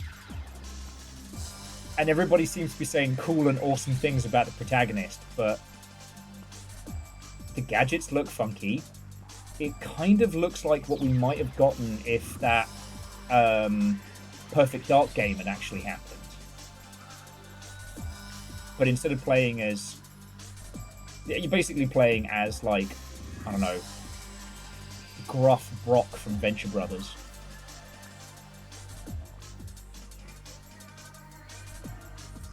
You know? You can put a grenade on a Roomba. That's fun.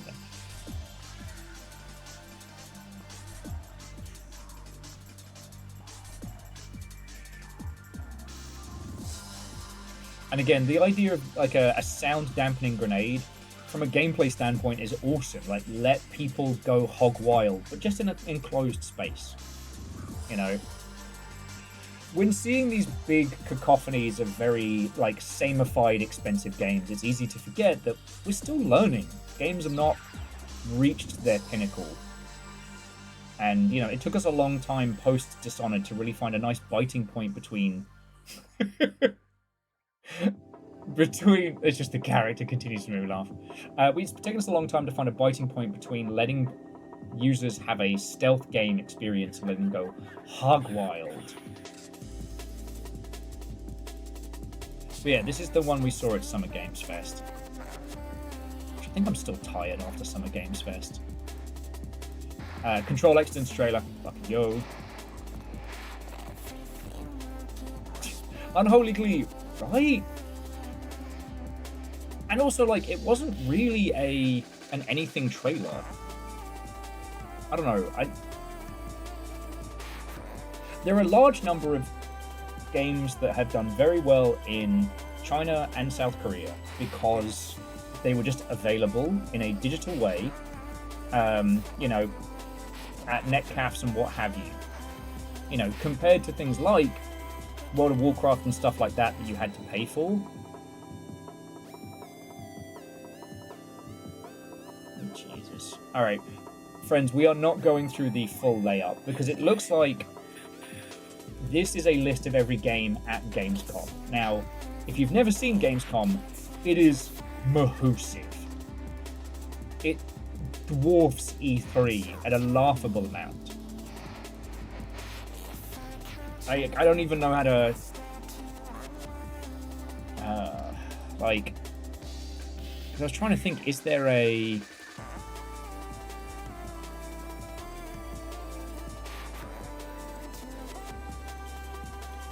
Nah, see, this doesn't even give scale. Sorry. Not just, you know, plug in my, the stuff I've been helping out with. Cosmic Crowbar's on the show floor. They're at the Indie Arena booth here. But this does not give you a sense of fucking scale. Like...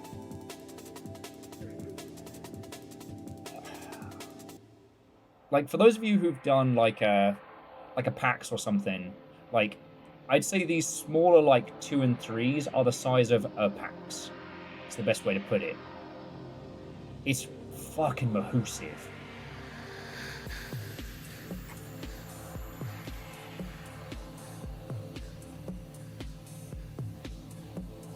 So, yeah. Gamescom continues to kind of sit in this odd little space. Like... Business-wise, people go to Gamescom to look for publishers for next year, localization houses, work-for-hire studios, that kind of thing. Or at least that's how it used to be. Gamescom is the biggest single game show in Europe because there was never really one that popped up in France or Spain. It ended up, like, taking the cake. Also, there were lots of games represented at Gamescom that were the kind that did gangbusters but nobody talked about. I.e., like, now we all know about Farming Sim and games like that, but those have always been huge. Gamescom was predominantly where they got shown off. Like, I cannot state, the year I did Gamescom, they had a whole Combine Harvester in the hall for that year's Farming Simulator. A fucking Combine Harvester! You know, the one from the song. Sorry. Okay, you know what? Actually, not sorry, but... yeah.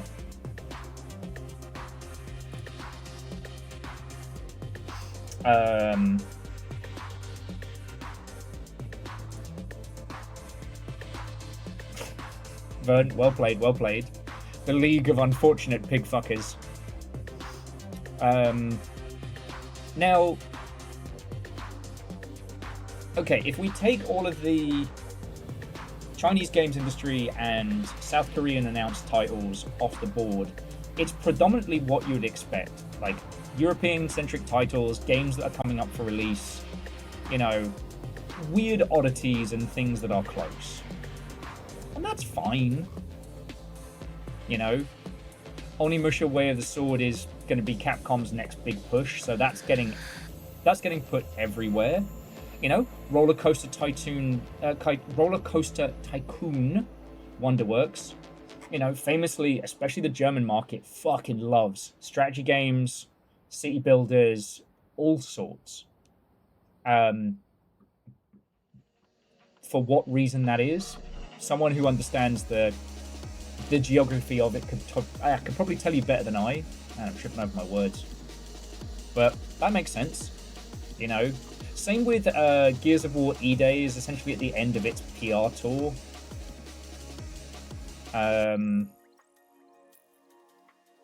Valor Mortis is coming up in October, so same for that one. Crazy Taxi World Tour can get fucked.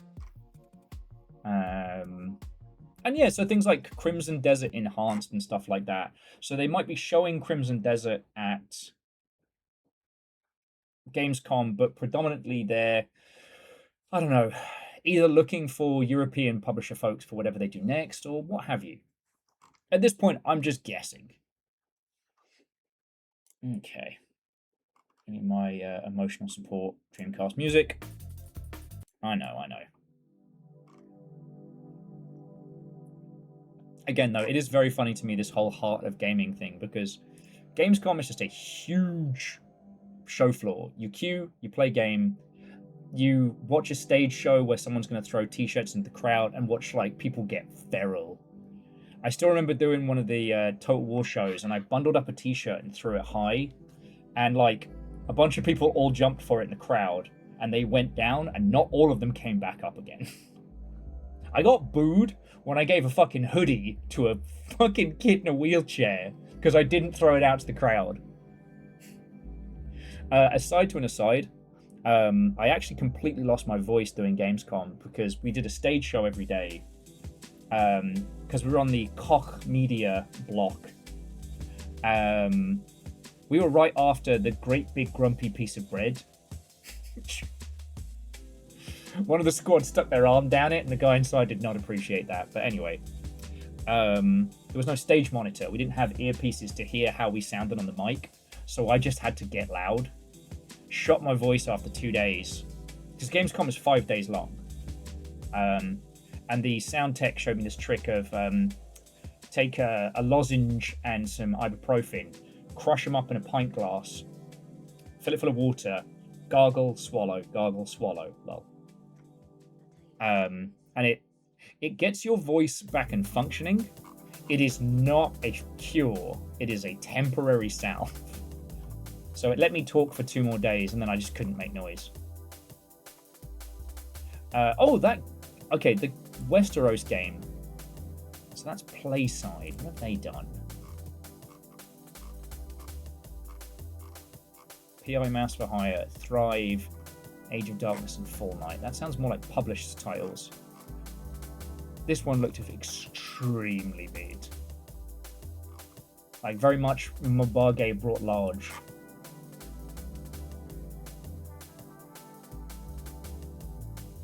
Yeah, no, Scotty, it's just the Gamescom crowd is feral to another level when it comes to giveaways.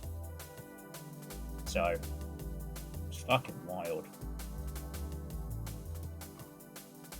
Anyway, was this worth getting up early for? No. But, I mean, one, hopefully this will help me sleep at a decent hour tonight. But also, two, like,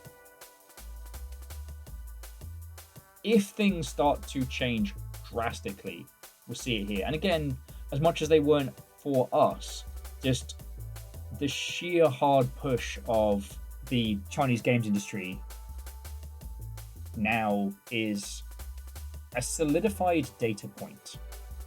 You know, the Japanese market is moving out of live service games and online games. The American games industry, as it was in the AAA kind of space, is almost fucking dead. There's not going to be anything new or contending, so there's a lot of untapped ground.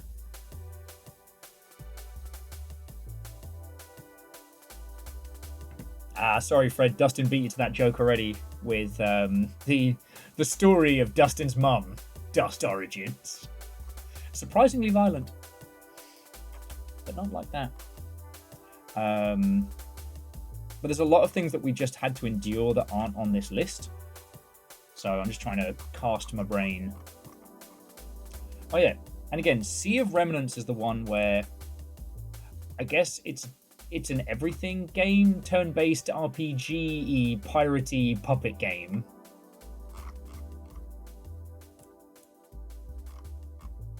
Yeah. So far, no sign of slop or otherwise. But again, this is NetEase, right? It didn't have a Steam page for a while and an early sign-up. And with it being NetEase published, I keep expecting them to be like, and here's how the free-to-play gacha pirate waifu system will work. But I will say, and I said this when it got announced, if you want to stand out, stand out. You know, all of the anime waifu games were all forgettable and could all be just smushed into one big amalgamation. Like, the only reason one of them stood out is because it was so unapologetic with its attempt to sell us fetishized waifus, more so than its previous contenders. I thought pirate games didn't sell. Nah. Well, so this thing I was talking about earlier of like the AAA games industry kind of did it to itself. And I think that's another example. Like, American game studios could have been pumping out some absolute banging pirate games, but they didn't. When they said they didn't sell like Halo, which meant that they were obviously worthless. You know? Whereas it turns out, people still think pirates are cool. Like, that thing that we've known since the book Treasure Island, apparently. But they also used to say space games don't sell. You know, the same people who were telling us everything's got to be grey-brown cover shooters.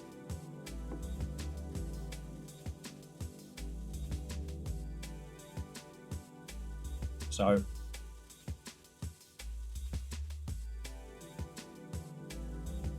it's that thing of like, I always try and fight back against like regional stereotyping. So like, I really don't like the term slabjank because it gets applied to like games coming out of a specific region, except for a lot of those games are wildly creative and brilliantly made, and some of them are huge. Like, the Metro franchise is not small.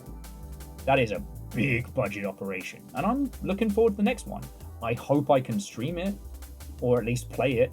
Though then again, Metro Exodus stream was one of the worst streams we've ever had. Ever. I do not know why. Nobody wanted to watch that. Which is fine.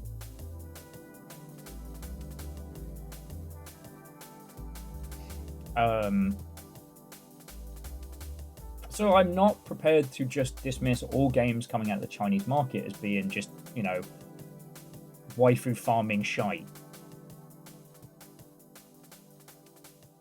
Like, thinking about it now, it's like, I guess the success of Genshin has created this, like, false understanding of those kinds of games.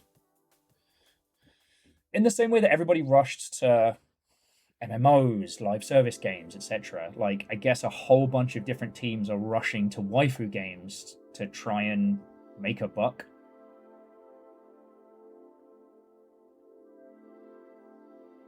And I stand by what I said. Like, I will dunk on them infinitely because they're not trying to do or say anything. And any kind of, like, character designs purely come from the, we're going to hit all these different demographics, i.e. fetishes, and create a waifu for each one, and then make those waifus random draws that you have to pay money for. You know what I mean? I forget who said it in here, but someone was like, if I want to be horny, I'll play hornier, better games. Yeah. And again, there's nothing wrong with having, like, a thirst trap style art design. I'm looking at you, Marvel Rivals. That's okay. Was that you? something. Sorry, I just heard something super weird. Oh, so it had to be me. Well, it wasn't me. There's only 2 of us here. Actually, yeah, Dustin, that's a very good quote. A game for everyone is a game for no one.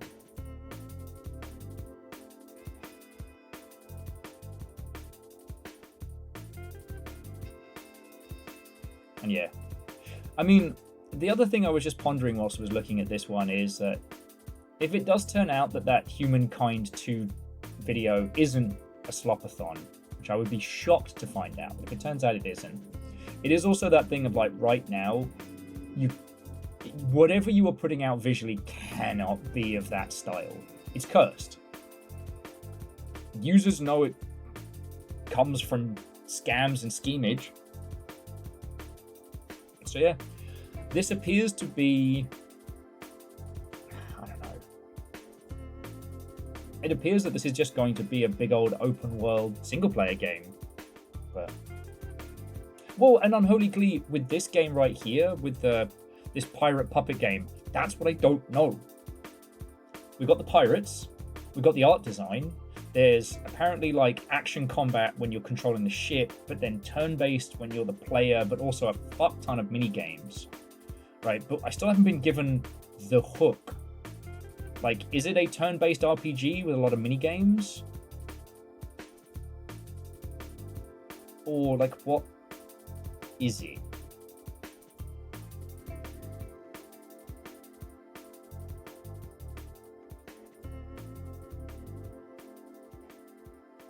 Anyway, even if this turns out to be dog shit, this is going to be another one of those games where I'm just going to be like, you want to know how to make a fucking trailer? You want to know how to show off? Copy this. You know, this isn't quite as instrumental, at least for us, as Summer Games Fest and, like, Game Awards. You know, Gamescom's a big consumer show. But there is a lot that can be learned. Ooh, that is some freaky fucking nightmare shit. Ooh. I think maybe these designs are a little too good.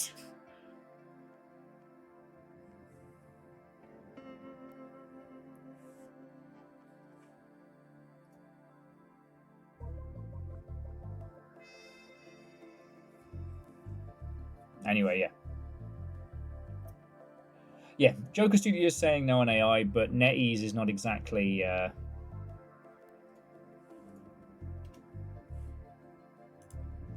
the most reputable of mischief. I know it. Okay, so it says single player, but it also says in-app purchases. So I guess we'll see. Okay. Now, is there anything I missed?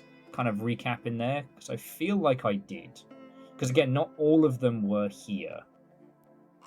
Stage tour, apparently no AI, looks good. Physical peripherals, rock band mode, let's go.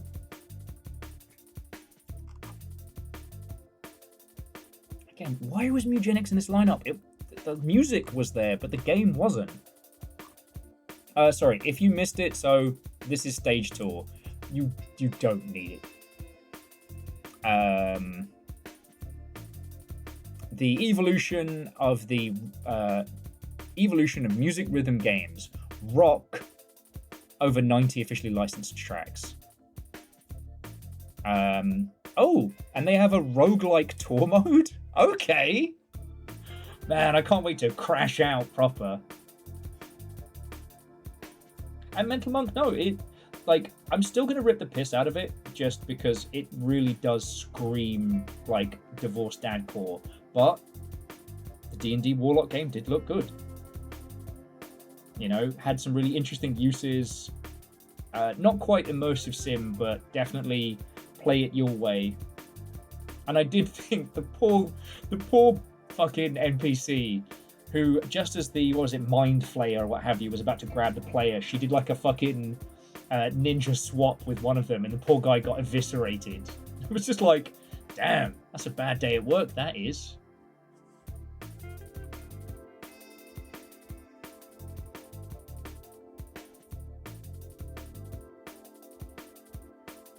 Now, I will say, what was it? One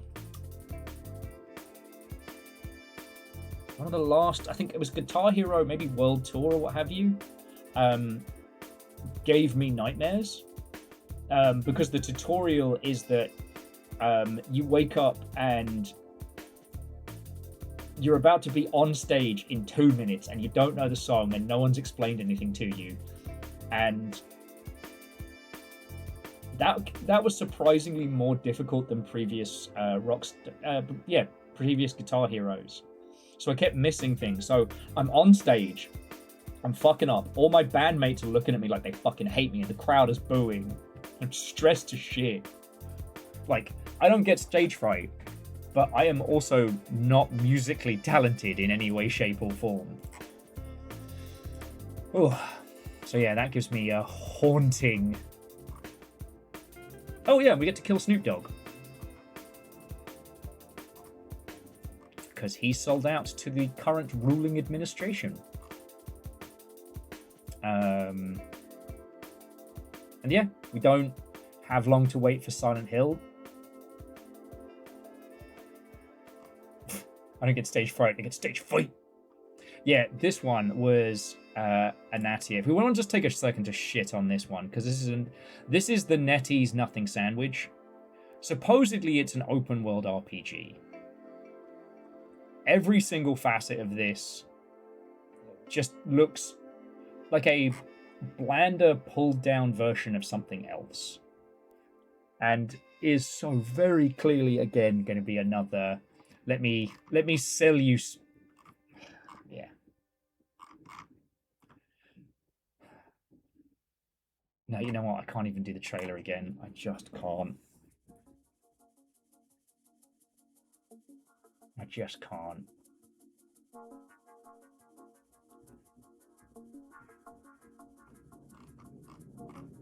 No, Mental Monk, do it. Because, yeah, now we actually have, like, you know, combat footage. And, yeah, this one where using your kind of demonic tendrils to pull a sword out of a guy and stab. Let's fucking go.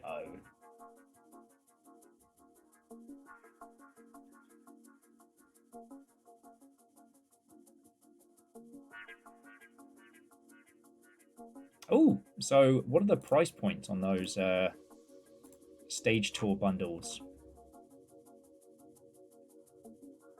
Oh, okay.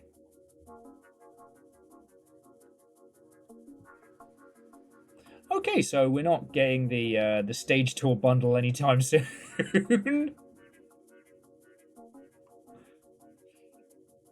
Oof. The stage tour full bundle is, if you buy it right now, saving $119 is $350 for the guitar, the drums, for one guitar, one drum set, and one microphone. If you want two guitars, it's $200. So we can have one game. You're not gonna do it again to me, Roxanne. Yeah.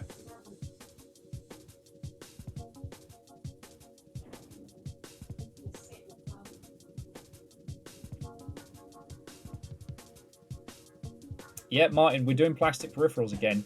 But it is worth saying that, like, Guitar Hero or Rock Band or whatever you want to call that, like, that genre, it has persisted for quite some time, rather successfully. So, you know, there's a large number of free Guitar Hero-y games. Okay. Okay. Ooh.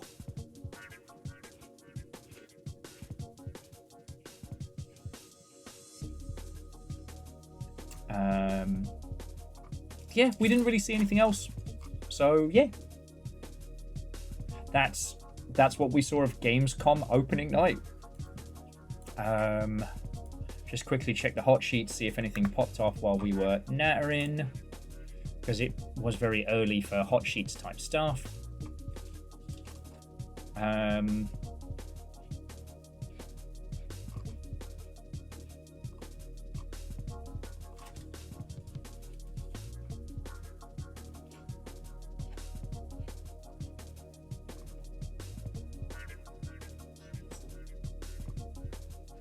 Yeah, pretty much everything that we natted on.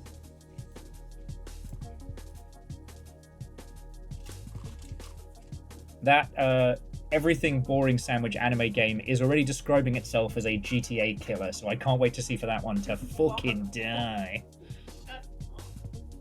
But there is also a possibility, like, I don't actually know what Grand Theft Auto's distribution is going to be like in China, right? Like, do any of us know? Is it actually getting sold and distributed there? So they might be able to make mad bank selling sad, disappointingly bland anime Theft Auto to Chinese users who can't buy Grand Theft Auto. Because that's the thing, GTA 6 is not launching on PC, and there's a massive number of like Steam users out in China who that's their main platform. And so, like, what do console releases and stuff like that look out there? If it's a GTA killer, release it the same day, cowards. Bet. Okay.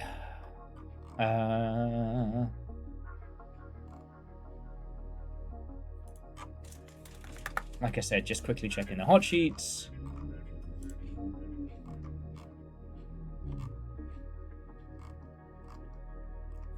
Every single one of my usual go-tos is practically salivating over Lego City Skylines. Yes, Hawks, the Japanese market is more console heavy.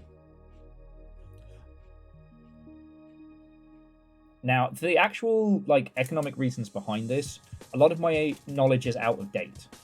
So, and Scotty's saying that Google says no GTA 6 launch in China. Okay.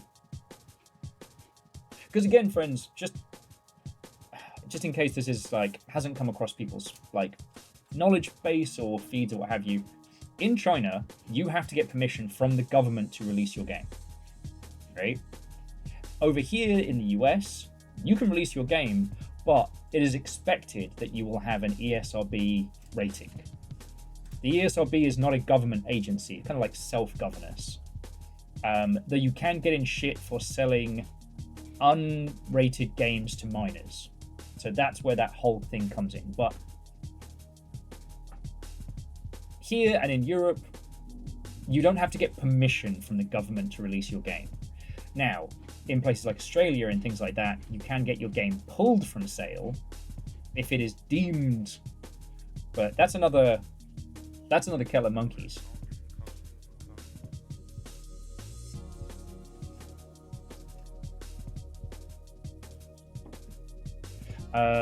Sabine wanted to point out that there already is a free-to-play waifu bait Chinese game that resembles Grand Theft Auto. So it's already... Sabine, they just all blend. Neverness to Everness or something like that. No.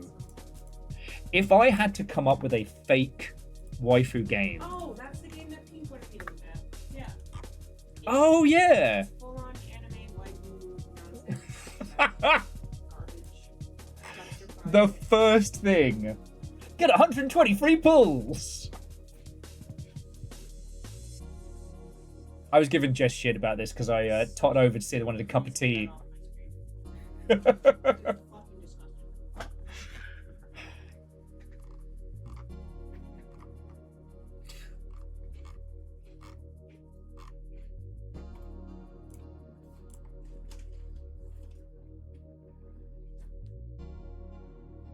Well, Neverness to Everness sounds like a joke that I would have to write for a skit. But the thing is like, ultimately, people will only buy so many waifus. Like, okay, if we just take the dog shit stuff out of it, it's the same with free-to-play titles. It's the same with gacha of any form. The more that someone invests into that, the more likely they are to stay, because you put in time and money. Call it emotional attachment, call it sunk cost fallacy, call it what you will. You can't keep releasing games with that business model at each other if they're even vaguely similar, because then the question is like, you know, what does this offer me that the other one doesn't? And more to the point, like, if I stopped playing this one, I'm now acutely aware of how much time and money is going to go into this, right? Like, after World of Warcraft people started to dissipate across into other places, the amount of those users that immediately jumped into another MMO, surprisingly low, all right? I jumped into EVE because it was so radically different from World of Warcraft. You know, it couldn't have been more different in its presentation. With these waifu games, and I cannot imagine it's different in other regions, because, like, you know, cool, you just spent hundreds upon hundreds, maybe even thousands of dollars trying to get your favorite waifu to max 5-star rank bullshit. Okay, you've done that. That's fine. I mean, maybe don't do that, but that is a thing that you have done. Are you then going to spend thousands upon thousands of dollars more on the next one? Right? Because either the emotional attachment to that character, to that game remains, or it's gone. And in that, the gacha loses its value, right?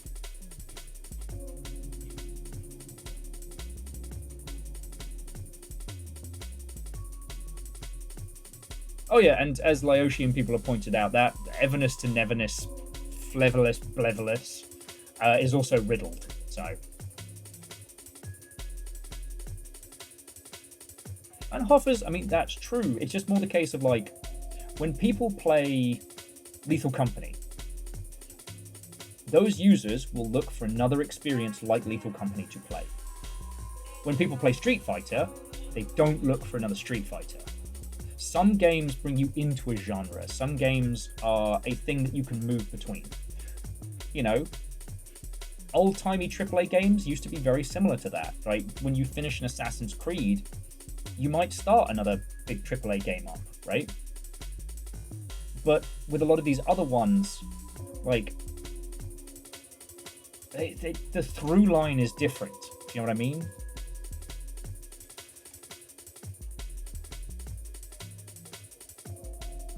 It really does feel like when playing WoW, people would talk about other MMOs, and it'd be like, that sounds like a great idea. I'm not playing two of these fucking things.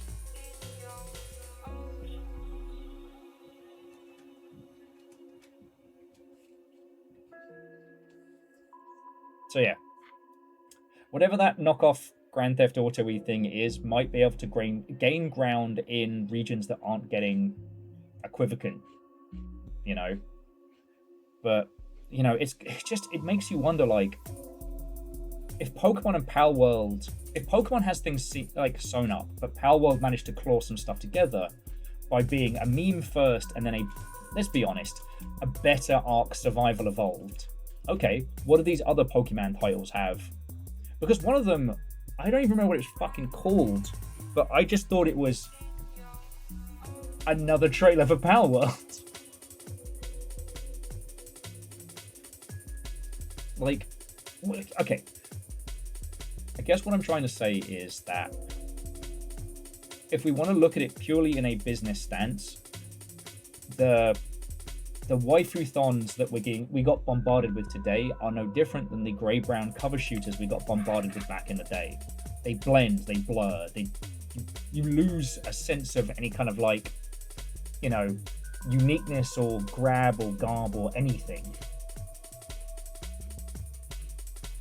And whilst I am under the impression that developing these large-scale games is significantly cheaper and the thing is, it's not just China. A lot of those studios are based out of China, but they outsource to Indonesia, Thailand, etc., India. So it's kind of, the production is way, way cheaper, but the expectation is higher. So, you know, I don't know. None of these are games that we are going to be, you know, throwing ourselves at wholesale. If you find that you need an online game to really sink your teeth into, between us, we can sort you out, right? You know. And if you need a single-player game, have you heard of Project Silverfish? I was actually thinking of showing you all the new DLC for Stalker 2. It's 200 gig download. 200 gig. Anyway, as for the other news of the day, which no one apart from me cares about as the world's #1 Wanted Dead fan. So, Wanted Dead has... Okay. Now, does anyone here not know about Wanted Dead? Does anyone want a quick little pitch?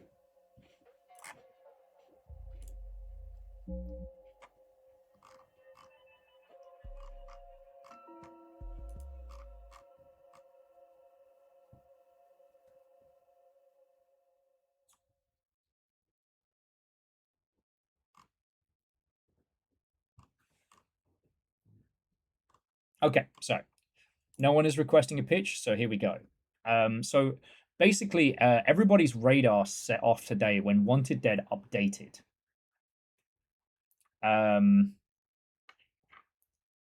Which is kind of wild. Oh, Unholy Glee. Okay, TLDR. Wanted Dead is a third-person action game from the same team that made The Devil's Third.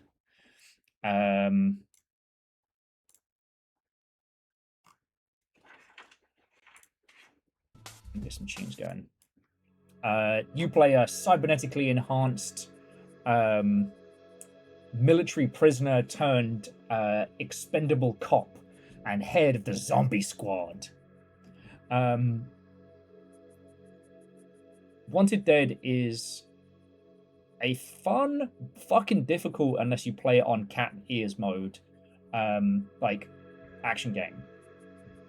It is also one of the most bizarre creations that we have encountered.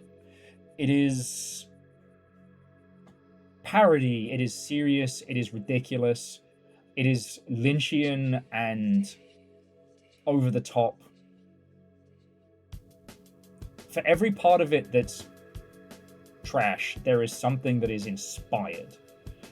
For every weird choice, there seems to be an artisticness behind it.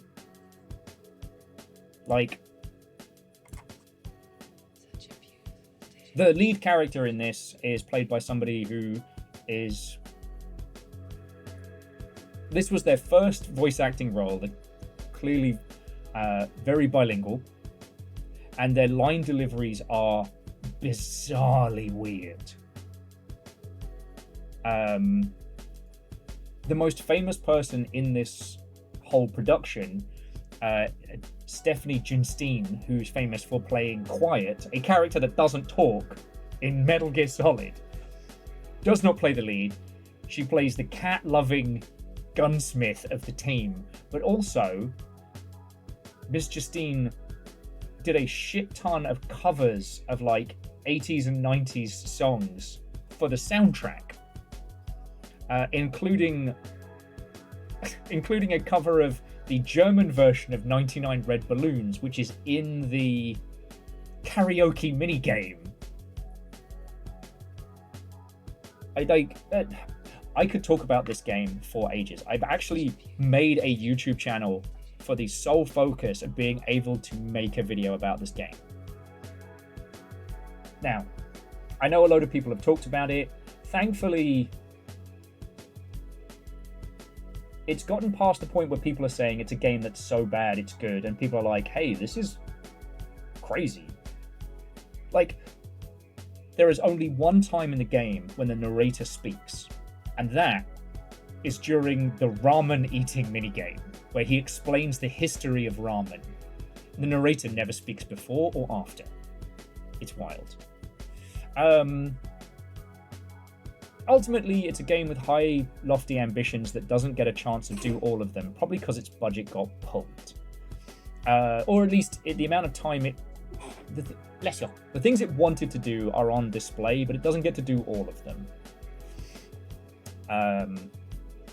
The fascinating thing about this is that it was originally headed up by Mr. Dead or Alive, not Evil Dead, Ninja Gaiden. What's his fucking face? Who ultimately left the team that he put together after The Devil's Third failed critically, and left to go make crypto play-to-earn games. Sadly, he passed away before he could stop doing that. So yeah. Itagaki, thank you, Fred.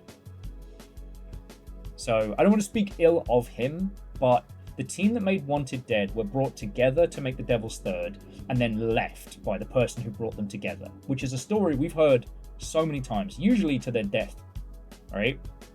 Except for it's fucking changed today. You see this here. Let me see if I can bring it up. Because...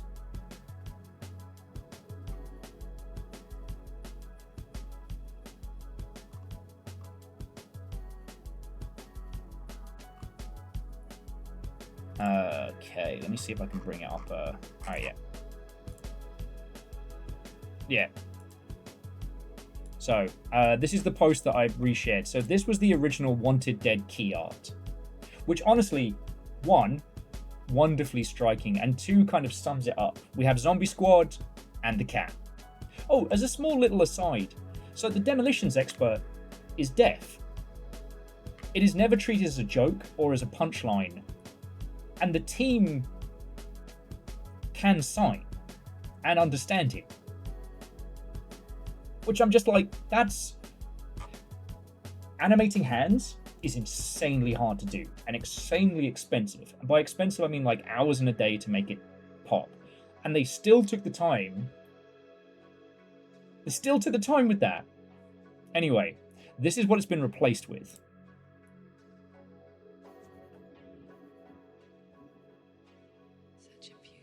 I mean, and I don't know if it's clear through the stream.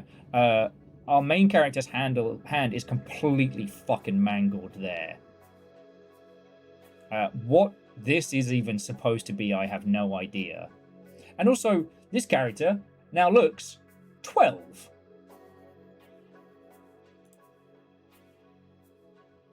Like, what the fuck is going on?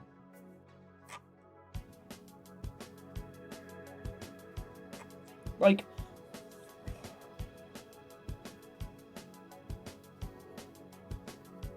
and also they've changed the description. From X Ninja Gaiden and Left 4 Dead comes a janky love letter to PS2 era. Play a week in the life of the zombie unit. Stylishly brutal and absolutely not for everyone. What the fuck? Okay, sorry. Calm. It's... You don't rip the shit out of yourself in the thing where you're trying to sell people the thing. Look, I know nobody else cares about this, alright? It's just me.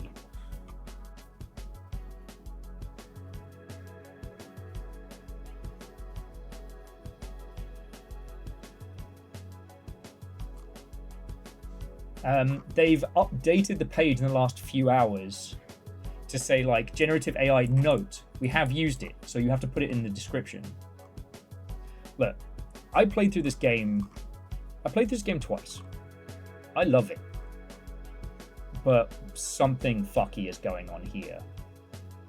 A cult classic.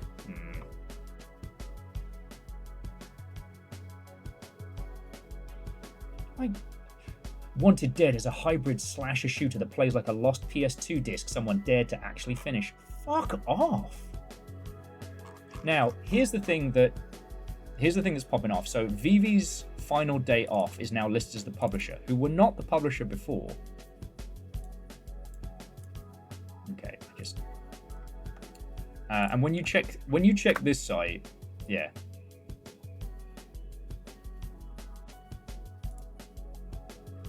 Like, this is the new site for the publisher of this game.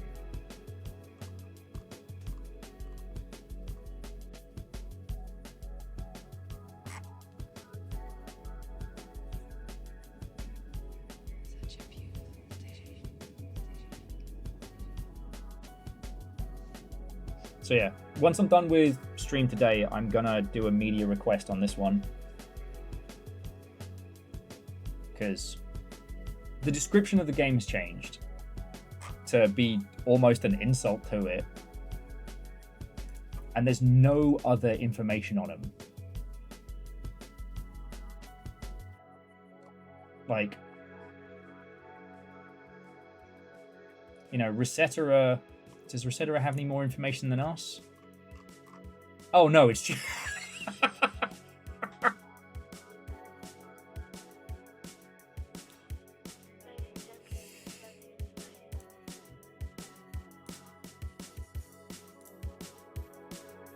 All right. Well, if they're going to list me there.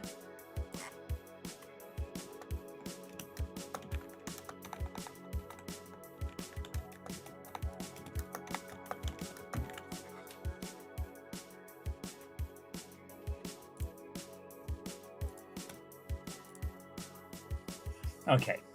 Well, that's why my tweet was popping off. All right, never mind.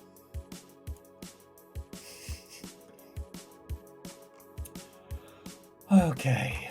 So, what do we know about Vivi's Day Off? They were registered in Cyprus. They are a limited... Oh, I'd have to do a deep dive.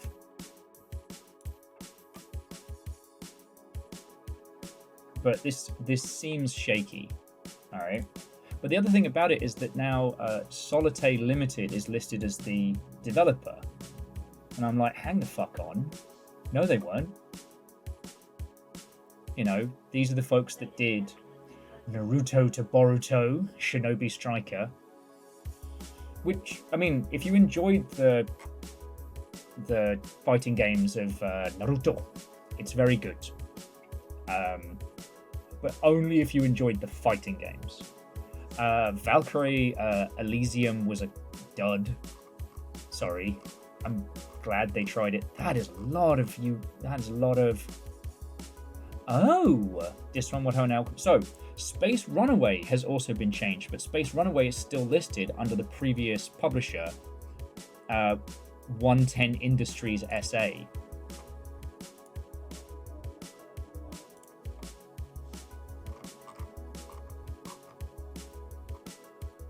What the fuck is Rock Shot? Oh, God. Oh, God.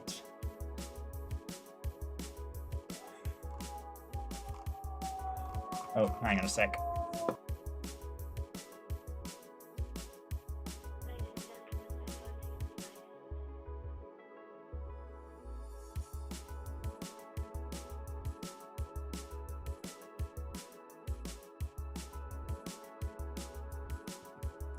Okay, so Dice Rolls 1s, you do not need a publisher to publish on Steam. You can just publish your own game. It costs $100. That's it. And you actually get those $100 back when you, I think when you make $100. I forget. So you can self-publish. It's almost like this new dev bought the game from the previous publisher, 110, and is just punting it out.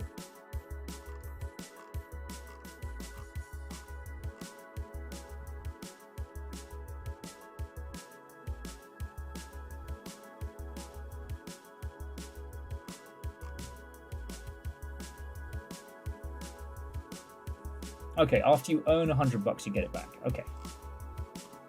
Anyway. Look. Nobody apart from me cares about that. And that's okay. But you decided to come hang out with me here, so you have to hear about it. Right. Right. I'm calm? I'm calm.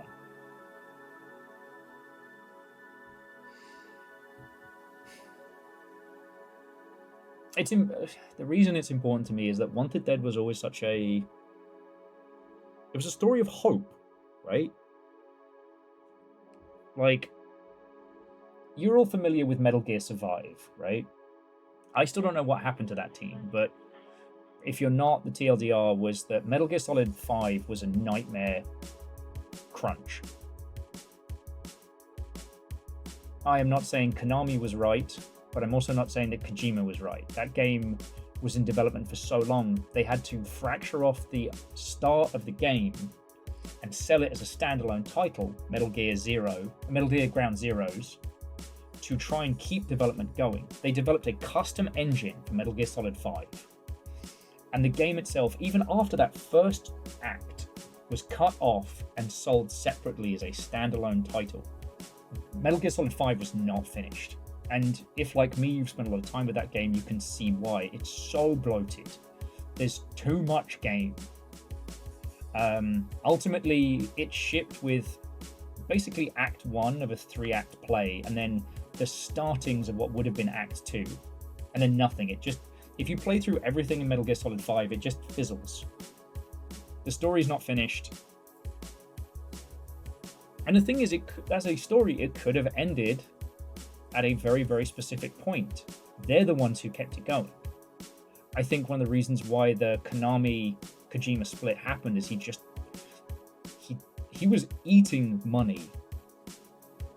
And there was no world in which Metal Gear Solid 5 was going to sell well enough to make that back. So, Kojima leaves, there's a split, they finally ship.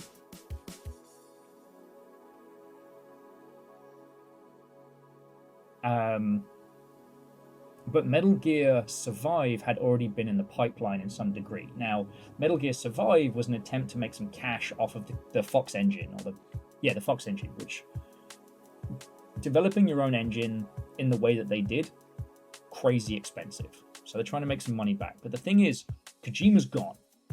And from what we know about his style, he's very controlling. He is involved in all parts of the process. And I've been told it's very stressful.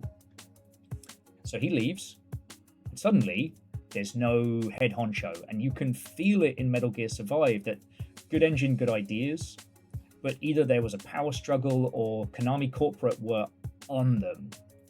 And ultimately what came out of it is this weird, uncomfortable feeling. Like, the mandatory 20-minute cutscenes kill me. And I don't mean 20-minute cutscene like in Metal Gear Solid 4 where there's story and gunfights and action. It's like a 20-minute codec you cannot skip. You can mash the button to make it go faster, but you can't just skip.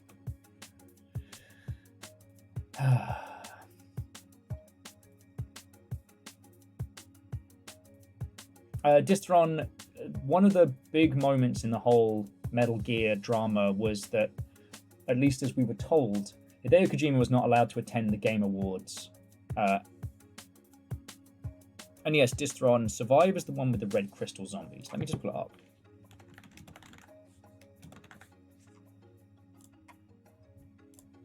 So, yeah, this is Metal Gear Survive.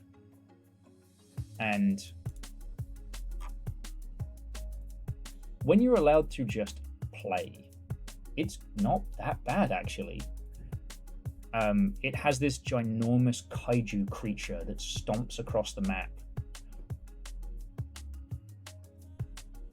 Like, it has a real sense of, like, fear and survival when you're running across the map. The quote-unquote base building is agonizingly slow. And you'll also notice that it's a completely brand new cast of characters, thus kind of creating a situation where they didn't have to bring anybody back. The drama upon which the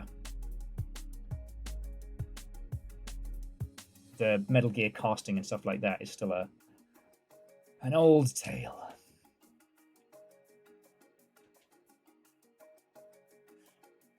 Okay. Anyway, so this team had a really hard time of it. The reason why I got so into discussing Wanted Dead is that it's the same situation, almost identically, as what went through with Metal Gear Survive. But in this, you can feel just how much control was taken away from the creative team. You know, I guess because, again, Hideo Kojima had his name all over it and had become very, very hard for them to manage. So they didn't want to create a similar situation and went for a wild overcorrection. But with Wanted Dead, Itagaki was gone. They just had to make it work. And so they just went unapologetically hard. Like, if Wanted Dead had been able to do everything it wanted to do, it would have been a Yakuza open world with all this wild stuff. Or maybe something similar to, as someone mentioned earlier, Binary Domain. You know?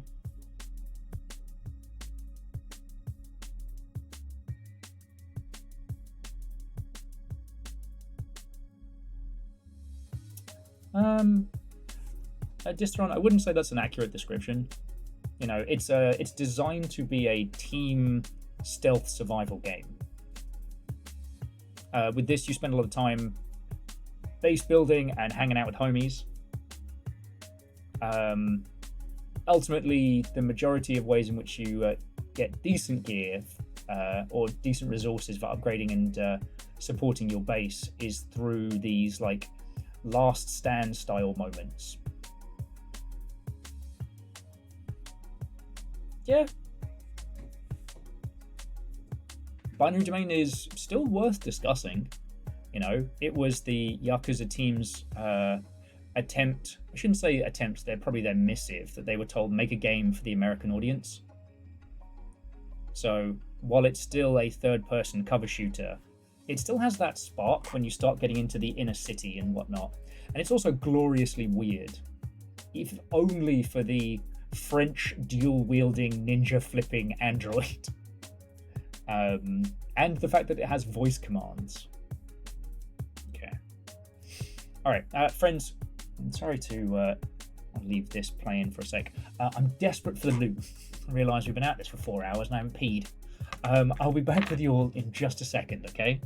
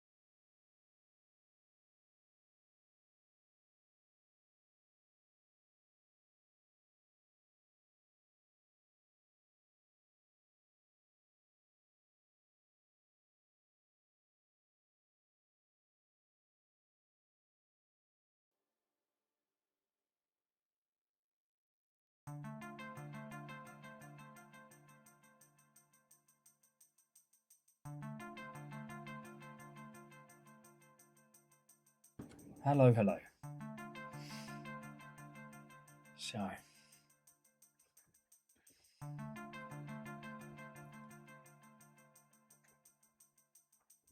Okay.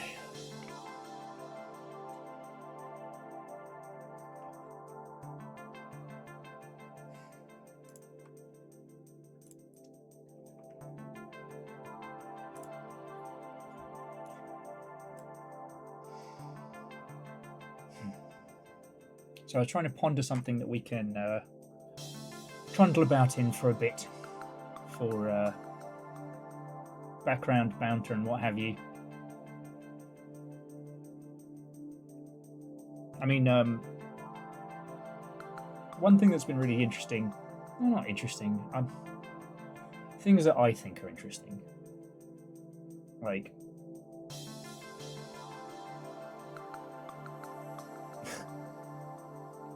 actually, Arandios, it's a house rule, house longship we do not pre-order.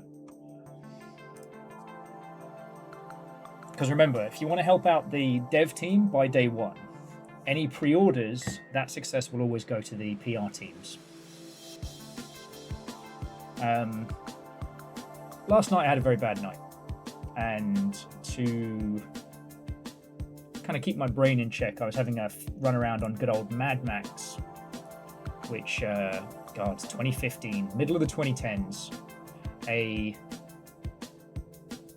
licensed title, but not fully licensed, but very much referencing Mad Max Fury Road.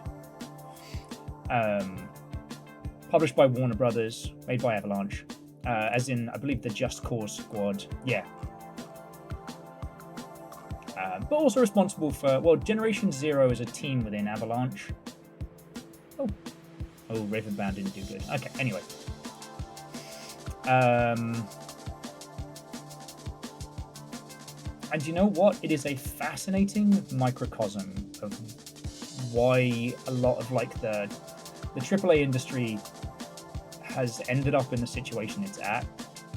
Like, Mad Max as a game is a very simple pitch, but this is a game that absolutely cannot get out of its own way or adhere to any of its own concepts.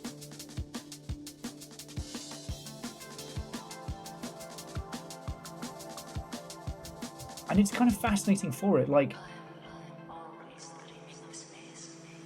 the bloat, the Rockstar energy drink pre-order hood ornament, the garage, but not really. There's so much to this that users have to push through.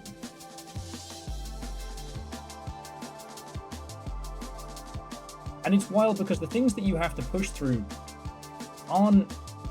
it's not mechanical knowledge that you're learning. You're not learning the mechanics of the game. It's not narrative complexity. The things you have to just push through is an insistence on making games a very specific way. It just isn't good. When the game gets out of its way, it's rad as shit. It's got all the good bits from the Arkham series in terms of like hand-to-hand combat. You get to like upgrade and improve your car and do loads of cool fucking things, and the driving and combat has such an incredible weight to it. But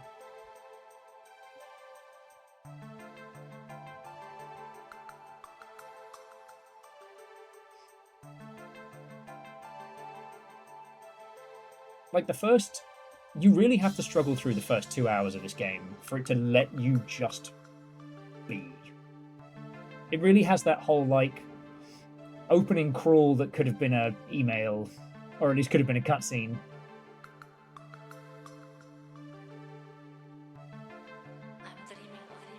Also, you can't pet the dog. And that's so...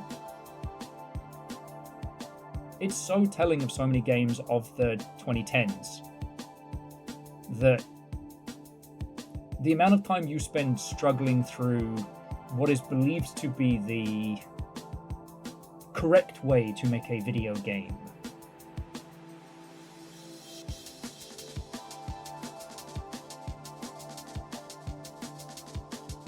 I don't know. Actually, if you want a very, very good example of it, Terminator... Which one was it? Terminator Resistance.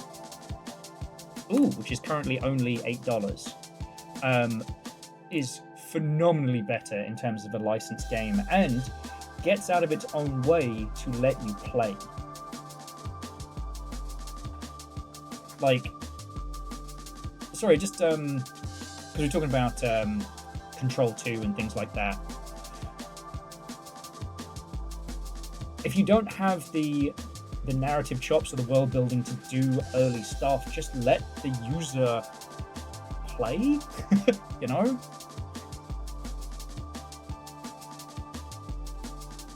Well, in this run, that's why I was kind of like, I think it's important to revisit the mistakes of the past to learn from them, you know?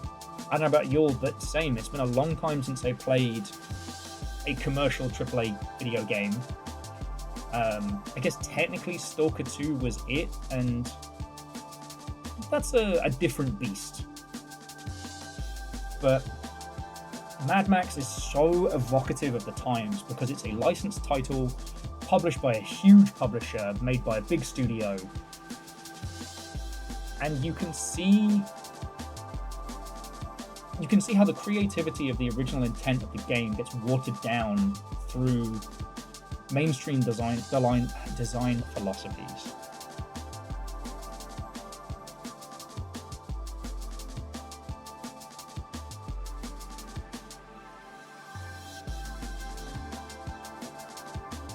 Yeah, well, and Edwin, that's the thing, because it just lets you be, you know?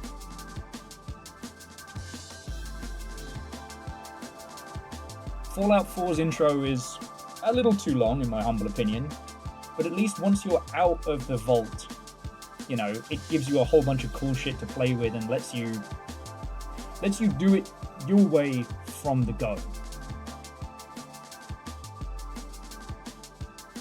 3 was, actually, you know what, 3 was also pretty lengthy with the whole childhood raising, but it was fine. Whereas in this, like, you get picked up by some other refugees, you've been escaping the Annihilation Line, and now you're going out into robot-controlled areas to try and help. It's just good. It does not drag its feet explaining to you the world of Terminator. It does not lock you in just asinine and thematically kind of break-in tutorialization and stuff. But the whole point, like, the very opening of Mad Max, you've run out of gas, so you risk getting out of your car in a gunfight to find just a little canister, and you kick some stuff, and it's fine. You risk that, and that's what causes you to lose your fancy car and have a fist fight with a bad guy and what have you. But then, moments later, you are able to find 3 full jugs of gasoline, just like that, just round the corner. And what was that one? What did you send through, Verton? Oh! Thank you kindly. Didn't realise I didn't have a copy of that. Thank you kindly.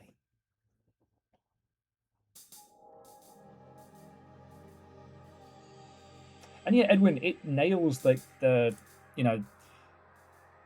skeletal Terminators and how scary they are. It also, Terminator Resistance also props up the world a little bit more. Like, I don't know if the concept of the Annihilation Line was in any of the other Terminator media, but basically after the bombs drop, the robots started on one side of the continent and just purged across. First go in the robots on foot, shoot and blast things, along with the hunter-killers and whatnot, and then the huge demolition machines blast through.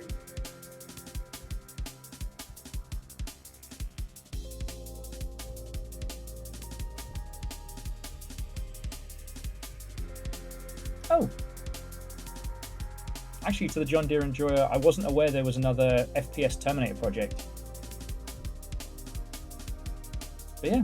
I mean, obviously I was aware of, I believe it was Bethesda's old one, both Terminator Future Shock and Terminator Skynet, which were old Doom era shooters that did surprisingly interesting stuff in open worlds. Yeah, well, actually, so John Deere, I'm really hoping that in the coming years we'll get a little bit more info on all these like huge projects that had a massive impact on the industry but never got released and no one ever talked about due to NDAs.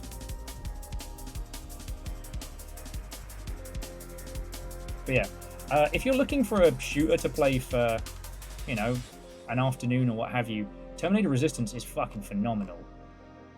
I have the Annihilation Line DLC, but I haven't played it yet. And this is the team that went on to go do RoboCop, Rogue City, and Unfinished Business. Oh shit, Rogue City is £5 right now?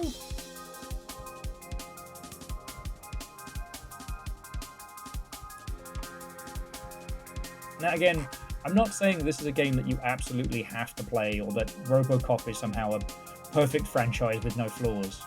It's just, in terms of adaptation and in terms of going from hitting the start screen to being allowed to play the game that you paid for, it's brilliant.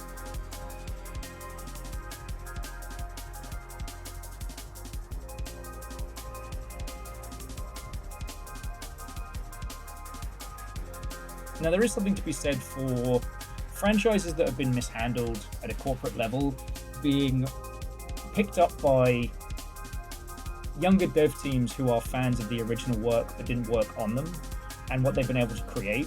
It's kind of rad. But anyway, like I said, it was just, having spent a lot of time with it last night, it was a wonderful reminder of why the very AAA side of the games industry lost so much faith. You know, at the same time that the games were becoming more and more expensive to make, we were getting less and less game.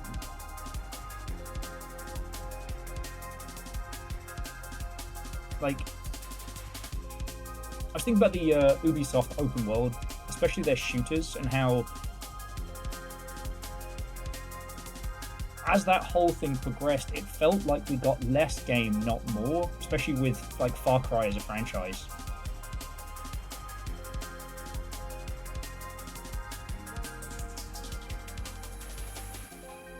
Well, so Distron, I want to believe. So Distron was just mentioning that with how expensive the EA acquisition has been for the Saudi investment fund and the American government and all that bollocks, that they may sell off old IPs to try and make back that money. I'm always on the fence on that one, because, like, I want to believe, right? I'd love to see new Ultima. I'd love to see Wing Commander and Command & Conquer out from under EA's fucking oppressive boot. But in the same vein, what gives companies value is IPs. Right? What they will want to do is license. They'll want someone to make a new Ultima or a new Command & Conquer or what have you, license it out to them so that they don't have to take any risks developing them, and they just make money from that license in perpetuity. Yeah, EA is far more powerful than the GDI because they killed Kane like that. GDI can do it in like 3 games? So yeah, I'm not trying to be a negative Nelly on this one, the Saudi investment fund seems to predominantly want it for the purpose of sports washing. And, and I'm sorry to any Dragon Ball fans at the Muse as well on that one.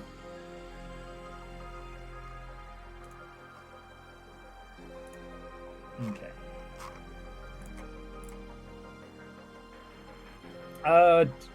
The same team who are doing Quidja are doing a Dragon Ball theme park, an official one.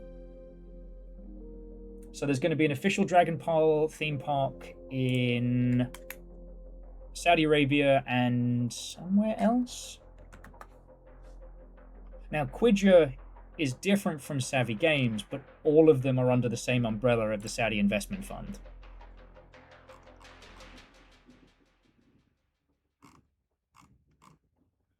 Where was it?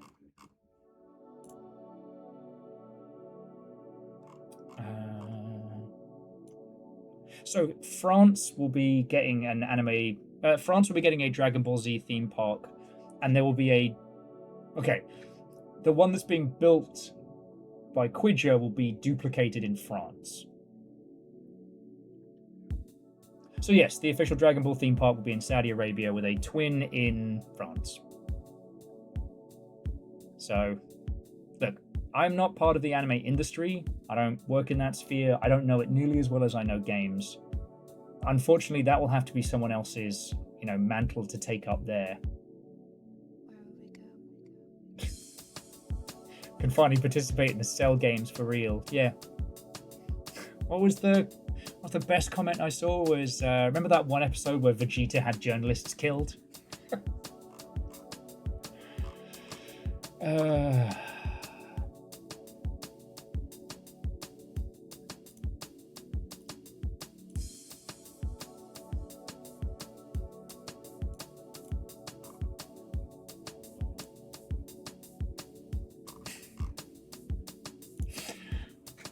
So yeah, he did kill a helicopter full of journalists. Yeah. Anyway, sorry, I'm not trying to be a misery parade. Like, one thing that I do want to state from all the things we've looked at today is games are actually fine. Gamescom is not going to become the hot new bed of video game announcements. It shows very much an intent, and one thing that's kind of interesting is that we're seeing this weird cross-pollination with the Chinese games industry, right? There are a bunch of companies based out of China who operate essentially as handlers. If you have a game, a big budget game over here, and you want to release it in China, you go to them, they already have their contacts, to get the game approved for good localization, that kind of thing, right? And the reverse has always been kind of true over here, although, people like NetEase and stuff like that have just, they have their own US people now and stuff like that. But it's something that's been about for a while.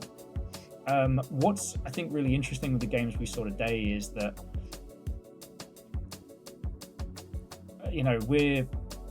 we're seeing the hubris of Hoyoverse, and it will be interesting to see how much, failed titles will cost them. But over on our sphere of video games, because again, there is no one games industry anymore. Over on our side, we're seeing huge success stories, popping out of small places. If we go to the Will's wish list. Oh, failed to load wish list for Will. Okay.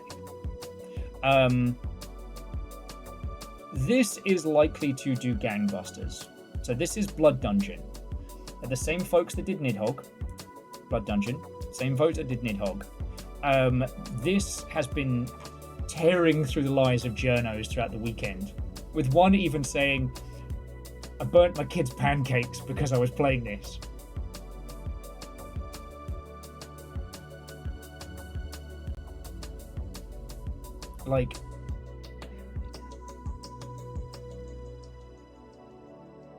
I'll be the first one to dunk on Nidhogg 2 given any time, but lots of weird indie games are combining and learning from each other and teaming up in all sorts of ways.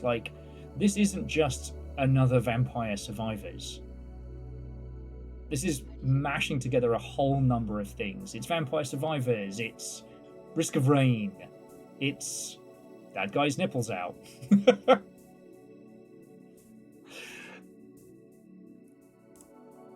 And it hasn't exploded quite yet, but it looks like it's gonna.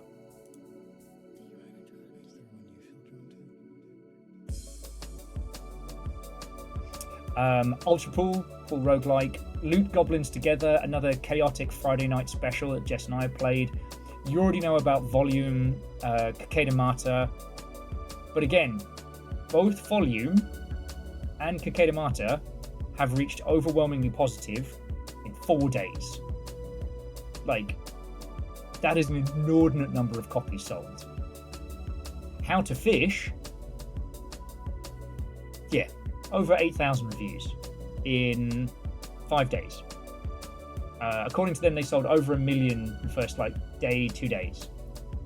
Like, games are going to be okay.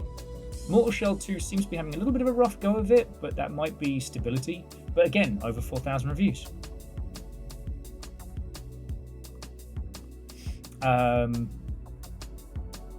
Looking at Gamescom and how it's presented, it was interesting that the overall presentation, there was no farming sim, which has always been a huge part of Gamescom, and that for all those fucking annoying welcome to Gamescom ads, they didn't show any of the actual heart of Gamescom.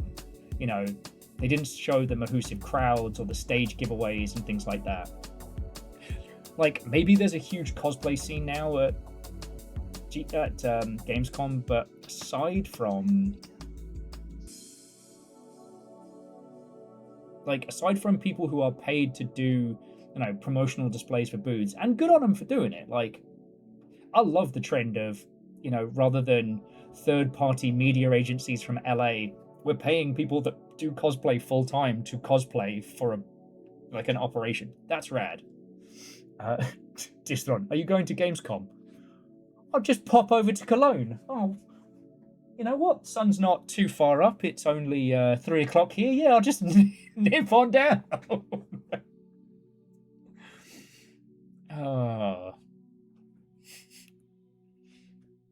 I didn't get to do DevCon because that was one that kind of sprung up post. But back then, the early days used to just be for press and industry. So, God, those days were lovely.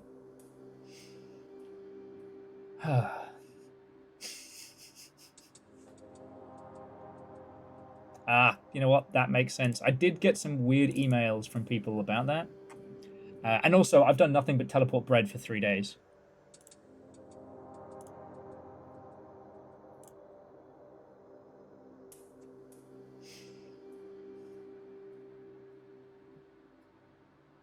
Yeah. Well, so Avenger, the review method is not perfect by any means, but it is an actual indication of games sold, which I think is important.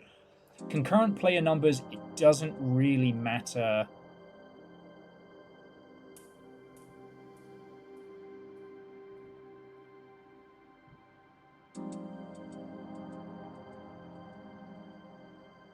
Like, in the grand scheme of things, unless your game is I don't know, for extraction shooters and constantly playable online games. Constant battle, your Marvel Rivals is your Arena Breakouts, etc. Concurrent users dictates how many players are in the pool, and how many players in the pool dictates user experience. So that is something that's worth noting. But for the most part, if a single player game comes out and it does not have concurrent players after the first week, all right, did it sell 1 million copies? Yes, brilliant. Vern says, don't tell the mods. You're fine. You're fine.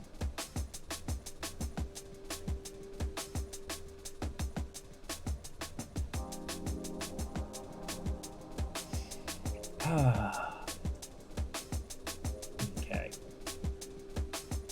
So while I turn over in my noggin, what we're going to do before we bring our adventures to a close today, I just wanted to point out what we've got going on this week, because I'm determined this week's going to be a good one.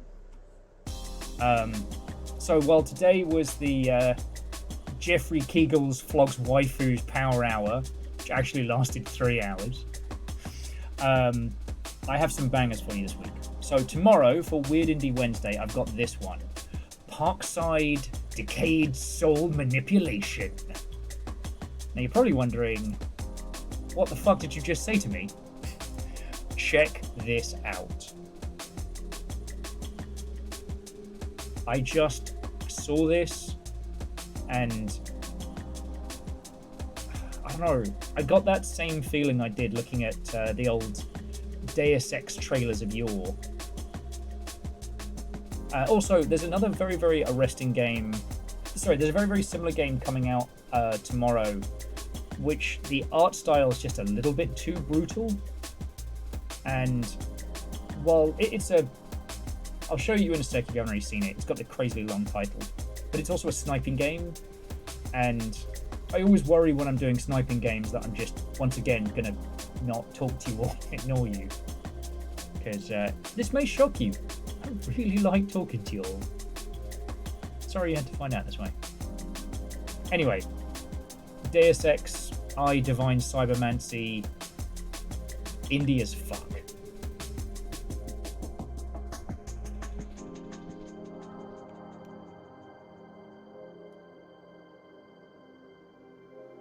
And J-Post, Watto and welcome. How you doing, friend?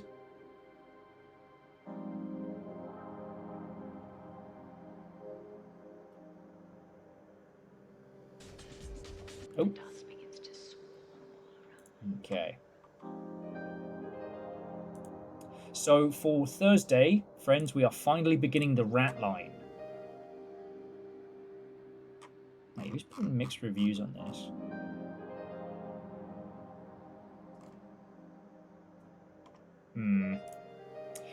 Anyway, I have been desperate to get to this one since it dropped, but I've been trying to stick to a strict one puzzle game at a time thing.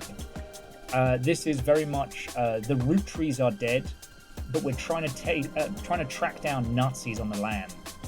They've been hiding from Nuremberg, and we're going to find them. So basically, we're going to use the powers of the Puzzle Sicko Squad on Thursday to, arrest Nazis. Yeah, this game sucks. The Nazis.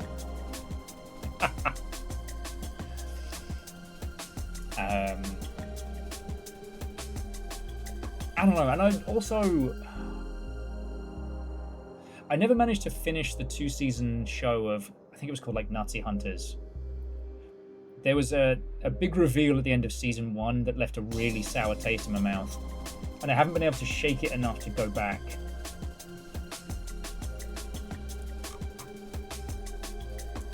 What have I put on for?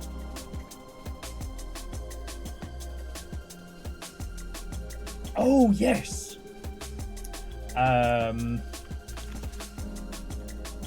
For Friday.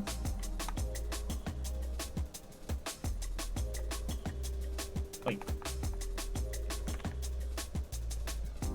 Oh, Static Dread, not Dead.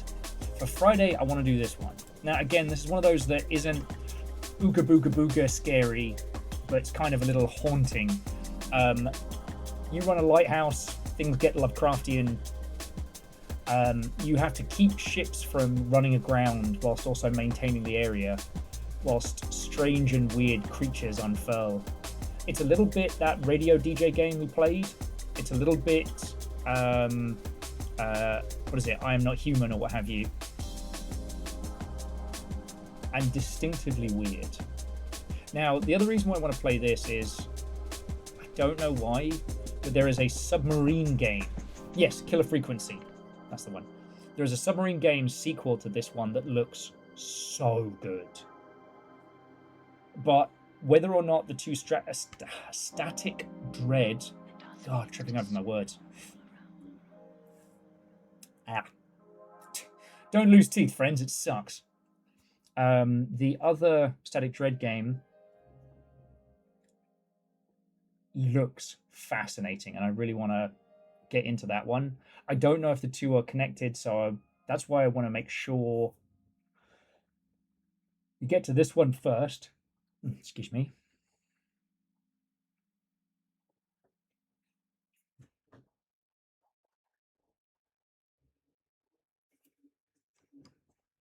Sorry.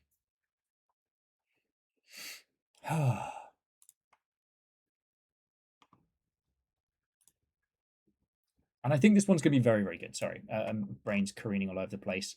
And then on Saturday, Cargo Hunters. You know what, Aeon? It is the call of coffee. It's the call of coffee and probably something to eat. But also, I don't know what we're going to do, and we're...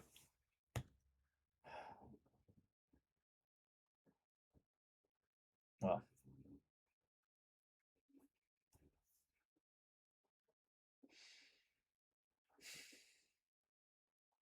I just don't have it.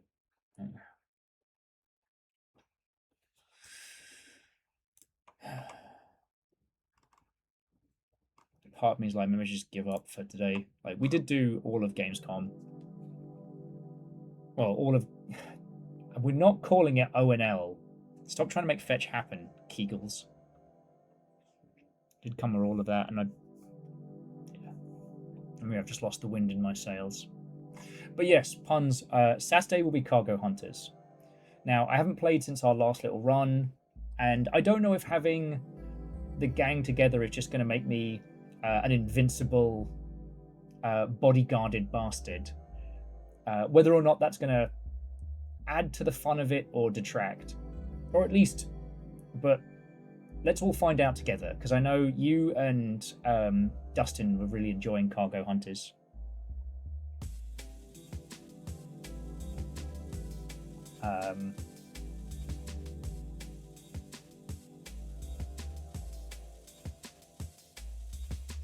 I mean, Aeon, I never stopped. It's just, with Project Silverfish, I've been keeping it to on stream and kind of rationing it a little, because I know what I'm like with those kind of games, and I will burn myself out. I did some streams of the public test build, which had some new content in it, but now it's just kind of waiting for the next big update, really. Chicken roast dinner has been doing very, very well, but soon it will be time to rotatey potato.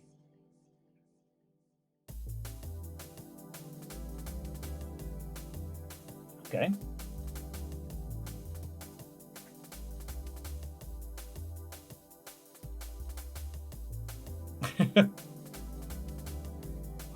No, Aeon, I'm happy with folks asking. I only get grumpy when someone comes in and goes, Will, let me tell you about this incredible game. It's called Project Silverfish. And I'm like, yeah, really? Huh? Guess I've never talked about that. Huh? Where? Did you check your Steam list to see who else has wishlisted that? Oh, and who's played it for 80 hours.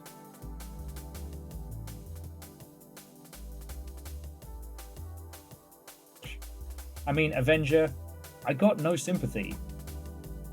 Sorry, Avenger was saying that Amsterdam 1666 is in early access at the moment, and the reviews are not great. Let's have a look and see if they are content or if it's just general quality. I mean, today was a dumb fucking day to launch a game anyway.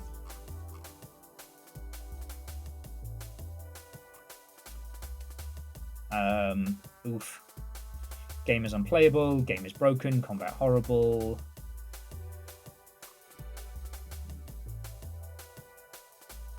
Yeah, unfortunately, not all of them can be taken with...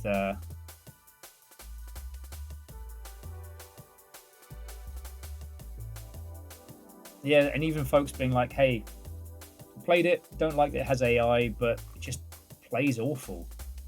Do not buy it, runs like crap, combat is awful.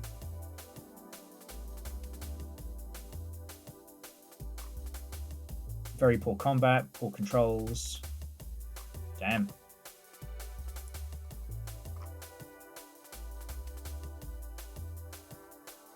This feels like the conceptual equivalent of You Fumbled a Baddie. Like, the premise, the location, the setup, brilliant. How do you biff that? And apparently we're going to get to see in real time. Oh. Put that on ignore. Oh, and if you're wondering about the AI stuff, basically the guy who's heading up that project has been defending their use of like AI concept art, which I think is one of the, like, creatively is one of the most bankrupting things you could use it for.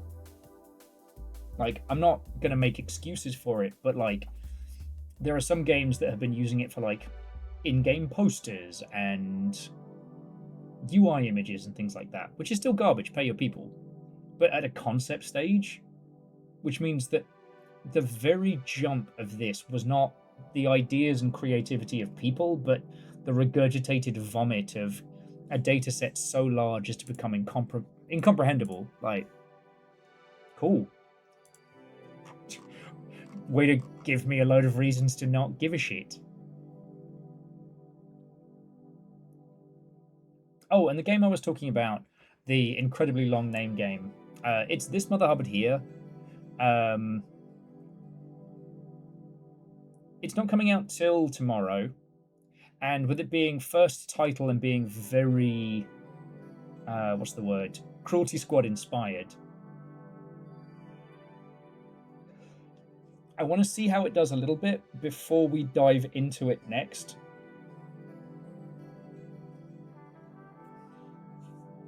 As until we dive into it.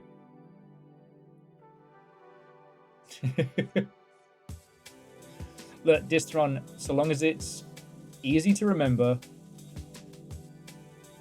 and doesn't contain any, like, strange spellings of notable words, you're fine. Naming your game is an art form, and this one will probably do sales when people see the long, weird name and go, what the hell is happening here?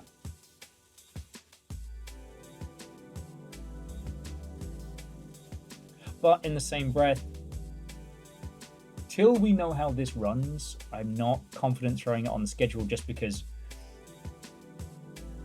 with this kind of title, you never know if it's like Cruelty Squad, like intentional, like jank intentional as a form of expression, or if it's just this is all they could do, in which case it might not run.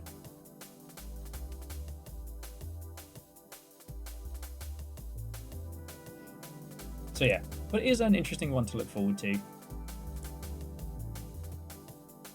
God. And I will say, Steam's launch calendar, I still think is one of the best fucking things they've come up with. Now, it is annoying that when you actually look on the upcoming schedule, it doesn't work perfectly yet. So like you'll notice that here we have wish listed on Wednesday this game, Sniper Camouflage. If we go to our full calendar, missing. And also it puts other games in there, which, you know, for Rewind 99, that makes sense, because, you know, in this house, Retro Rewind is played. Also, Retro Rewind's next release is going to include video game rentals, so God, that'd be a good one to mess with tonight. What the hell is this one? Color of Fear. And they say Steam's not a discovery platform. It does make me laugh every time we talk about this and we're like, Steam wins by virtue of non-enshittification. Like, there's so much of Steam as a platform that just hasn't been updated or changed. And that's a positive.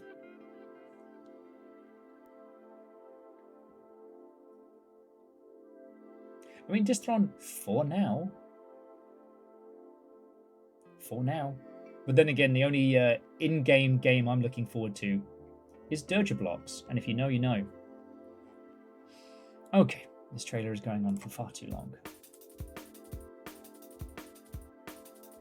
Alright.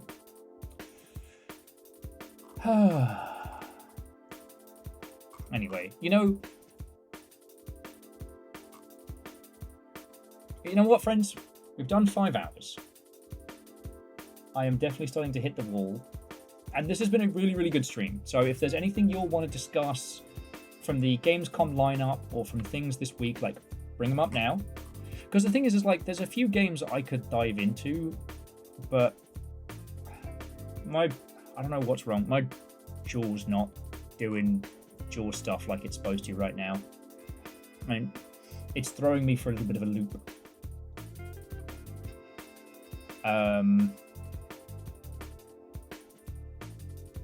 And I don't want to sit here and, like, I don't know, boot Kenshi and drool from one side of my mouth.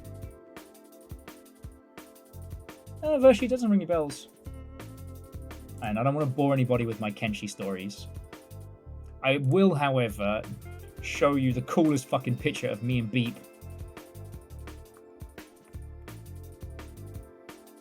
There it is.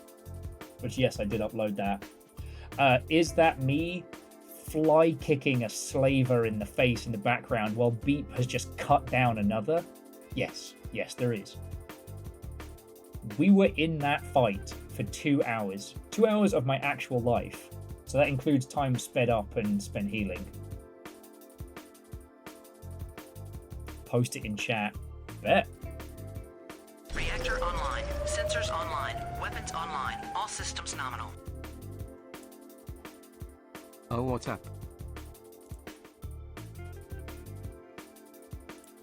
And Hindle, Otto and welcome. 94 months, no less. I'm just showing off my little, my favourite Kenshi shot before we bring our adventures to a close. We got up early for Gamescom. Well, Gamescom opening ceremony. Okay.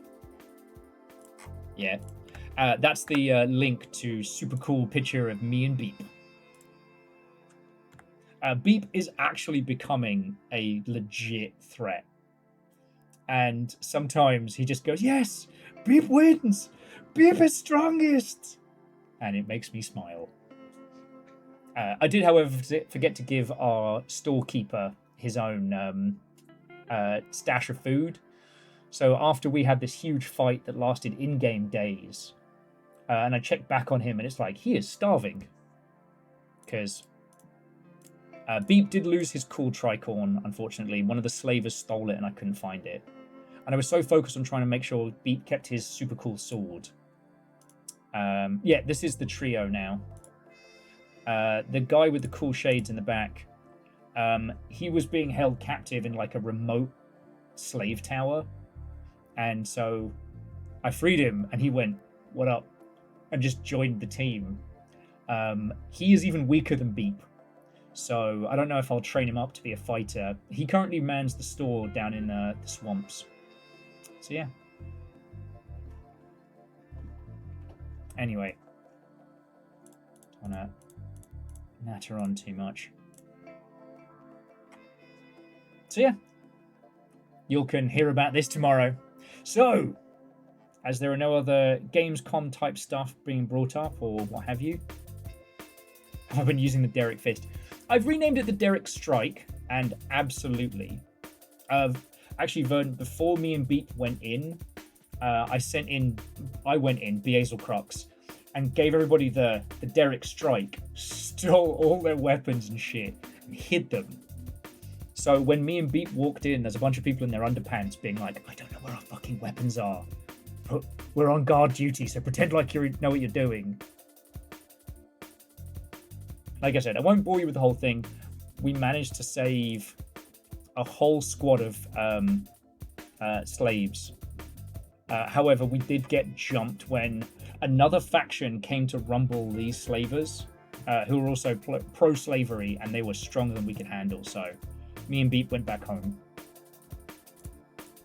Wish we could have saved more, but we'll go back eventually. Anyway, I'm sure there are some lovely folks I can pass you on to on twitch.television.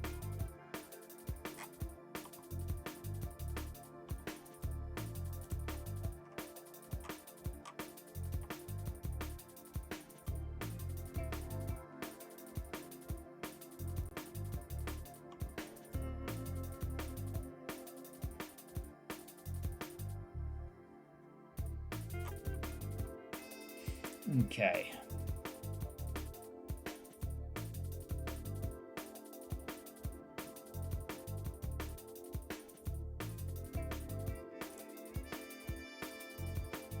Okay.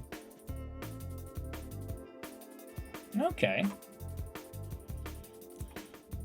So while I'm rolling credits, friends, you have 3 choices for where I can pass you to next. You can have voices, you can have drawings, or you can have zombies. You choose.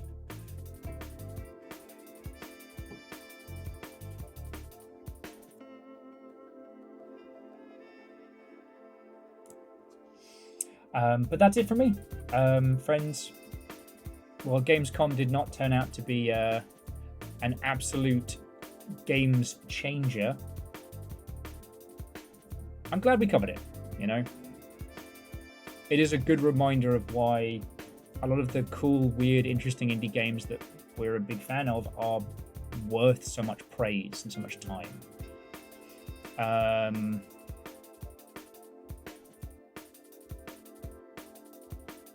Gamescom as an event's going on all week.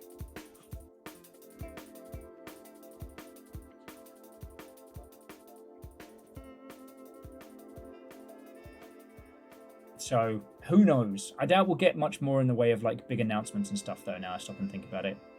But who knows? Yeah, look, Scotty, go get some sleep. Someone around here should. And to be continued, friend. Right, I need to thank the following people. And Avenger has voted for voices, but do any of you have a request or a preference?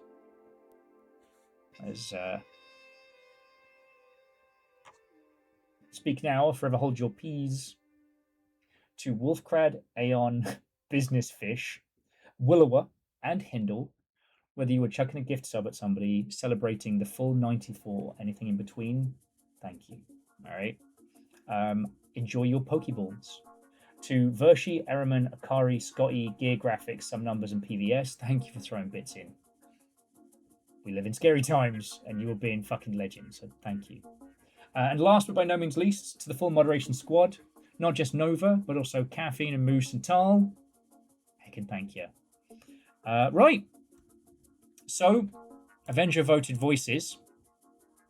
So I'm going to pass you all to my good friend Alex. And Jay posts with a little cheeky bit drop at the end. Thank you. Yeah. Tomorrow we have fun, weird, interesting indie Deus Ex Ups. But that's for tomorrow. Whatever you do with the rest of your day, I hope it's splendid. You'll deserve it. Shit's been too hard recently. You'll deserve an easy day. And yeah. I guess to be continued. That's it. For June.